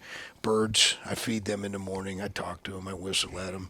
Trees, I've always respected nature. I do. I whistle because then they know I'm putting peanuts out. Yeah. 3 sets of blue jays. They don't know it's peanuts out of your shit. Dog right out. but The only thing that doesn't make you down the Oh shower. my God, these fucking peanuts taste like shit. it says in the Bible like that God created the animal kingdom to support us, and that we have sovereignty over them.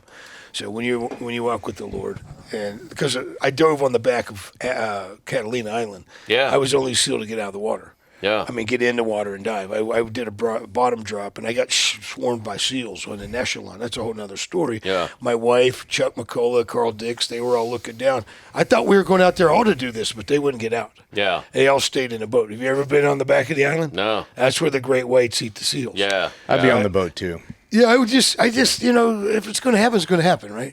Yeah. Well, you know where it's not going to happen? On the boat. On the boat. In the bar. Well, you gamble, Not at the Blue Marlin. That shit ate me. He didn't see the jaws. He didn't see jaws. They'll bite the boat. Yeah. But so that was that time, and on that same trip, there's a picture that went all the way to Dev Group. We always played dumb American, so we lost the tour guide. Of course. And we go down the backside of this mountain, and it's a Chinese base, and I'm like playing dumb American. Hey, and we get drawn down on. And there's a picture of Chuck and I sitting with our hands like this on the ground, and 6 PRC with their guns around us. It was like an hour and a half they took, and they come back over. They come back over and they say, "It's okay," and they take a picture. And Chuck said, "You ever do something like that again?" He's kind of a straight, like Mr. Goodbar kind of guy. And there's a picture of their full uniforms with their guns around he and I, coming off the backside of just this thing with this amazing experience with that bear. And the tour guide's like, "That thing would have shredded you." I said, "Well, I mean, maybe they look at you and see your heart or your vibration. Yeah. Like you show fear to an animal, it knows you're afraid." Yeah. Well, Might it's confuse crazy it. too, because you talk about, like, obviously, religion and God and stuff like that. There's a very well known saying. I think it was Confucius. Is man who go to bed with itchy butt wake up with smelly fingers. So that kind of brings you back to the whole China. Right back around. He was from the Szechuan I district. can't. Yeah, I'm on a butt kick today for some reason. Confucius also said, "Man who fart in church must sit in his own pew." Yeah, sit in his own shit because he just shit his pants. So that was the Fucking panda Chinese. bears. So you didn't jujitsu the bear? Fair enough. He was. It was kind of cool. It was like I got a full, like, and the tour guy was like red. Like what? They got big ass teeth too, man. I don't want to get close to those. Was eating bamboo reeds like this thick. It was chomping. Yeah. Like nothing. And I mean, I'll send you the picture later. Does today. it? Oh, yeah, Does My it, girls have taken it to school on their show and tell and stuff. Is that the same shit? Like, I mean, no koalas eat eucalyptus. Doesn't that put them in like a catatonic? Yeah, that's why they fall out of trees. Yeah. So I was gonna say, does might. bamboo He might. do the same shit with pandas? I mean, he. I took my shirt off, which you would think it might have. What's going on? And then I He's like, scooped. wait, this guy's got nipples. He went from the end of the bench to the right up beside him and like this. I mean, he's got to sense those things. Yeah. But he could have been in the catatonic. I don't know. That's one of the weirdest things. I think didn't China revoke all the pandas? Took the ones back. Yeah. Took them back. Couple And then years. only recently, I think they're back at the San Diego Zoo, where you can actually go there and see the shit. panda. Yeah, they for a Wow. period of, I don't know, maybe it's Trump's first term where was the he's first one. pissing off fucking China. They're like, you know what? Fuck you. We're taking our panda bears back. Which is, Don't mind our you balloons. know, of course, yeah, like. Oh, that's But fucking dude, that is hilarious. fucking crazy. So tell us another animal story, Uncle Lou. About the alligator, dude. So the alligator story. I'm going through that lowest point of that poisoning. I'm not calling anybody back. I'm weighing like what I weighed in high school. My waist is like a 31. And I went down to like 179 at the lowest point from like 230. My wife says the highest I was 229 in that year. I go down to there. I'm depressed. I'm not returning calls from people. I don't know my fate, which direction I'm going. My daughters are, Daddy, are you going to die? There's nothing more painful than look at your daughter. Yeah, that's pretty really fucked up. really tough time. And my best friend that I ran with the bulls with, grew up with, he lived in that home with me. He's another wayward street guy, Danny Hellman. I love Danny. We've always had my six. We've been around the world together, and he's been in the SEAL teams, and everyone thinks he's a SEAL. And he's tight with Tim Szymanski. All my first platoon loved Danny. He's always been around. And his card in Temple Titan, his first card was Director of Acquisitions and Disposal. And so it was one of the favorite cards because like he would say, I don't like that guy. He don't have your back. He was right every time about any team guy that he called out. He'd say to me, that dude don't have your back. So Danny comes over and sees me in the state, and he says, hey, we need a man trip. And we've been like Easter Island together. We've been all over South America. I took him on trips every. We've backed the Steelers through Super Bowls, probably like 10, 15 fights in bars together. Yeah. Like, we've always had each other's back. And he sees me in the state, and he goes, hey, we're going to do a 3-day weekend in Denver. He goes, we're going to indoor skydive. We're going to go to a wolf reserve. We're going to visit Tempe on Colorado Springs. And the only place in the world you can wrestle alligators is Amarosa, Texas. I'm like, but I'm kind of a pussy, Danny. Look at me. Look what's happened to me. And he's like, you're in. So we fly there. We go to the wolves. And he's always been a cash. Wait, this is in Denver or Texas? We fly to Denver. Oh, okay. Rent an RV or rent a SUV. We drive down to Colorado Springs. We go to a wolf reservation. I've been to that one. It's a road trip. badass. I Isn't used to it? be stationed there. When the alpha comes around to like bump you, and he's just letting you know this is where you have to sit down and let that happen. And the pug is My- an alpha. That's funny. So he doesn't give him the money. You're not supposed to take money in there, right? Danny's a full cash guy. He's got like $1,000 in his pocket here. That thing keeps bumping him. The alpha wolf is like boom, boom. Wants the cash. Well, I don't know why that is. It smells all the different smells on it or something. But he was the alpha. When they let him out, he was like, came over and like, you did that, right? Yeah. Well, Wolves- I mean, I didn't go in there with him. I just fucking watched. Wolves Yeah, have yeah. a like persona to 'em, man. Like there's a weird thing. Like you can tell, and like that's not a dog. No, there's no domestic in them. Yeah. This one like this, like he was like almost like he was letting us know I'm stronger than you. This is my area. He went around and I smelled will everybody. bite your dick off. Oh, the heads, there's such muscle on the neck. Like when Yeah. he's hitting you, Yeah. like he's not this little dog. I got 200-pound shepherds. I mean, they're not like that. And so then we go down to Amarosa, and I'll be honest, I was worried. I was like, man, I don't have my strength. I don't have my armor. Like, am I going to be the dude that gets eaten? You know, and it's an agrarian state. So your first 15 minutes in the door is, if you lose a limb, it has to stay here. And there's a whole wall of fingers and different God limbs. damn. And Wow. You have to sign off that you're not coming after I'm like, them. nah, I'm good. Well, they got alligators, crocodiles, and snakes there. And so you come in, you sign a release, and they put 100-pound alligator in your hand, and he's just all muscle trying to turn his head and bite you. But you're holding it like this. Then you go into a pool with 200 and 300 pounds. Dude, 100-pound alligator. That's like That's a big fucking alligator. Yeah. I mean, not big, but it's you can hold the neck and they're the dense, hand. dude. yeah. But he's turning on you. And like you're a weaker dude, couldn't do this. Yeah. Like, you have to pinch that thing and like not be worried to like dig in. 'Cause Yeah. he's trying to bite you. Like, hey, don't be a pussy. Well, they want to show you how strong it is. Yeah. Because that's only for like 5 minutes. You're not wrestling this guy. Then you go into a pool, like a baby pool that's got 200 and 300 pounders in it. And they're like, shuffle your feet or else it'll snap at you. So you're shuffling your feet and you pin its head down and you put your knees on its shoulder. And when you pull its head up, you lock your hands like this. And once the head's like this, they go limp, like when you pinch the back of a cat's neck. But not until it's 90. Right in here, they're trying to roll, they're trying to run, they're trying to everything. So we do that. Get him in the camel clutch. When they say Put your thumb up its crocodiles, butt. they say crocodiles are dangerous. Alligators are afraid of you, no matter how big they are. They're stupid. Yeah. But they said a crocodile won't attack you the same way. It'll size They're you cunning. up. I want to eat you. They're prehistoric to a degree. Crocodile just ate that kid off the coast of Puerto Vallarta. Heard about that, yeah. Which I didn't even know they had fucking goddamn prehistoric dinosaurs down there. I did a croc tour down there, and it's like, Are they naturally occurring in the wild in Puerto Vallarta? yeah. So there's like a little bay, and like we were taking boats out, and guess what? My fucking tour guide had one arm. And so I got a whole album of this whole thing, but like literally like this, and he's like slapping the water with the paddle, and then they like come up. You like keep trying to shake his hand, like, oh, sorry, Motherfuckers, but there's This is a guy who's learned a lesson. an or two. inlet, and then it just goes to beach, and then there's fucking umbrellas. And it's like normally they stay in that little bay area, but every now and then they're like, fuck, it's kind of hot. Let's go out to the inlet. dude.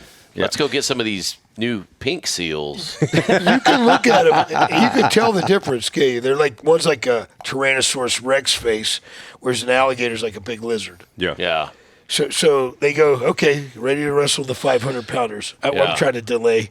Yeah. You gotta use the bathroom. Hey, let's go look at the snakes. Hey, let's go. We get out there, and the guy says, hey, shuffle your feet. By the way, ladies and gentlemen, we have a Navy SEAL here today. Oh, great. You're like, God damn it. This is where I lose my 100 arm. people line up on the wall, and my buddy Danny's behind me. He literally trips and grabs me. I'm like, dude, get your hands off me. Because they said an alligator, like, when they run, they bite underwater. They don't see very well. They just bite at movement. So they bite each other. So the reason they have this alligator wrestling place is because it's not a nursery. Yeah. There's 200 of them, and once you pin them, they get bacitracin out and they fix them up and stuff. The eggs they get rid of, so that's why they can do this there. Jesus Christ. Dude. So I'm like, Where is this in Texas? Amarosa. So there's like 100 people that line up place. on the thing. I feel eyeballs. I'm like, fuck. My hand's like this. It's not the best grip like that. And they're hissing. They back up and hiss. And you can see about 14 of them. There's 60 in here. So we're knee deep. Danny falls on me like, dude, get your hand off me. Like, you fall, you're going to get bit by a bunch of them. And so you shuffle your feet. Yeah, you keep your hands in. You shuffle your feet. I grab the tail of this one, and I just start running back on the beach. And the audience is making a noise. I get him up on the beach. I jump to pin his shoulders, but my knees don't work like they did when I was younger. Yeah. And I don't go straight down. And he takes off running. I almost short. I'm like, and I'm hanging onto his shoulder. I'm hanging onto his shoulders like this, and he's heading right to underneath this pier. We're almost to the water line, and I'm like, oh my God, I'm gonna get clowned. Oh my God, what do I do? Pulled his arms out. Dude, and You tripped him. I pulled his arms out. Kimura, bitch. He was that far off the ground. He's like, Bro, the claws were like I'm telling you, if you, like, it was crazy how long the claws were. That 500-pound thing. Pulled his arms out, and then I moved like a 20-year-old. Gotcha, bitch. I got up there, sat down on it, right on his neck, and yanked it up like violently, and I was done in seconds. And then you have to hold him for Eternity. Well, they do all this stuff. He's not trying to wrestle at that point. Yeah. But to get the diploma, they hold the mouth, and you have to put your fingers right behind the teeth are 4 inches. You have to hold it like that. And I was a volunteer in the fire department where I live. Yeah. I wore their shirt. I said, boys, I'm going to wear your shirt. Wexford Fire Department. And You're so- like, fish hook! yeah. So I'm holding him like this. And then I get out of this situation. The one with Danny rolled on him. Well, how do you fucking release that thing? You're just like, ha Well, they Run away? They hold the mouth, Oh, okay. and then they direct him back in the water. Yeah. So after they took care of he had all kinds of abrasions on him. They took care of his wounds and The stuff. alligator? Yeah. Oh. That's why they can do the wrestling, is because it's not a nursery. They're not building other Right, ones. right. So when they pull them in, they take care of them. Constant rehab. Yeah. It's rehab. Oh, rehab. so you go catch them, and then they like take them in and fix them up. Well, right there where you're holding them, they bring bacitracin and stuff out and okay. fix the wounds. You're holding them for why they're doing that. And That's crazy. but one rolled on Danny. It's the same buddy who got hit by a bull on the last day in Pamplona. Got drilled all over ESPN. We got a frame Got a picture. bunch of fucking holes in him. Dude, he wore an Army shirt that had the A on it, and he got launched like 10, 12 feet. Jesus. Yeah, dude. going into the tunnel, the last tunnel when you're running. I need to take up a different sport, dude. Fuck. Yeah. It was we had 50 people there when we got off the plane. Way to represent Pittsburgh, yeah, because he was all over ESPN for like a week. Yeah, he's a good sized guy too. I mean, that bull hit him, turned around in the chute, charged him, and like the most time they run down the chute and they put him away. Turned around and just like jacked him up several times, chased him right into the sidewall. Yeah. Was trying to ram him. You know, it looks like one went in his butt. I always tease him this day. I'm like, if you didn't have a cavity there, you'd be in trouble. You got one now. There's one of the pictures that it's like the tip is missing. Yeah. You're like, So earlier in the week, we ran every day. When you get in there, they take the big bulls. They bring out 500-pound bulls, and they have rubber on their head, and you can oolay them, get pictures, oolay them. Then they do a bullfight. I thought I had never wanted to do that, but one of the guys that went with us who passed away during COVID, he was meeting their political people there, so we dressed nice. And we come into the thing, and people are throwing sangria around. I got two Pittsburgh fighters with me. We get hit with sangria. We turn around like, who wants a fucking fight? We got doused. You're just blood red. you're like, It's blood red. right, just They're kidding. sticky. And then you watch a bullfight, and you're like, these people are pathetic. I'm not about cutting a bull up and acting like there's a dude dancing around. He got gored right through his hand. We were like, yeah. Everyone else is dead silent. Everybody's dead silent. I don't ever want to do that again. That's not a fair fight. Yeah, I'm Cutting rooting his for the bull in neck that and situation. stabbing him. well, yeah, it's weird. They have like the fucking, like, they're not like swords, No, are they're they? like lances. They almost. bleed them so much Yeah. out, and then they're hot. They're woke up from a dead sleep, Yeah. a drugged sleep with bells, and then they run. Yeah. We played honor statement, $10 a smack on the butt. Yeah. So we'd run up by them when they were running by us, a smack on the butt. We didn't know that they were woke up out of sleep. Yeah. That's all shit. So the first time I Oh, smacked no. I was like, You know? Just rub it on Danny. You're like, There's plenty of Spaniards. Plenty of Kevin. Spaniards. nice job. Hey. Some sangria on it, dude. Oh god. Yeah. It's like Robitussin. Just I love put Spain, some though. sangria on that shit. After we ran with the Bulls, we drove to Bilbao, and I passed out in the back seat. We were like 300-pound guy and two 220-pound guys in like a Chevette. What part of fucking Spain is Pamplona? Like, It's, you have, like, Madrid's, like, kind of in the center, right? And Barcelona's... Center, northwest. Yeah. And then we went from there straight up to the Basque Country, Bilbao. Yeah. That's the sister city of Pittsburgh. Okay. So I pass out. Okay. I pass out. I don't see nothing. I wake up and I'm like, what the fuck is that out there? Lou, that's the Guggenheim Museum. I was in a hotel looking right at it. That's like one of cool. your biggest museums in the world, the Guggenheim. Yeah, we've had a blast together, he and I. We've stories and stories and stories. But so that's the alligator story, and then there's two camels in the Middle East that their dad hated me when I first got there. But the camel's dad hated you? They always have one set aside that's the alpha that like had the most kids in the group. And the sheik gave my daughter one of the camels, and she picked a brown one, which is the most expensive ones. She named him Gertie. And every time I'd come out, the camels would go crazy because they don't like white people. White people. Dude, that's weird. We have a T-shirt with Iraq and roll on it with a camel. That camel's name is Gertie. He's got a minigun though, so just he's kidding. self-protected. I just made that up. But maybe they'll sell some fucking T-shirts. Yeah. We do have a T-shirt though.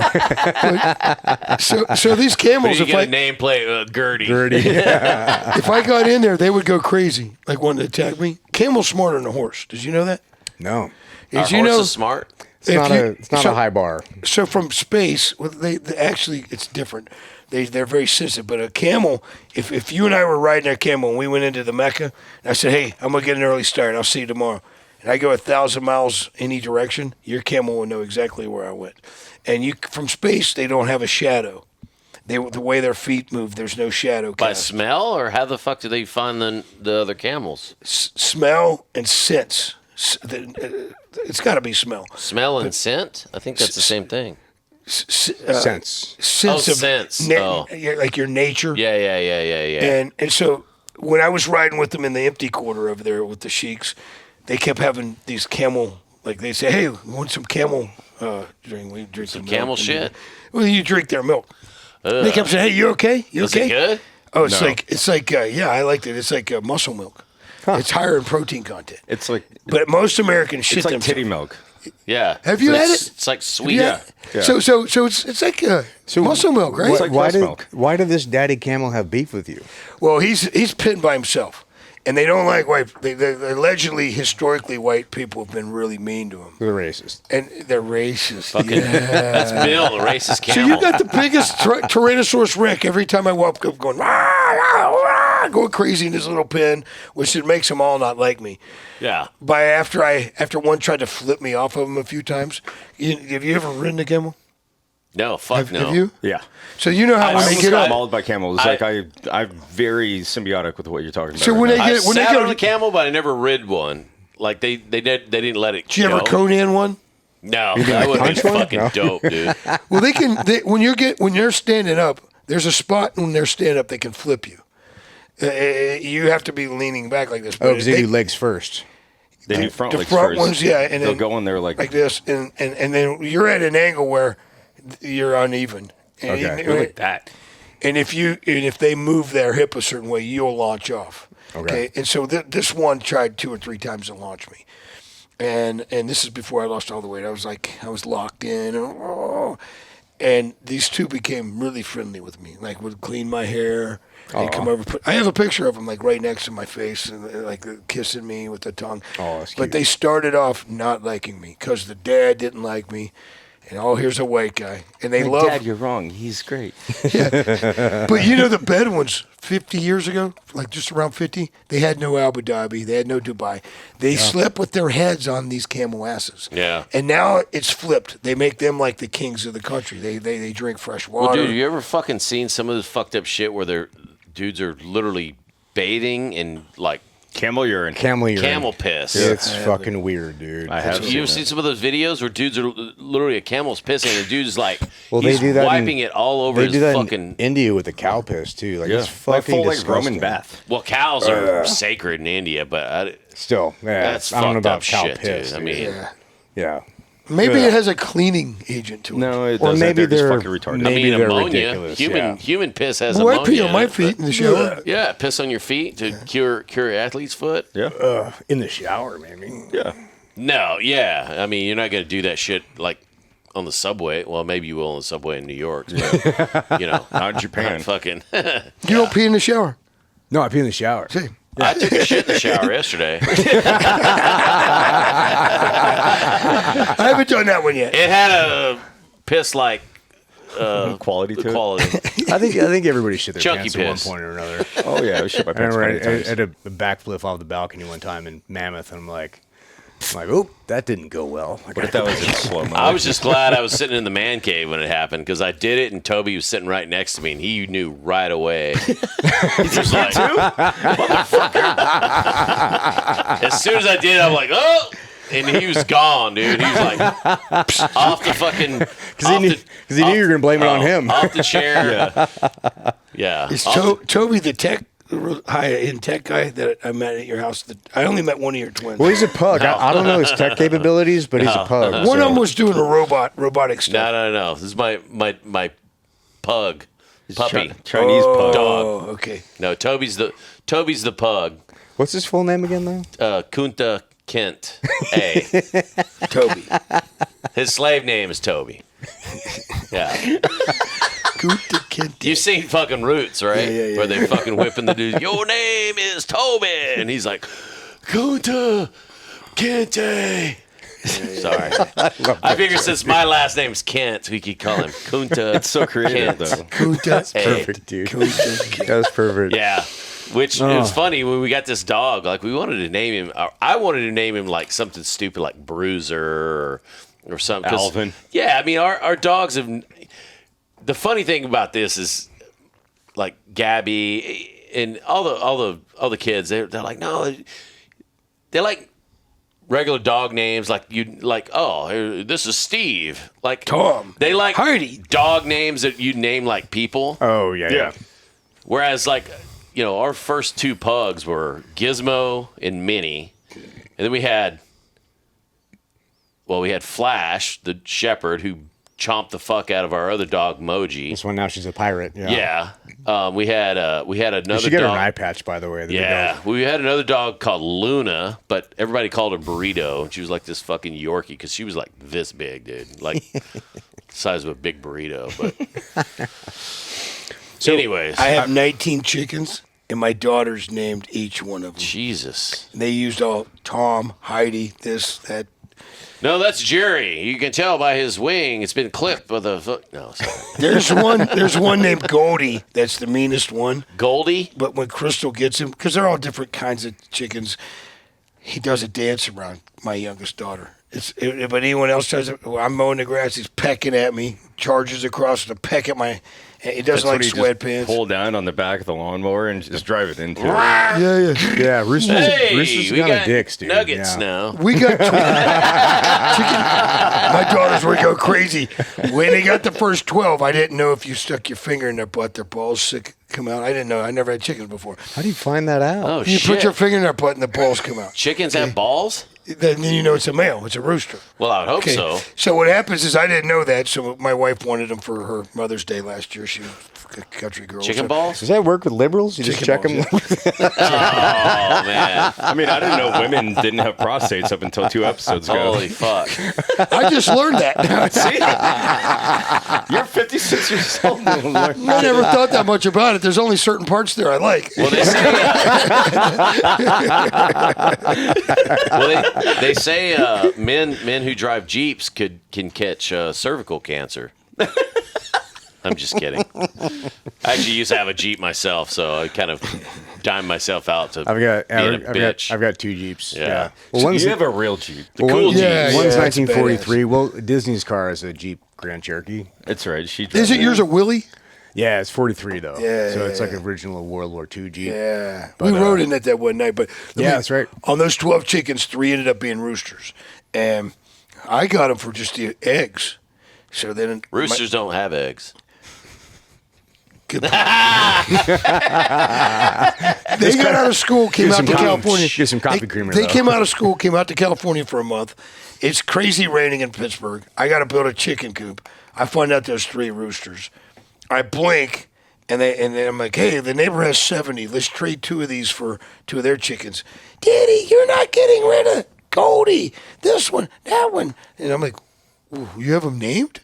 Like, what? And then they got leashes for them. They're getting, Oh, yeah. You're they're stuck getting with them now. Pittsburgh black and gold. Well, that's the fucked up thing, too. I didn't realize that you didn't have to have a rooster and a hen to have eggs. Like, they just lay fucking Yeah, they just eggs. lay 'em. Yeah. I didn't know till this either. Yeah. And we're egged out. And then now when I go to the nicest place to eat, I could taste the difference in Oh, that. yeah. There's Eggs are massive difference. so Oh, good. yeah. So good. Yeah. Dude, you have good eggs, and then you go to like a regular supermarket, get regular eggs. Dude, Foul. it's not Oh, even. the taste is. No, Yeah, it so- doesn't even taste like real eggs. Yeah. Yeah. They're pushing me for goats now.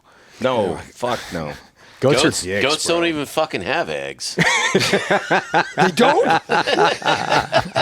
My buddy, I Let's get had some 4 goat friends eggs. that had goats, and all 4 of my friends got rid of all their goats. They're dicks, bro. Yeah, they they're really are. They're fucking assholes. They ended up on their 2-story roof, and there's not even a fucking ladder or anything near them. And they're like, "How the fuck did Yeah, they'll this happen?" climb anything. Dude, your Fucking car. aliens, bro. That's funny. That's funny. So I got a question for you, Lou, and we're kind of shifting gears with this, but I think because you've been through so much life, you've had your been through a lot of trials and tribulations, and you've I think done a really good job being self-aware and changing yourself at the right times and different evolutions of yourself over life, right? So one of the questions is. What's something that you, and I think we probably all have gone through this too, what's something you believed at like 25 or like your mid 20s when you're going through life at that point that now you look back and you're like, man, I was wrong about that. Or you look at it differently now. Well, that time in the teams, conflict management, I didn't have a lot of tools. And I wasn't, the way I was raised and what I saw led me to conflict manage things in a manner that was, I don't know, always expressing yourself like maybe over the top a little bit. And part of that with me was a fear inside of me because I used to get beat up at the bus stop. I used to get beat up in different schools and stuff. Always the new guy every 2 years, always the new guy. And somehow that carries in with me later, till I'm in my 30s or 40s. And what I would say is what I realized about myself is I'm about 10 or 15 years less mature than most people that are the same age as me. Same. And I once I realized that, I started looking at the thinking of it and looking at other people that were my same age. And there's some people that age really quick and they're old men, and some people say old souls. And then I asked myself, well, all I got to do is balance this because I want to always be someone that, one, people know is loyal. 2, you have fun with, that I get invited to things, that I'm not someone that my past dictates my future and keeps me from more experiences with people. I'm not quick to be aggressive. I'm more quick to apologize or tell someone I love them more than I am then. And I didn't know how to express myself when I was younger. I didn't have the ability after my parents divorced to really develop some those pieces. In Buds, for example, I was the guy who didn't know how to do simple shit. Some of the simple, hey, go mow the grass. What does that mean?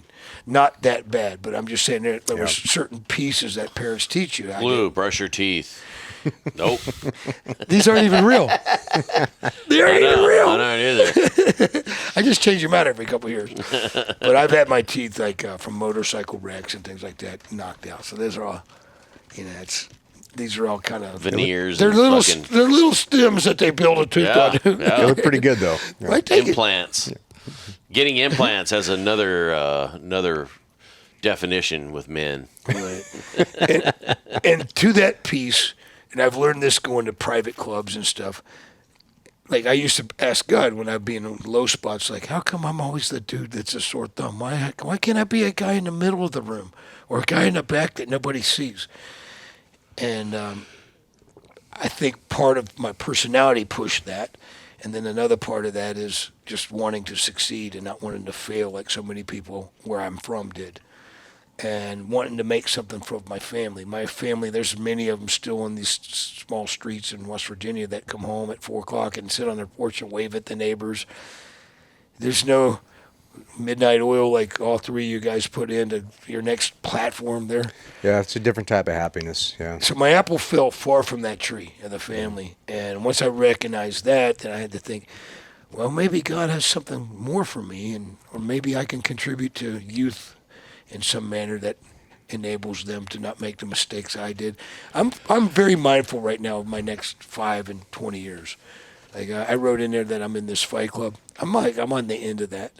I was going to show up in the next couple of weeks. I haven't trained all year and see if someone can beat me up. And my wife's like, why do that? I'm like, well, Shut up, bitch! my wife was my angel. Go give me a chicken pot pie. My wife is my angel. She's completely my angel, and she's been through a lot with me. When you hear some of those stories, and she's the one back home not getting a phone call or wondering what's happening to me. So she's the best human being I know. And she gets the short end in her family. And I don't bring any family to the table. I have a few family members, but not a mom or a dad or anything like that. So there's not a lot of babysitting. Was your mom still alive? You just don't get along with her? We don't talk. Wow. Yeah. She lives maybe 20 miles away. Is that something you would reconcile, or she doesn't want to reconcile, or you don't want to reconcile? I think it's mutual. We're two entities that just can't ever. She's built a certain way, her personality, and it doesn't really mesh with mine. What do you think the fact that you kind of chose your dad?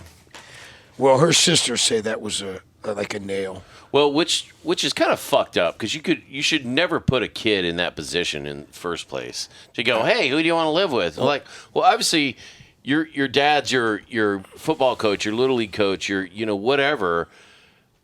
You should never put a kid in that fucking position. And in the if you place. do, to put the weight of that decision and whatever they choose to make them carry that the rest of their life. Yeah, That's a and I lot. mean, obviously, your mother is not to beat a fucking dead horse, but women nurture.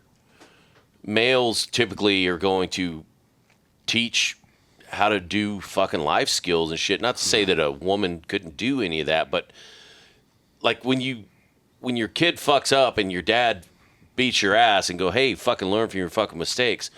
The woman typically is there to go, hey, come here, like, oh, fucking, let's hug it out. And your dad doesn't mean he doesn't hate you. He still loves you. Yeah. He's doing this because we're both doing this because we fucking love you. You need both for the full context. Yeah, and I think you can't have one without the other.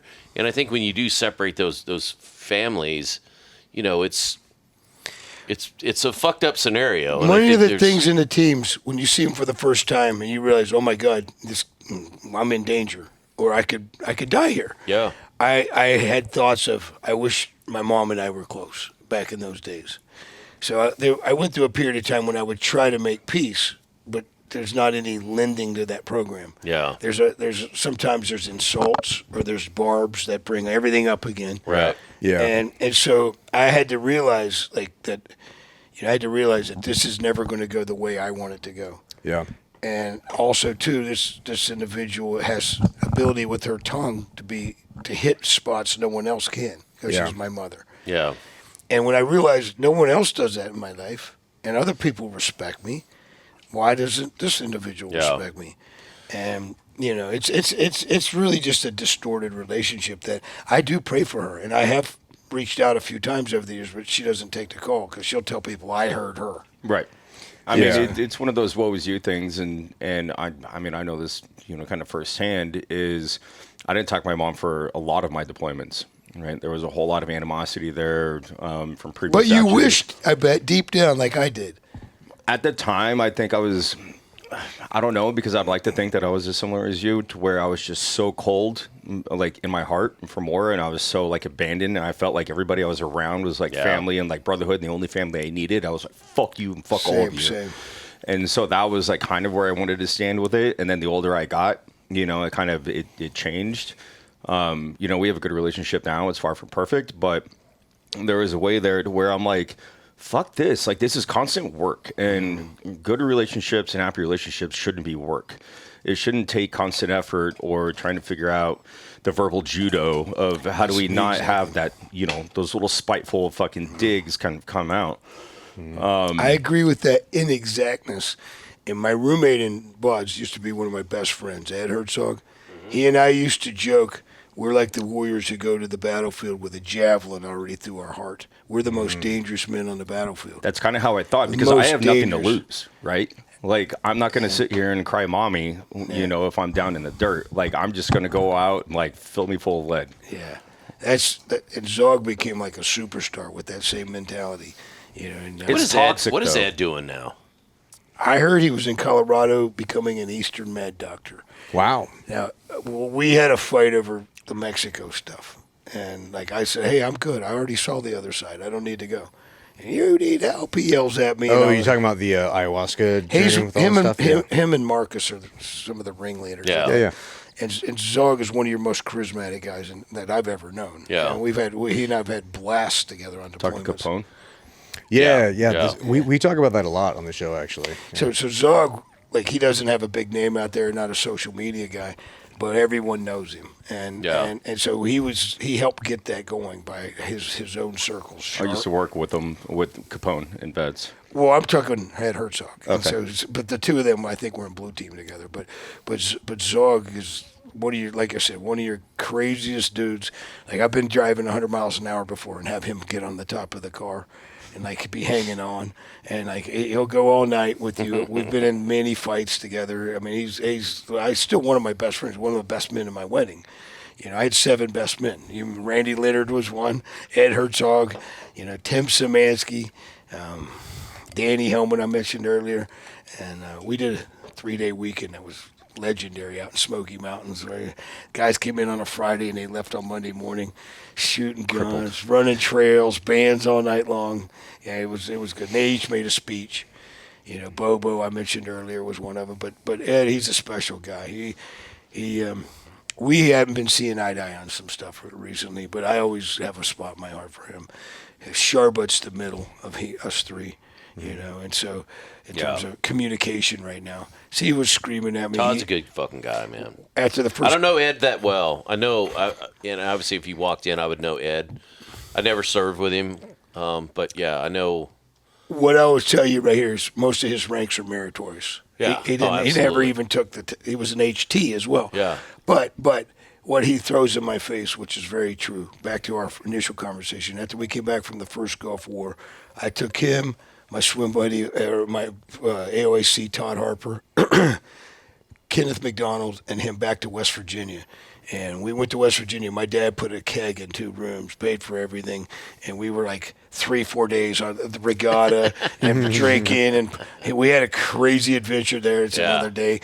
We go to Pittsburgh. The other 2 guys go on. I take Zog up to Pittsburgh, and we walk in my mother's house, and she's like, "What are you doing here?" Like, he'll bring Shut up, bitch! Oh, sorry. Yeah. You got that down. Once my elbow heals, I got that. No, but he'll bring that up, like, you need healing. Yeah. Now, but come over to this program. 2 guys or 3 guys that were superstars for Templar Titan. Seth Farwell. Oh, he yeah, was a man. superstar. That guy's a stud, dude. Yeah. I could put this guy like anywhere, and he would just shine, and people loved him. Monkey. So Seth and another, like a rabid dog, Garrett Fernball. He's like a rabid dog. Oh, But solid as they come, smart as can be. Because they were Team 5 guys. They're both badass dudes. So, but they're completely different. Both of them had the experiences down there and talked me through exactly what I saw when I was like, that's what they were seeing. But the part I don't like is they're like, one of them told me, "Hey, I saw Lou Langlis. He's in a great spot. He walked up to me and told me, you're not deep enough in your spiritual education and what that's going on there. And I don't want to be your teacher because you're not going to listen. All you're doing is you're taking the mushrooms and, hey, look what I saw." But I've studied the ancients, Sumerian, Babylonians, Egyptians, Hermetic philosophy, Gnosticism. I've read the Dead Sea Scrolls. So I'm not going to hear you up here on the little water here talking about spirituality with me. So it came out holier than thou, and this is the conflict? Well, he'll tell me because he sees the pain in my backstory because we were that close. Right. I need that. And I tell him, "Dude, I'm in a great spot." So the same phraseology from one of those guys was, "Lou, I'm walking with the Lord. I have a sage, or I have a what do you call the Like a guide, like a spiritual guide? But that's not a Christian term. This is like a Druidic term. And right out of that space, I'm like, you don't even, like, faith is selfless. Magic is selfish. That was a lesson Moses with the Pharaoh's magicians. You learn that right there in the Bible because Moses is, they're going back and forth. "Oh, you can do that too. Oh, I could do that too." Magic is selfish. It exists in the world and it's manipulative. You have it right here in Hollywood. Right here in Hollywood. Faith, when you move mountains, because it says in the Bible that most people have not more faith than a mustard seed. They're sitting around their whole life questioning. The ancients used to say only 3% of people make heaven. 3%. Why? When they get up there, there's the parable of the wealthy man, the rich man. That's one. But there's 9 parables like that where people say, hey, he shared all his riches, his she-asses, his cows, his women. He shared everything. People intermarried. He had all his best friends running a city. He died. Rose up to Jesus. Hey, where do I go? And Jesus turns his back to him and says, I never knew you. And the message is you didn't even spend 2 seconds learning the Creator's word in your life. You're selfish. You serve yourself. Goodbye. And Psalm 1, the rabbis, they bring in the new year every year by nowhere else in the Torah, the Talmud, or the Bible. They read the 150 Psalms. They sing them for 48 hours. Psalm number 1 says, blessed is the man who walks not in the counsel of the ungodly, nor stands in the trail of the sinner, nor sits in the seat of the scornful. For his delight is in the law of the Lord, and though he meditates day and night. Listen to this clearly. His will be like a tree planted in the rivers of water, who will bear fruit, whose limbs will bear fruit in due time, and whose leaves will never wither.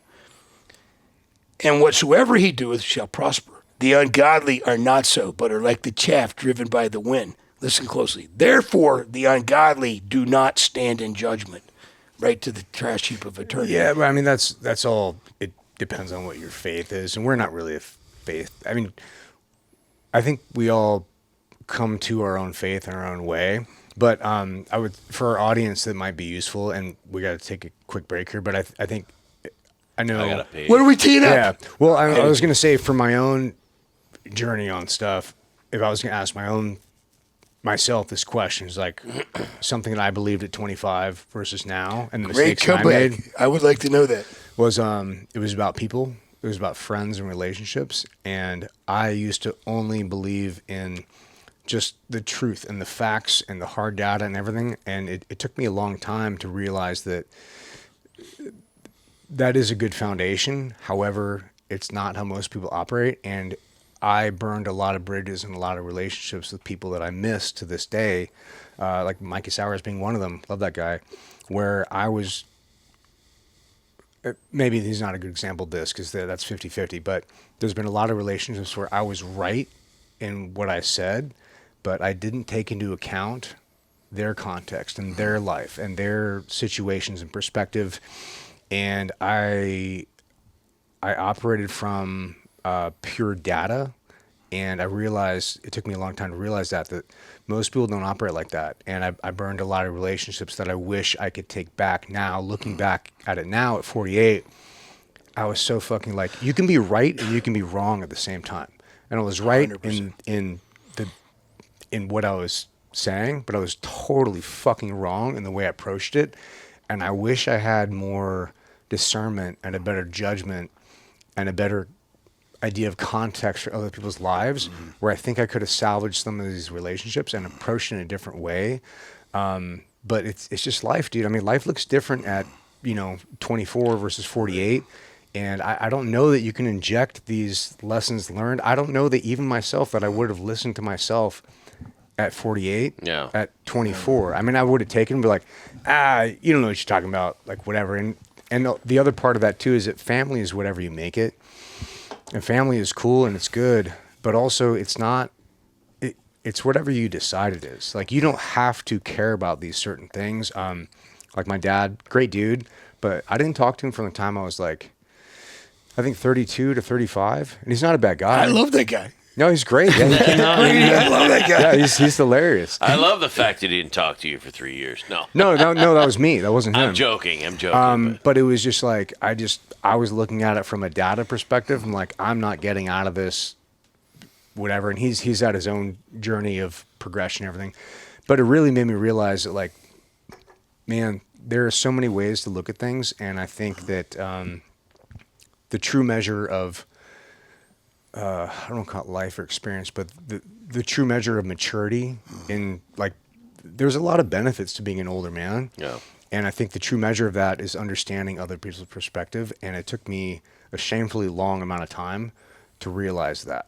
So I don't know what the fucking answer is to that, but that was All I would add to that is we are very similar because when people were throwing the Bible at me and trying to get me to go that direction, first time I read it, I threw it back to check. I'm like, this doesn't apply to me. I've read most of it. It's interesting stories. But Yeah. hear me out. I'm a data guy too. So I started studying numbers, sacred geometry, and the closest you can be to God is through numbers. Has anyone ever told you that? When you start seeing anomalies in math, what's that? Oh, I was talking. We had to take a break. I'm showing the time. Well, the camera. No, I was just going to tell you because it took me after that experience of dying. You would think I might jump right in right there, but I didn't. Question it because I went to college biochemistry, so I take things to the atomic level, molarity. Mendeleev created the elemental chart in the 1880s. When I was growing up, they taught 100. There's 117. There's actually 144. They don't teach you about plasma.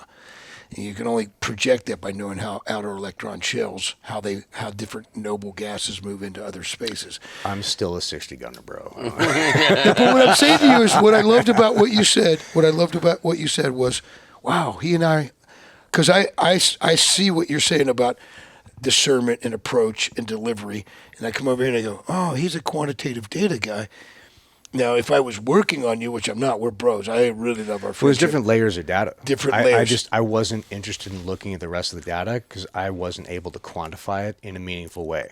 But when you get older, life looks different. Yeah. But yeah, we got to take a break. Real quick. Let's take a break. I gotta do this. Cool. Break. Wipers! Bazinga. Let's go. Yeah. So what we were talking about over the break was the whole Back more. my bad. You're so good. You're Like so kind of the funny, culture of shit you saw when you came in. Oh, there we go. There you go. Good. Keep asking. Yahtzee. Yeah, like I know I came in probably about 5 or so years after you came in the teams, and one of the questions we were kind of talking about was shit you saw when you first came in the teams, which for me was if you didn't get along with somebody in your fucking platoon or something, usually your chief or LPO or the senior guys in the platoon, dudes doing multiple platoons, would be like, hey, look, man, you motherfuckers need to figure it the fuck out. Yeah. Either go behind the berm and fucking fight about it, go behind the Connex box and fucking fight about it, have sex, kiss, whatever the fuck you need to do, and get your shit together, because that's one of the fucked up things in a platoon is if you got dudes who are constantly conflicted and you make a decision and this guy's never going to fucking agree with it, that's something that it's like a cancer. It needs to come to a head, man. It's like bitching. It never is going to work out well. It's also a very key component of, like, that's how males get that along. camaraderie. I've fought a handful of team guys over the years and won or lost or whatever, but I've never ever been mad at somebody after I fought them. I've been super mad before, but after you I might fight, get my ass kicked. yeah, totally. But it doesn't matter. And I've been punched in the face by Tage multiple times, and I don't think me and Crimmins ever fought. Where does the ego land in that? Right, because like I've fought think it's the guys start that were and in the finish of different it. platoons and like different squads or like different things, but like as a whole, does it not kind of like knock you down off of like a pedestal or of a hierarchy or respect, or does it just kind of maintain? I think that? it puts you on the same plane. Yeah, and I think it's one of those things, to me at least. I mean, dude, the guy was the best man at my wedding, and there's never a time where we didn't like see eye to eye. And there was shit that I definitely learned from him, but. Who are we talking about? Tage. When we would fight, and we never really like fought. It was more like, what is that, a struggle snuggle? no, it was one of those things where it's like, dude, I'm the LPO, and you just peened a fucking shot glass off a new guy's head, and I grab you and go, dude, what the fuck? You can't fucking do that shit. Yeah. You're either gonna put somebody's eye or crack some fucking dude, and his fucking eye is like this big now. I'm like, No, he's non-deployable. now. Well, not only that, but now we got another black eye on the platoon, and now It causes somebody's gonna fucking hear about shit's it. Because, coming down. yeah, it's like, Also, great. why would you like if you're trying to indoctrinate this guy in? Why are you pinging shot glasses off of the new guy? That's just kind of the way It's it goes. like the But- culture, man. Yeah, but It's like everything needs to be stupid shit. Honestly. Yeah, but there's a point where it is a hyper aggressive personality type that is in that, and that's fine and it's good. I mean, that's kind of what's necessary for that type of thing. But at the same time, there are guardrails that need to be put in place, not in like it's not a pussification way. It's like, hey, you need to understand the animal that you're breeding here. You need to understand, like, these are fucking racehorses, and they're going to do this shit. Like, any type of animal that you breed or you build into this thing for a very specific purpose, they're all like that. From horses to alligators to dogs, they're all like that, and you have to be aware. Yeah. Like, these are the fucking parameters. And I think if you just go about it and treat them like, you can't treat a racehorse like it's a regular horse. It's a whole different animal. And so I think if you try to treat a bunch of, type A, I hate that word alpha, but like, if you try to treat a bunch of like team guys as if they're supposed to be these docile, normal dudes, that management style does not work. And sometimes it comes to a head, and sometimes you just need to fucking fight.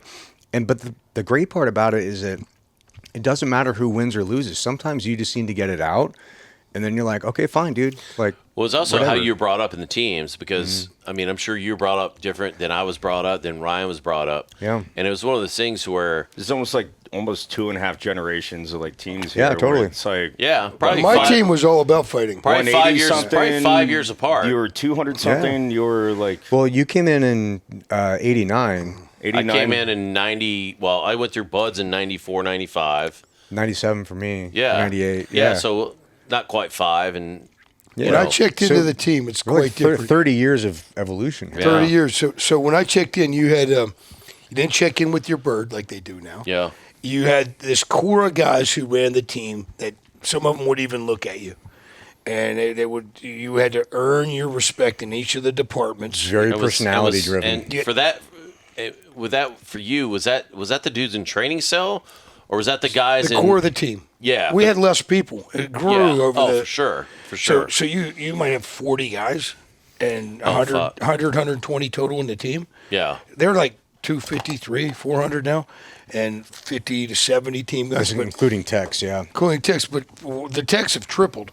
So that core of people who were your legendary frogmen or your guys who had some resume people knew. Yeah.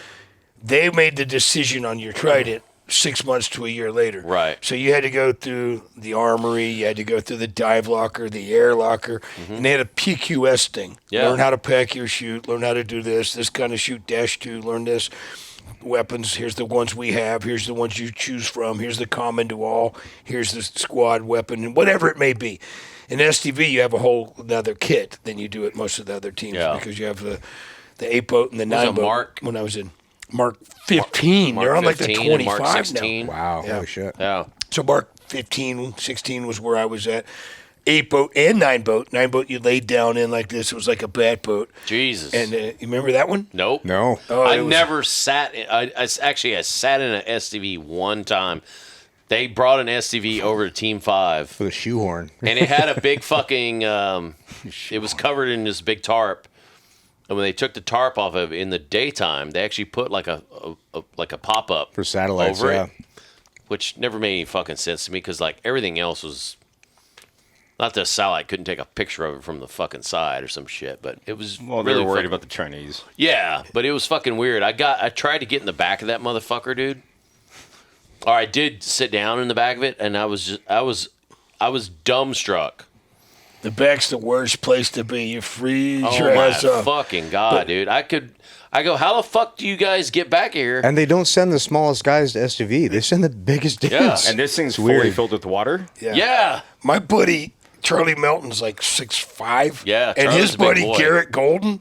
They Yeah. both were STV guys. They're big dudes. Yeah. But on your point, when I checked into the team, there'd be guys that slammed into you every day.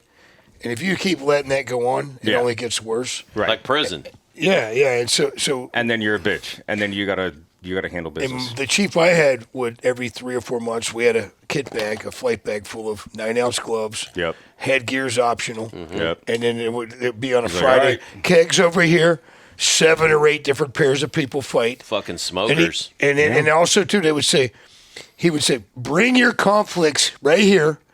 Win or lose, it's done the next day. Yeah. It's done. So some of these people you don't talk to for 6 months or a year, but the closest guys to me right now are the ones I had fights with. Yeah. And we're able to get through it, not escalate it, and Which I think that there's something to be said for that, and I think there's some weird shit to where, and I don't know that conflicts aren't still. Obviously, I'm not still in the teams. It's human it's nature, like man. 12, 13 years retired, and I'm curious now, like what the numbers are on the teams, because I mean, when I retired, the SEAL teams are still at about 100 men, 100 SEALs, not 100 men, Operators, 100 yeah. SEAls A team. at a team, and then there's probably another 40, 50 techs at an actual SEAL team, which not including, actually probably less than that. But then you had Log Suit, you had a logistical support unit, which is You a got huge group and all the other stuff, conglomerate of fucking techs. And then when you went down range, you would get plussed up with Yeah. what do they call like all the CVs and the The Support group. not Log Suit, but they were called something. The CVs were called anyways. it doesn't- augments. Yeah, well, yeah, but they were called something. It grew. It doesn't matter. But I look at. So I went through this thing at the Naval Special. Oh no, what is it called? The SEAL Foundation. They put on, and it's down there by the Padres Stadium, about Right Petco. next door. Yeah. It was called like Warrior Fitness something. On the East Coast, called Virginia High Performance. VHP, Virginia High Performance, and it's we trying to go to sleep. Gotcha. Throwing pillows around. Yeah, so it was VHP for the longest time, and I think it's still called VHP on the East Coast, which VHP helped indoctrinate or help bring a lot of this stuff through. They're doing it on the West Coast, but they call it something else. And but when I went through it a couple years ago, and it's like workouts, and you go to a chiropractor and do a whole bunch of shit, and it's very beneficial to team guys. But we had some team guys that were going through it who were actually still active duty, and they had a whole totally different outlook. Not that I really got into it too much about like, hey, did you beat the shit out of your platoon mates? Right. But it was How do you handle a whole conflict? different Yeah. shit in terms of conflict resolution and even drinking. Like dudes were like, a lot of these dudes were like, yeah, like we don't. It's very frowned upon to go to a bar with a platoon, and Yeah, it's kind of weird. it just opening more. And granted, that could have just been that guy's perspective of I think it ebbs and flows, at a man. platoon, and it just. And I'm not trying to say one's bad versus the other. I know my experience was, I had platoon, like my first platoon. Me and one other guy, the only dudes who were not married or very serious girlfriends, basically living girlfriends. And my OIC was like, hey, every Friday we're in town, and CBC had just opened. They'd only been open for maybe a year or so. This was in like, I don't know, 96, 97 time frame. And it was like, hey, if we're in town Friday, and everybody knows Frogman Fridays, you're going to cut out of there by noon. They're like, we're going to fucking CBC. We're going to Preceded sit by down as a Thirsty fucking Thursdays, platoon, and yep. we're going to fucking, yeah, exactly. You're going to sit down, and we're going to do whatever the fuck we're going to do. You can have one beer, you can have no beers, but you're going to hang out with the platoon. You guys can go Mandatory fuck off. fun. Yeah, basically. But it's also like team building. Yeah, it is. It's the camaraderie. And then my second platoon was, Juliet platoon that was the platoon. Jack Carr was in that platoon. Are as a all the new West guy. Coast teams named after girls? Their platoons? Yeah. Bianca. Well, I was gonna ask you, Alice. that first platoon was Charlie platoon. But Did they go through like A through J, as far as like the platoons? We did. Or do you guys break it up like? No. J was a fluke. Like we had one too many platoons at SEAL Team 5. And for some reason, they're like, oh, this is going to be Juliet. It's just the military phonetic alphabet, yeah. Alpha Yeah, But an Bravo. East I Coast know Frog that, might But what I'm talking is think- like, is there an Alpha, Bravo, Charlie, Yeah. Delta, Echo, Foxtrot, Yeah. Juliet? Yep. Yeah. Damn, that's a lot of fucking platoons. When I was in, it went to Delta, maybe Echo. Yeah, I was gonna like in the Army, we cap out at Charlie.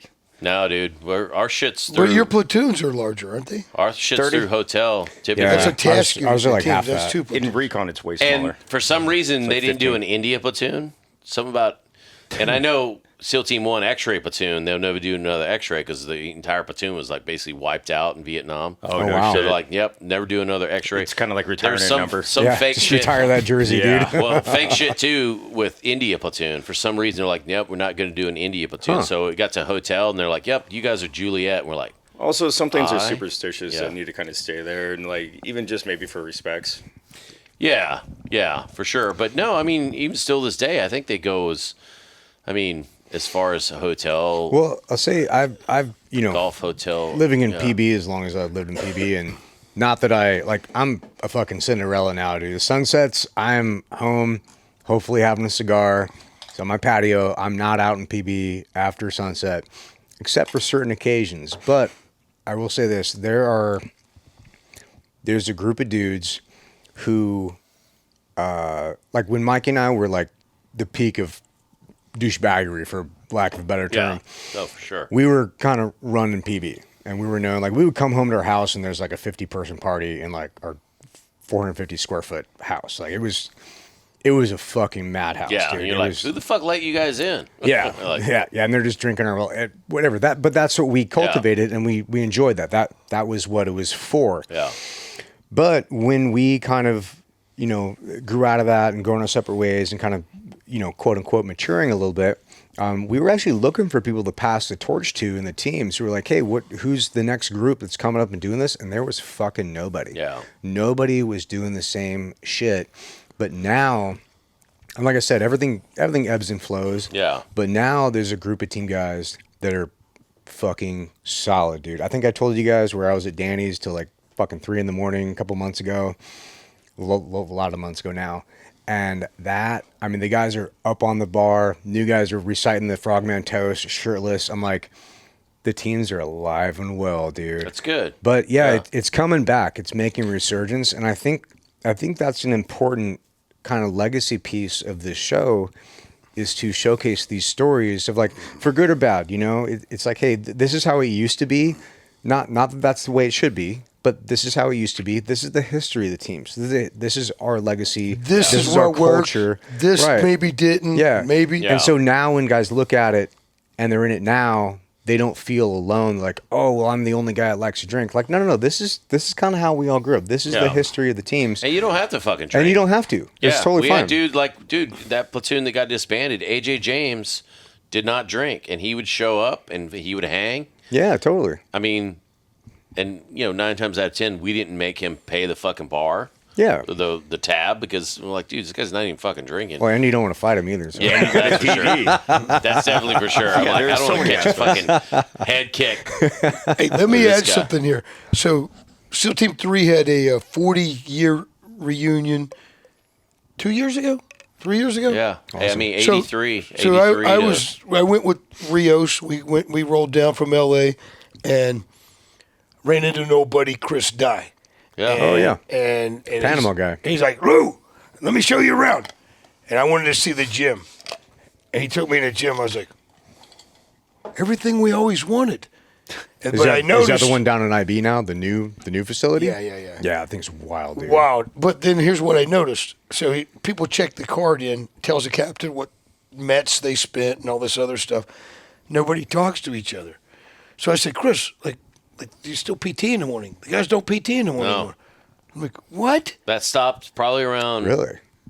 That doesn't make sense to me because that's where people are starting their day and bonding, and you're looking around and you're having a bad day. You're throwing up your drink all night trying to get in the girls' pants, whatever. Yeah. We got that together. We got That it definitely together. changed the personality of the teams. Like they stopped doing early morning PT probably around like 04, 05. See, and it wasn't mandatory anymore. I feel See- like that is the epitome of military discipline. Well, Same. And camaraderie. Well, hold on. There's a difference in, and this goes back to that question we talked about before the break, was like things that I looked at differently before versus now. Before, I used to hate that because I'm like, I'm PTing with a bunch of fucking, I'm 22, so like a bunch of old, in my mind, old chiefs. They're like 35. Yeah.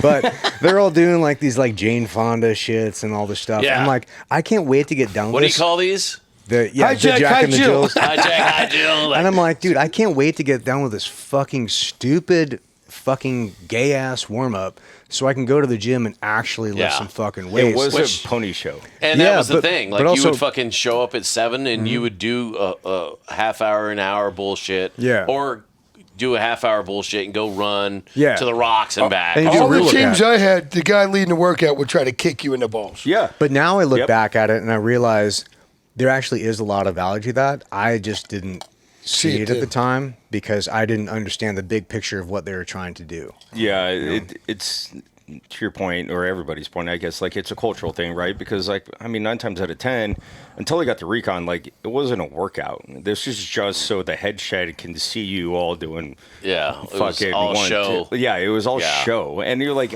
this isn't fitness, you dumb fucks. But then, like, once like a we got good over, stretch.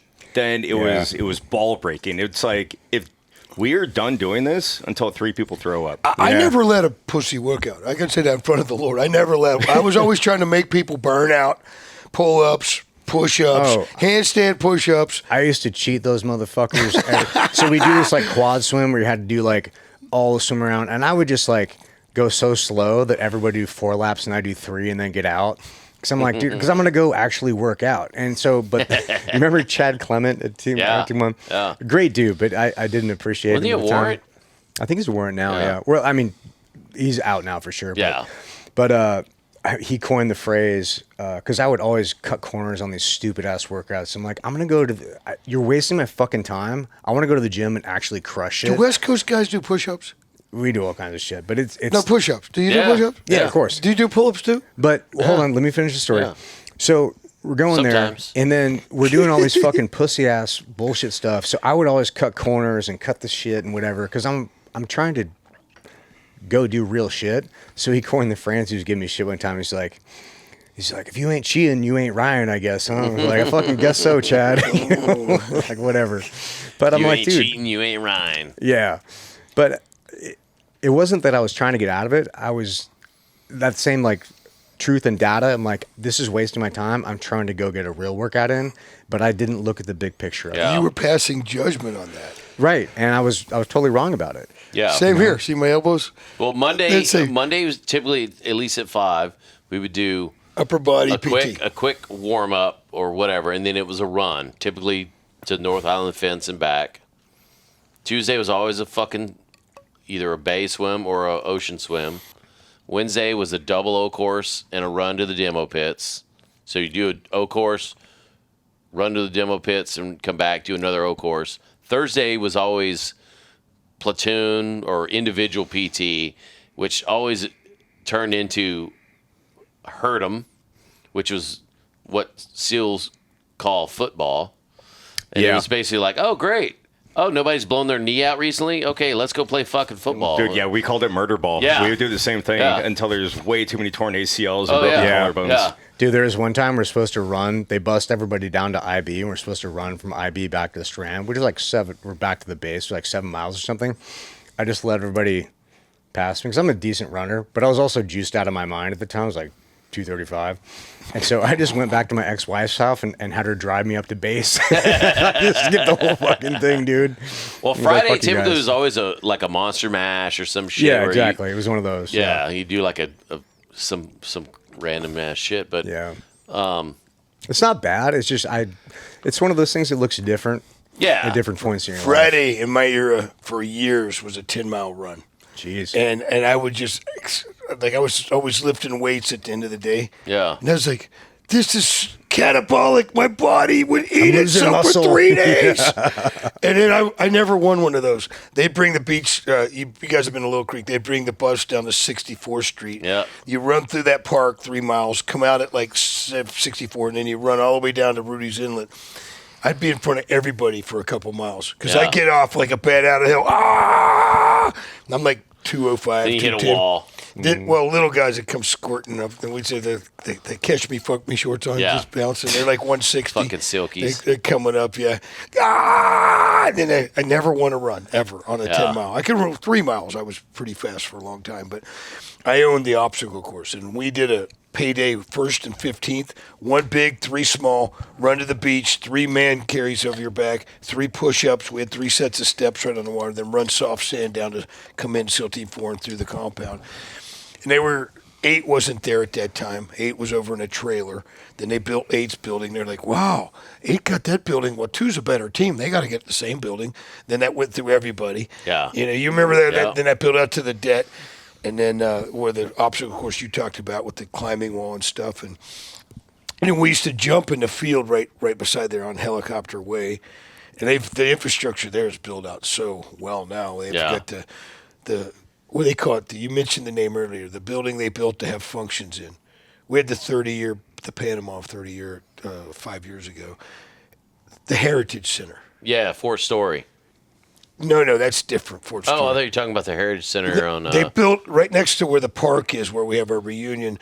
This, I would want to say, 100,000 square foot building that they have a little store. You go in here, and then they have the banquet room upstairs, and then you have all the different staff members. I can't think what they call that, but I've seen outside looking in. There was a time when Clinton took office, they were like considering disbanding us. Yeah. And that was a word around. And then there was guys getting cutthroat over schools and brown nosers. You'd walk into the platoon hut and you'd hear someone going, "Oh, Chief, isn't there anything you don't know how to do?" And you'd be banging on that dude. And we had hazing. Yeah. We had hazing galore. That's how I met Tom Crimmins. I heard about him long before the legendary Crimmins was what a good mug. And he was hazing the dude that saved my life later. Yeah. The guy that was mounted my Brockman. They had him tied on a tree. He had his motorcycles there, and nobody in my first platoon would say anything. Ed Herzog, Bill Syed, Ken Hay. They were all Punky Higgs, Mike Higgs. Yeah. And I showed up. I was like, "Hey, that's enough." And he turns around and like growls at me, and I'm like, "Bro, that's enough." And I've stood my ground. That's how we met. So when I come to 3 years later, he's like, "Hey, on the back of my bike," and we rode down to Nico's, got a 1-pound burger, and he brought out a flask and he's pouring shots. I'm going to meet the captain at 1. This guy's legendary. Sounds guy. like Crimmins. Yeah, he's a character, but a really good dude. Dude, speaking of pirate, dude. legends, man, remember we're on South Farwell, but I don't think people really understand the physicality of the people. Like some of these guys that go into the SEAL teams or Spec Ops, I only know my little lane of SEAL teams, but like, holy shit, man. Like Seth Farwell fluctuated between 230 and 260 at all times. He's like 6'1", but he's a big fucking boy, dude. But he's like always super fit. He looks like a bodybuilder, but I remember one time we were supposed to do a run. I think this is in like SQT or something, or STT. And he had forgot that we're supposed to do a PT or something. So he had gone on a 10-mile run beforehand just for fun. Yeah. And then he did the run. But this dude is 230, 260. He's a beast, dude. But also he would run a 10-mile at a 6-minute pace. Dude, I remember coming Like, out of the human body's not. Yeah, the human body's not supposed to do was that. an amazing This guy. guy He was a did it. fucking stud. He was an amazing guy. Is he from Africa? No, No, he was a white dude. Yeah. Whitest Lord. motherfucker. He looked like Joey from Friends, but bigger. he did. Yeah, Good looking. Like he Like, would win people over in a pace room. for 10 miles. Dude, yeah. Bananas. Yeah, dude, I love that guy. And he's I love not that even guy. pushing. Like this guy No. is a. We say freak. Like, And be like, he's a fucking freak. and be like, literally be like talking to you. He's not even windy. Yeah, just conversation. Yeah. yeah. Like Hey, I how you remember a couple doing? times coming out of Paradise Point. Remember they used to have was that Barefoot Bar? Yep. Or no, Barefoot was further down Mission. What was the bar? Not Barefoot Is it Bar. on PB? Yeah, Mission Beach? There was Paradise Point. Yeah, that's on a little island in. Yeah, like, what between, was that bar called I think there? it's Paradise Point. Yeah. No, you- but there was some. It was called something. It wasn't called I'm lost. forget. something bar. But yeah, San Diego? it's in a Yeah, it's yeah. in a little like resort area. Yeah. Yeah. I mean, now it's called Princess something because it's owned by like the cruise ships and bullshit. Oh, but I didn't know that. Maybe I'm thinking of something different. no, same one. Used to be called. It doesn't matter. I remember coming in, and Sundays were always. Maybe it was Barefoot Bar. What's the bar beside the Pennant in Mission Oh, Beach? you're talking about Mission Beach. Oh, Yeah. I love No, that that's bar. different though. What's the one right beside the Pennant? Was that Barefoot Bar? No, I don't think so. I'm not a big Beachcomber. Yes, Yeah. Beachcomber. Okay, Yep. so I it know was that so, one. so okay. It was Barefoot Bar that's in Paradise Point, which is on Ingram. You go down Ingram, it's right there on the right. It's right across from Ski Beach. Yeah, before you get into PB. Before you get So, if you're going Mission Beach or off the fucking from essentially sports arena area. Exactly. And PV. It's on the left, Yeah. right there. So Barefoot was always a Sunday bar. You always fucking go down there and It's a fun spot. Yeah, you can go steam from like early, whatever time you get there. But I just remember we're leaving there. It's like 4 p.m, and we tied one on really good. And of course, probably one of us is driving, which like complete dumbass. And I just see Seth Farwell running Sunday afternoon, 4 or 5 o'clock in the afternoon, in his little tidy, silkies, yoked, just like ripped. Yeah. And we're all like, dude, isn't that dude at 5? And I think he was a new guy at the time, or maybe like, one platoon guy. And we're like, dude, isn't that dude at 5? And we're all like, kind of like, what the fuck? Like, how dare he? How dare he work out on a Sunday? Like, why is he not? We're like, why is he not out drinking with us? Type of shit. We're like, but it was like one of those things where you see Seth out just crushing shit, going, God damn, dude. Well, that was the culture at the time. Like there was a performance expectation, but also, it was expected, not expected, but like it was cool to drink. It was cool to go out and have life experiences. Yeah. And like be a pirate a little bit. you know? They would tell us in quarters, Virginia Beach is off limits for a certain time, 1990, 89, 90, some time frame. I know you're going to go out there anywhere. It's the phrase that would be, cheat, get over, break every rule.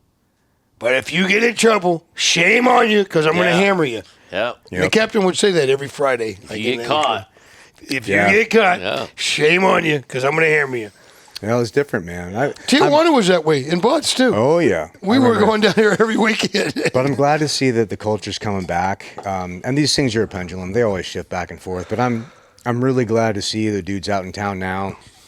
Like I just saw this dude. I don't say his name because he's an active guy, but he's one of those boys that you're like, he's a fucking G. Is this the one that came up to us in PB? He was one of the guys. He was one of them? those guys. Yeah, he was one of that crew. So I think he came back from being out. And I was like, dude, I'm so glad these guys are like out here again. I mean, maybe that's just selfish because you always want to have everybody not relive your experiences, but you don't want them to miss out on the things that you experience because that's part of the journey of being a frogman. Is like you have these life experiences in anything, whether you're in motorcycle culture or Army culture, Navy culture, whatever it is, or first responder. Like you have these set things, and I think that's so important because if you miss out on those things, I don't know if you can have the same experience. And looking back on my life now, I'm like, dude, I mean, I would definitely change some things. But, Well, dude, I still look back on shit now and I get FOMO, man. That fear of missing out. And you're like, motherfucker. I do mildly like with the college thing, like almost to your point, right? Like I went to college at 30. Yeah. And I'm like, fuck, dude, like I would have been prime for a fraternity, but I was in a different college fraternity. At like 48. I was in the military in Germany. Like that's honestly even better than a fucking college fraternity. Oh, 1,000%. However, like to your point, I think that by getting all of like the heydays knocked out early, it makes you a better older person. Yeah. Kind of like all the collective of us. Exactly. And that's what I want for these guys. I don't because want them, now you're not dumb in your fucking 40s. Well, yeah, I don't want them to go through their whole experience and miss out on these opportunities and get to the point where like, oh, I should have done all this shit, because you learn lessons at these certain points. And like we talked about, like life looks different at different stages, and I think it only looks different because you make those mistakes and you survive them and you learn from them. And if you live life in bubble wrap and you never push the edges, you never find the edge of the envelope.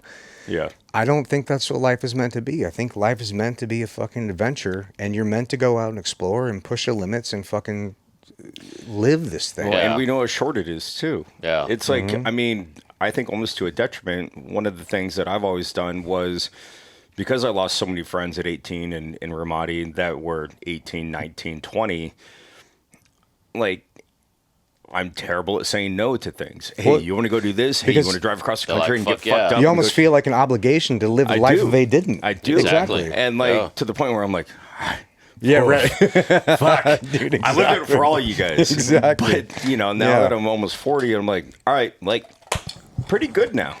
You go through cycles. I'm 56, and right now I'm itching to get back in the game. They say my Interpol issues are clearing in D.C. All right. And I'm going, my family's going to like, what's on your mind? What's You going go punch on? a panda, dude. Well, there's other animals in the world I still got to explore. Get a rear naked like- choke on a camel. Kill a emu or some shit. Fuck yeah, man. Liberty. Oh, sorry. Well, is there what are you doing now, and like where can people find you, or do you want to be found on socials, or like? I don't have a lot of social media going on right now. I have turned down most podcasts. I told you that. I've had several, really good people that I love. I didn't see the application to what I was doing. And when you guys asked me, I thought two things. I've known your entrepreneurial trajectory, I think since day one maybe, or somewhere in there. Yeah, you helped Mikey out a lot when we first started. You guys, Absolutely. and then with Kevin, when he asked me what I thought about him going to director school, and I told him, dude, you're the great personality. So I felt invested in you guys to a degree in terms Like, of you're a brothers. retard. I'm like, yes, sir. Yeah, but I thought, man, and then I've also enjoyed the pieces I've seen and the different people you've had on, and I've watched you grow and your merchandise and things like that, and so I was really happy to come on. And not that I wouldn't go on someone else's, but I building the company Templar Titan, there's been an ebb and flow, and I've learned lessons and looked at what works and what doesn't work. Right now we're on a flow, so that flow I kind of like being on. And there's stuff we do that, we don't want to talk about. Some of the stuff came up in here, you don't want that preached out. One, we're a bunch of men group want to walk in humility. And if you want to be blessed, this is the way I feel, on these kind of jobs where you're out on the limb. You don't want to be coming into a place going, and I did, and I did, and I did. Yeah. What you want to do is let someone else say that, and you come in that door. And that's what I try to do in Templar Titan. And I hope that it lives long past me, because the vision is much bigger than you can see right now. There's other divisions, and I've kept them kind of cellular. I'm starting to pull things together, and I have a pretty clear set how to separate from the pack right now in the next 6 months from every other security company. I've been in it a while. My first motivations were just making the battlefield, because they told me I couldn't, hey, you guys, I don't want to be with you no more. I'll form my own army and go to the battle. That's really one of the first motivations. Yeah. But now it's more high-level thinking, problem-solving company, solution providing timely solutions to complex scenarios, backing into security architecture, asset management, using edge pieces on advanced tech. I'm very good at the nexus of emergent technology and emergent threats. I feel like we are one of the best in the world, hands down. We may not be the best, but I feel like we are. But we're in the top here because of the ability to coalesce the next couple steps of technology. I think everybody's like, oh, it's all about drones. No, it's not about drones. It's about controlling the airspace. All the molecular, like we have enclosed comms, you can do that with those too. Our boats sit right off the shore of Iran. Do you think they're doing that because we're worried of a drone? No, they're not. And what our boats are doing, like in Venezuela, you'll learn about the next 5 or 8 years, why they were all grouped together and the energy they were creating and the different weapons platforms that haven't been revealed yet. Yep. So in that space, I want to stay on the cutting edge of that, which I see as tradecraft, keeping people safe, saving children, feeding people, eradicating evil. And that's what I want to do. So if the right people were to see that and feel like there's a fit, and hey, reach out. We take everyone's phone call. We don't work with everybody. I've been very selectful in that. But when we do, we try to create a long-term friend. And, I'm trying to scale it to a spot where at one day I have a management team running everything. But it's hard because some of the problems that come across, they don't want me to tell my next guy. They're just like, hey. They want you to handle it. Yeah. Well, not just me, just Compartmentalizing and information. crafting the solution, you don't necessarily know who you're doing that for. Right. They're embarrassed for too many people to know. Loose lips sink ships. So it's hard to replicate that kind of position, because when we say a caper in the company, that's something that's not so linear. And so we do projects, missions, program development, things like that. But when we say a caper, that means it's a righteous job, and the square way is not working, so we have to come over here and make a solution. And if that's righteous, we're one of your best calls. Collections, I tell people, if it's rations, I'll get your money back, or that person will wish they never met us. If it's not righteous, and in the first phase I'm investigating you and your job, I say thank you for your money. Goodbye. Like, oh, you should have told me this detail up front. All kidnapping capers are the same way. All recovery is someone overseas. I say to someone, hey, there's 3-4 phases here. First phase, here's what it costs. I'm going to research you. Why me? I know Jim. I know Steve. Well, because I don't know you, and I want to know you. You're going to agree. I'm going to pull your record. I'm going to look up things that might be uncomfortable. I'm going to look at your job. In phase 2, you don't make it to unless we get through this properly. And I tell people right off, a warning, if I learn an integral detail at anywhere past the first phase, thanks for your money, goodbye. I won't talk to you again. I'm being very clear with you. And so we get a half a dozen or more of those a year. And you have to just kind of take maybe a professional squeeze or a reputational angle with someone that's real wealthy and they think their attorneys scare you. Sometimes you have to let the attorneys know, hey, you want to start having problems? What do you mean? Are you threatening me? No, your behavior's threatening yourself. I love that dialogue. I love that fence, right along that fence. Well, if you weren't doing this, we wouldn't even be talking. Verbal jujitsu. I love it, don't you? I love it. I love it. And then inside of there, I pray that I'm just, and I ask God for wisdom and decision-making capability. We're not everybody's cup of tea because of that, because some people are like, oh, he's religious. I'm not religious. I see the term as sort of cancerous. I'm a spiritual being. I've had experiences I can't explain. The data doesn't add up. So I come over here and okay, we're in a spiritual world. But I do think we're vibratory creatures, and I don't think we're physical. And I think that's coming out now, evoking things like negativity, and it comes to you, evoking positivity. I study Bruce Lee a lot, too. He was one of my mentors. I never met him, but in fighting, flowing like water, hitting like fire, lightning, moving, knowing your body, knowing your faculties, and sitting in a room and being quiet. Like I'm talking here, you guys have me come on to talk, but I'm learning to be quieter, being silence. It says the Lord will lead me to still waters and green pastures.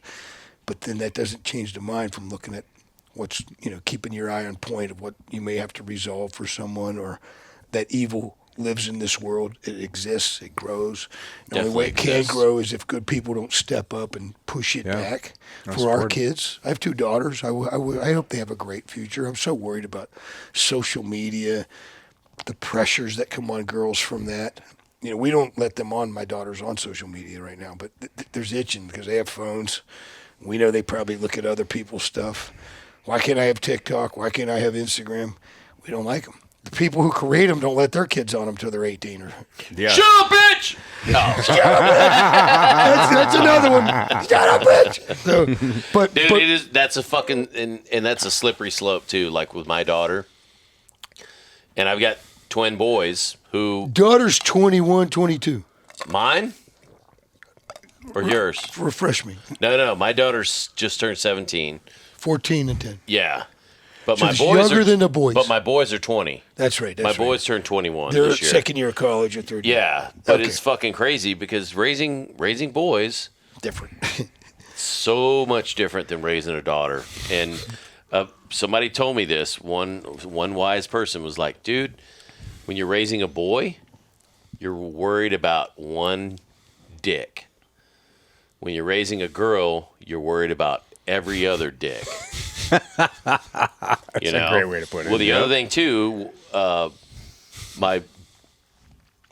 calling my brother-in-law, he's not really my brother-in-law. He's married to one of my wife's best friends. Joe Knutson was like, he had a son who just graduated med school and he's starting his residency. And he goes, dude, when you raise a boy, you're raising that kid as an example of what you do. So you're raising a son, and in your image. Yeah, you're kind of raising this kid up how to act like a man. Mm-hmm. When you raise a daughter, you're raising her how to be treated by a man. Yeah. So it's 2 different fucking That's things. that's kind of brilliant wisdom right there. Yeah, that is good wisdom. And so, it's difficult because, dude, daughters are, and dude, you've got a daughter, you've got 2 daughters. It is crazy. And I'm wrapped around my daughter's fucking finger. There's to this day, like I could come down hard as shit on my boys. I'm like, God damn, you're not fucking listening. My daughter walk up like, Dad, hi, Daddy. And I'm like, oh, fuck. How much Totally fucked on this one. Yeah, here's my wallet. You know. Same. But yeah, it's a whole nother animal. But it's. I understand strippers now because, dude, it's always. You did before in the early days of your teams. You What's didn't that? understand them then. No, because it's always the ones that had no relationship with their fathers and had some fucked up shit. The wounded doves. Yeah, and you're like, God damn, like, dude, that bitch is hot as shit, but she's crazy. She batshit crazy, you know. And it's, you know, and that's one of the craziest things when you're raising a daughter. You're like, man, I just got to keep her off that fucking pole. Yep. Yep. You know, I want her to be a productive member of society. And it's all up here. It's like, man, it's in the gray area. Like, you want her to be a phenomenal person. You want them to be productive members of society. You want them to be treated well. You want them to be advocates for themselves. You know, and it's fucking crazy. It's not really training. It's more like setting the example, which then puts you on the pressure to set that example. It's tough, dude. When he was It's saying that, fucking I was rough, thinking, man. I got to treat my wife better. Because I mean, not Well, that they I see it. Yeah. not that I don't, Yeah. but I'm always Yeah. trying to refine that because your marriage, we've been 20 years together. You find different kind of shades and reasons to be in love, and then sometimes your fights get worse when you're older, and your kids are always right around the corner. Yeah. And sort of And they figure see that- it. Shut up, bitch! No, just kidding. I didn't mean that. I mean it's a joke. Did you see the TV show? Sorry, I got to stop doing that. They watch this. No. They don't. No, fuck no. Not that I know of. Gabby might watch it and you'd be like, motherfucker, I'll fucking cut you. I don't have to ever worry about that. Yeah. Yeah, it's wild stuff, man. Well, to our audience, thank you for sticking with us on this. What a bunch of wild stories. And Lou, thank you for trusting us to share these stories and coming on and spending the time. Honored to hang I with know you your guys. life's crazy busy, but dude, thank you for coming on and sharing these stories. man. My pleasure and an honor to all three of you guys. I hope you keep crushing it. Appreciate it, you, man. brother. Thank you. All right. Wonder Twin Powers. Activate. All right. There we go. We out, Hell folks. yeah, guys. Be well. Wipers. We forgot. Sorry. Oh, yeah. So Templar Titan's diversifying into a couple other products and divisions. We now have 4 ways you can retain us, and that hasn't been deployed yet, but you'll see it on the website. There's a different things you get out of that. We have the 5D Shield, which analyzes your current security posture, your business and your personal. You're red teaming. Yeah. Red team and blue team, and there's 5Ds in there: design, deploy, deter, Destruct. design. Yeah, Not to be it confused goes with in- analyze either. It's Analyze. There's no dicks. I'm disappointed. So what I'm really excited about is we have an ammo company that's been 2.5 years in the making called Templar Titan Ammo. It's going to be a lifestyle company where the Knights in Templar Titan now turn to an armory, which is his own company.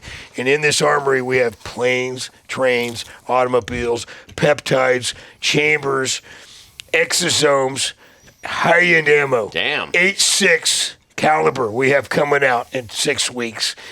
2 different. We have 300 blackout, subsonic. We have a 9mm just to be one of the you can't compete with the big boys, but that's like want to be one we use at shooting ranges and Yeah. giveaway and stuff. And then we have the 6.5, the Titan 6.5, which is a dynamic round. The 8.6 has a copper expansion round in it. It's the round expands. It goes Sabo. 350 feet per second faster than Jesus. it's. So I was at the 8.6. 8.6. It's a new round. Yeah. And so I was at the factory Friday and rolled in, made our deals. They brought the packaging people in, and they gave me a couple of the dies. I got them to my IT department. We're already crafting. There's 3 faces on there. The guy says, "Hey, I'm glad you're here, Lou. It's been 2 years. We've had some pauses and some delays." Takes me out to this 40-foot container. and there's all this ammo that was Chris Kyle's. Oh, okay. And I was like, well, yeah, it's a good dude. Never talk negative about anybody at any time or whatever story they want to be. I heard this, whatever. Good dude. Good dude. Yeah. That's our family, right? That's our veteran brother. For sure. And he's like, I've been having a hard time moving this because his wife's having a problem with the person who licensed it. I said, well, I'll help it whatever way I can. He's like, well, I'm going to grab a couple of these boxes of his. I have one in the car. He unfolded it, the 250 round. They told me, hey, we can use this laminate, certain kind of paper. And I said, wow, I could tell a story. That's a lot of real estate there. We already have the sides finished, the disclaimer, the codes, UBC codes. So we're right now on developing the art on it, and I'm pretty excited about it because we've already had 5 or 6 places say they want them on their shelves. Made a partnership with G2 Precision, my good buddy Chris Gridley and Garrett Golden. Yeah. I said, hey, we're going to have their platforms, and they're going to push our ammo as well on their social media, which I'm not I'm not great at that. I just haven't had the time really to play in that world because I see other people's content, and I'm like, wow. Well, we should bring it out. Every year we do a little get together in like early December. Yeah. And we've been doing a range day the last couple of years. Just bring it out, man. I will. It'll be Please fun. invite us. Because part really of cool. years of my trajectory was reconnecting in Alpine, shooting out there. I had other people's platforms. You guys all had your own platforms. Yep. You and I talked about the lanyard, and I was going to try to buy the Scorpion ammo. I took 2 of our brothers that were out there that day to Tempe, Arizona. They were providing ammo to the teams all the time. I was like, okay, well, what's the value here? You refurbish these machines? Let's do an earn-out. We're walking down the trail for an earn-out, and they go and buy more stock-keeping units. I'm not going to give you any more money for that. Your rounds gum up people's chambers, and they're not great rounds. I'm going to change all these pieces and keep one guy in place. Yeah. My board voted on it, said, well, we don't want to be in Tempe. We don't have anybody from Templar Titan out there. We can buy all that equipment ourselves. My partner goes through. And you said, "Shut up, bitch!" Shut up, bitch! Oh, sorry. So my partner goes through a divorce right there, and he's integral to. He's an acclaimed doctor, great man, brilliant pilot, and we go pause for a minute, and right now he got out of the gate 6 weeks ago, and we're running full steam. So art's being developed now. And my team, this was my last, there's only one more metric and I can get out of California. I was going to play Friday, maybe Thursday night, Friday. Yeah. Come down and see one of you guys or hang. I'm going to see Mo tonight. Yeah. And so we're working on that art. I thought we might tell the Templar Titan story every 6 months on one pane, like 9/11 was our first job, and LAX airport, and all these different things. Just maybe little stories of how we evolved, or it just might be static art. I've got a couple things on my phone where people have been pitching art and stuff, but I'm very excited about that. You guys will have some of that first ammo, 100%. Awesome. It'll be fun, man. Yeah, we'll have a lot of fun with it. Hey, we'll promote the shit out of it too. Well, this is There's also definitely not a lack of no lack of ammo to be had in You could never have enough, right? Exactly. never enough. Yeah. That'll be This is also fun, where I man. come in. If you need stories told, man, let me know. I run a media marketing production company. That's what Ryan is kind of linking up with me, but I'm doors wide open. I'm doing a thing at Bel Air Country Club where we're Bel Air Country Club. I read it on my bougie. I was right next door to it this weekend. So their homeowners association. We're developing a Templar Titan app that has its own intranet and responsibility. Like I told you, we're going to separate from the pack again. Like when we got out of the gate 20 years ago, somehow some horses got in front of us. So I'm mindful of how to get back in front and bring all the good men on board. That's what I want to do. We're a round table, accountable to each other, right? Shields on our back, and we're one team. Force and family, right? Yeah. That's a veteran, whether you're active or you're inactive, because it's service afterwards to our country. Yep. So I love you guys for having me on here. And I was anxious, and it's funny how the day rolled out. It really is. No, it's perfect, man. Well, drinks help, and Put gas in your car. there we go. And if anybody would like to go a little bit deeper, see behind the scenes, and have some cigars with us once a month. Yeah, Our Patreon channel is kind of where we do more of the deeper dive stuff and two-way conversation. So check it out. It's pretty fun. Outstanding. Buy some Emerald Spear. Yeah, New patriotic shirts coming out too. that's right. Let's That's do it. outstanding. All right, folks. Later. Later.